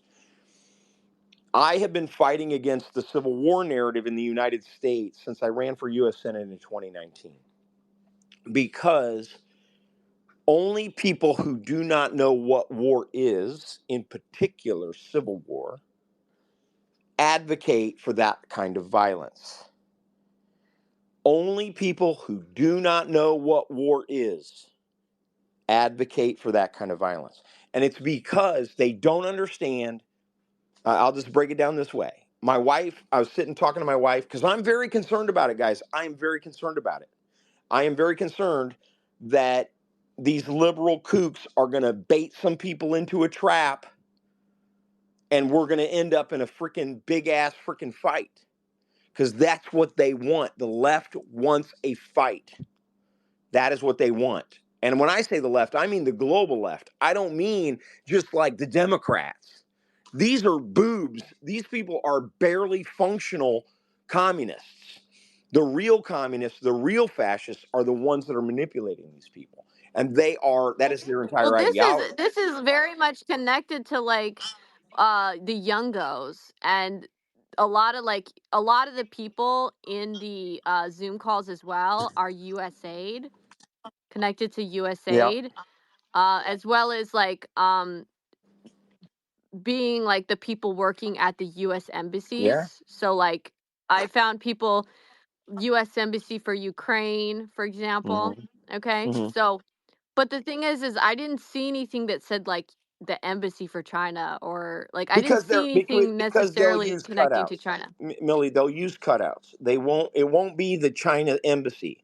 It'll be the China embassy has a cutout through the Bulgarian embassy, who's the Bulgarian embassy is dealing with the guy in the US. They are professionals at cutouts. I'm a professional intelligence officer. I work human. That is what we do. We always have a cutout. Everybody, and this is global. Everybody knows how to do this. So what I would say is, and if you go and you look, there's a video out there somewhere of me on January 5th. On January 5th, I'm in front of the Supreme Court. I was actually invited to speak at the Virginia Women for Trump rally in front of the Supreme Court. And I said during that rally, I stopped violence with the police, potential violence with the police on January 5th. And when I stopped that violence, I said, don't fall for the trap. That's what the left wants. The left wants you to fight the cops, because if you fight the cops, then you become what they say you are. Don't fall for the trap. So to really, really amplify what Trash was saying earlier, and I know, Millie, I know that you believe it as well, we have to be absolutely on guard for the trap, because ultimately, I'm telling you, that is their goal. Their goal is to prey on the emotions and the passion of the people that are patriots to essentially attack ourselves. And we cannot allow that to happen. And so, listen, I really am gonna, as soon as I drop off of here, I'm gonna DM you my personal email, Millie, Trash, and Sean. I would really like to do a WebEx with you guys. I have some ideas about a national organization that I'd like to discuss with you, of just citizens. That are involved in this. I have a lot, like I said, I have a lot of veteran connections. I have a lot of patriot intelligence connections. And I think we could put together something that would really be a bulwark against these influence operations, whether they're domestic influence operations or whether they're foreign influence operations. And I think that we could better trust it as Americans, because we aren't bought and paid for by the political parties or by foreigners, etc. So thank you guys for letting me come up. Really, really appreciate it. Millie, the research you have done, I think, is of vital importance for the American people to understand. I want to help you take that and turn it into an intelligence report. Very last thing I'll say, please go look at basically an intelligence report I published on Amazon after I left the DNI. It's called Inside the FBI's Domestic Terrorism Strategy. I actually wrote and went through pre-pub review a 50-page intelligence report on the FBI's domestic terrorism strategy, and I believed it was unconstitutional. In addition, if you go to my website, you'll find a 90-page timeline of day by day, minute by minute events that occurred going back all the way to the recruitment of Christopher Steele when he was first recruited by the FBI. I would like for you to take a look at that.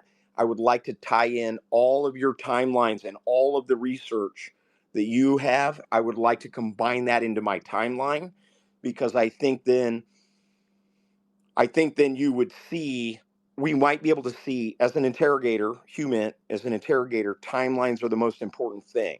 When was the plan made? When were the resources allocated? And when did the mission take place? I want to go and look at the entire timeline and combine your timeline with my timeline. And I think we could put together probably the most authoritative document on everybody and all of this stuff. And I really, really want to do that. So you guys are going to see that in your So DM. I've been pretty like OCD about documenting all of that. So like I kept the original, obviously the original documents, but I also made sure while I was in their Google Docs to click up with the link present, and also with the it's showing the date that the document was created, Perfect. and screenshot it. And Perfect. I also went through like things like where you see click throughs, like doing screen records and videotaping the click throughs, and that's partly why, like, people might wonder, like, why is this taking you so long to get it Because it's a out? Well, lot. it's partially because it's been an active Yeah. investigation, and some of these groups have been active to still to today, Hmm. and their election arm is very active, Hmm. and I've been monitoring their sites, monitoring their Zooms. I had somebody inside Zooms. So I'm still doing stuff down that vein, and I didn't want to I I didn't can want people to start I pulling can stuff help before I you had as time to well. capture it all. I can help you as well cultivate additional penetrations into these organizations. I can help you do that. I can I can guide you on some techniques and things like that that might help you recruit other people so you have multiple people within these organizations. That's something I would very much like to help you do since you already have a penetration. I Sure, would that love would to be do that. I would love to fantastic. do that.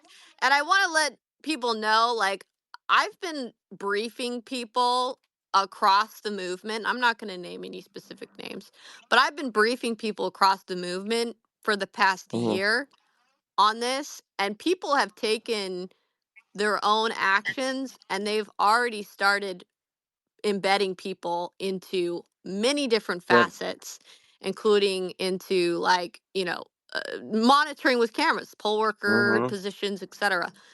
But I myself, I would like to be able to do more, and there are more avenues and Hmm. ways to get in. But like I said, a lot of this stuff, like, takes Hmm. time, and you have to have people who are skilled. It can't just be Right. like, Right. you have to be able to play. And that's the thing, you also have to be like, because they'll look into who you are. Correct. So you have to make sure that you're not having like an online public appearance being a Right. conservative. That's Correct. not going to Correct. work. Yeah. Yeah. And I can help with all that stuff. I definitely, you guys will see it. I would like to do a private kind of meeting. We can record it. You know what I mean? It won't be anything classified. But I think that it might help us strategize a little bit, going forward, because I think combining your information and your work with my work, we might be able to blow this thing up in a way that. Well, here's my question. Do you have any ties in with law enforcement to where this stuff could actually be used like Well, criminally no, I don't. to I don't. investigate But or to no, I prosecute? don't. But I will tell you, one of the things that I'm thinking about is that if we can discover the ties to a foreign nexus, I think that you've got espionage charges.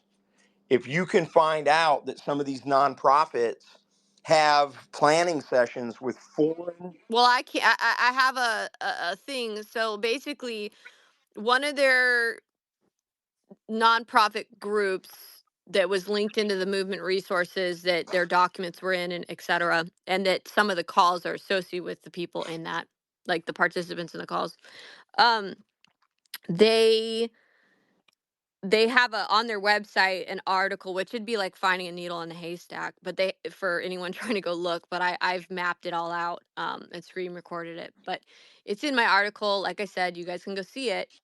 And in the link, they say they need more troops on the ground. It then takes to a pass through, like, hole in the wall website where they've mapped out their state groups, and they're telling people to recruit them into poll worker Yeah. positions, election official, And election if that admin is coming, positions. if that is, listen, if that is coming And from a foreign intelligence organization, the FBI, the FBI can intercede in every single one of those instances. well, hold on.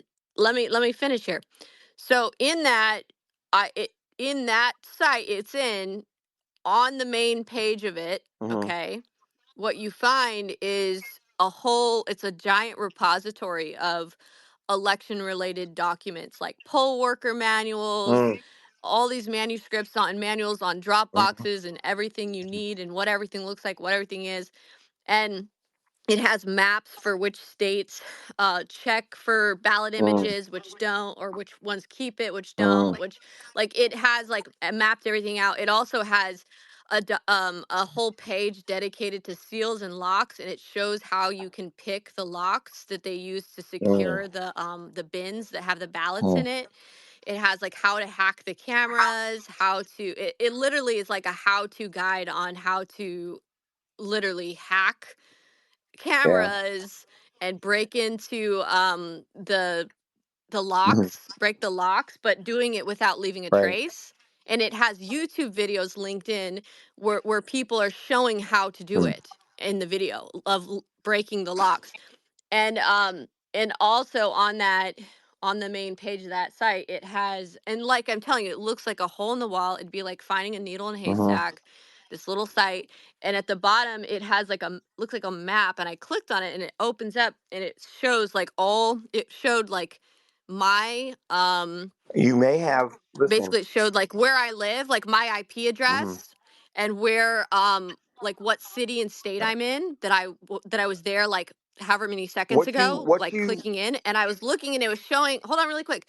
I was looking and it was showing the different ones, like from which states and how many times they visited. Mhm. And I saw ones from China that were very actively, like repeatedly hundreds of times going in there from what China. So what you may have. if you're asking about, it's Right. from What you China. may have, the simple solution, and I know that it doesn't mean you're giving it away. Okay, it doesn't mean you don't continue your own research. But what you may have is something that is reportable to the FBI. You may have something that the FBI is unaware of and they don't know about this. And they may be able to go and exploit it in ways that you can't. They have tools and resources to get inside these organizations. I'm talking about like literally going into their computers and literally going into where is it originating and things like that. And I know there's a lot of distrust out there. Listen, guys, I know I have my own problems with the FBI. I really do. Okay. But it's public. You've made it public. You've said all this stuff publicly. So you're protected. But at the same time, it might be something that we push over to the FBI and we say, hey, go look at this. This looks very sophisticated. And because it sounds to me not like,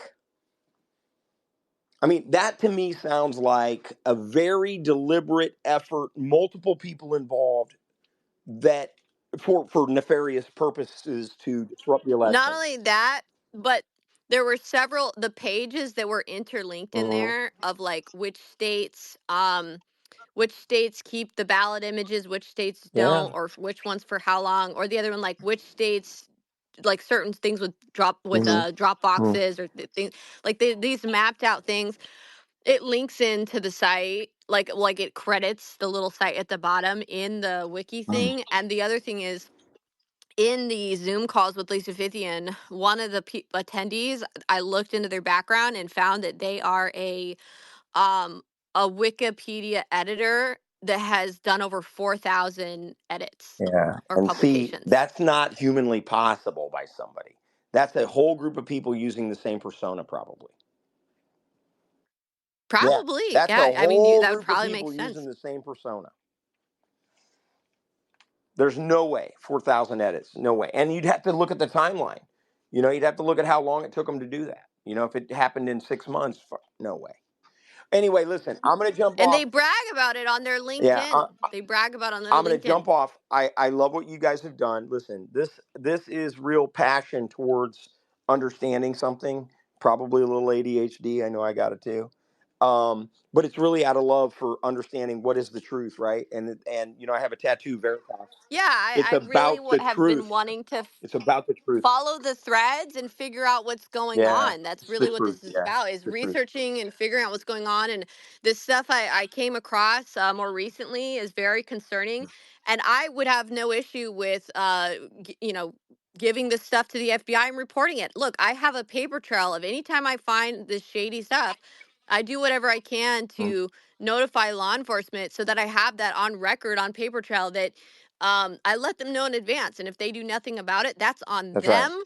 And that paper trail will be there. That's So right. yeah, I Yeah, actually good. probably should. I just haven't had time because I've been rushing trying to get this stuff Yeah, out. no, it's good. But yeah, law enforcement definitely needs to be notified and let you know Yeah. this site they have up. It's like when they put up stuff about like how to, when they put in their internal documents like, oh, you can like take other people's flyer information, um that people post pictures of their boarding passes on Yep. Instagram, and you can use it to fly yourself with that Yep. identity to hide that you're going to the Yep. riot. And then what they do is link out to an article, and the article talks all about, here's why you shouldn't post your boarding pass because people can steal your information. And then it step by step in the article explains how people do Right. that and how they That's steal it. right. And this is how you, and what they're actually doing is they're actually teaching Correct. people how to Correct, do it. correct, correct, correct. And here's the thing. It might not just be like people that want to disrupt the elections. This could be narco criminal organizations, it could be terrorist organizations, it could be all kinds of things. So, bottom line is, I love what you're doing. We'll connect. I will turn all of my resources on to helping you guys. And we need to get this out. And I want to look at the information, and then we'll build the connections. And the last thing I'll say is, I know for a fact that I was investigated by the FBI for over 2 years. My investigation, I just found out, closed in June of 2023. For trespass and all the other bullshit, but they thought I was connected to Oath Keepers and Proud Boys, and I wasn't. Bottom line is, we've got to stay in this. No matter what happens on November 5th, we have to continue this fight, because the enemy is way bigger. It's way bigger than the enemies of Trump. These are enemies of the Republic. These are enemies of our country, whether they're internal enemies or they're foreign enemies. And I think that we have the intellectual horsepower, we have the capability to really understand it. And thank you for your work. And you guys will see in the DM my email, and we'll put together a WebEx. Awesome. Thank you so much, Yep. Thomas. I don't know if Aaron is still there. I know we went longer than we wanted No, I'm to. still here. I think we can shut down now, but I think that a lot of people are actually going to have to be tuned in over the next week, 2, 3, 4 weeks. I think we need to tune in. So love you guys. I'm out. Let's head All out, right. Millie. Bye. Thanks all.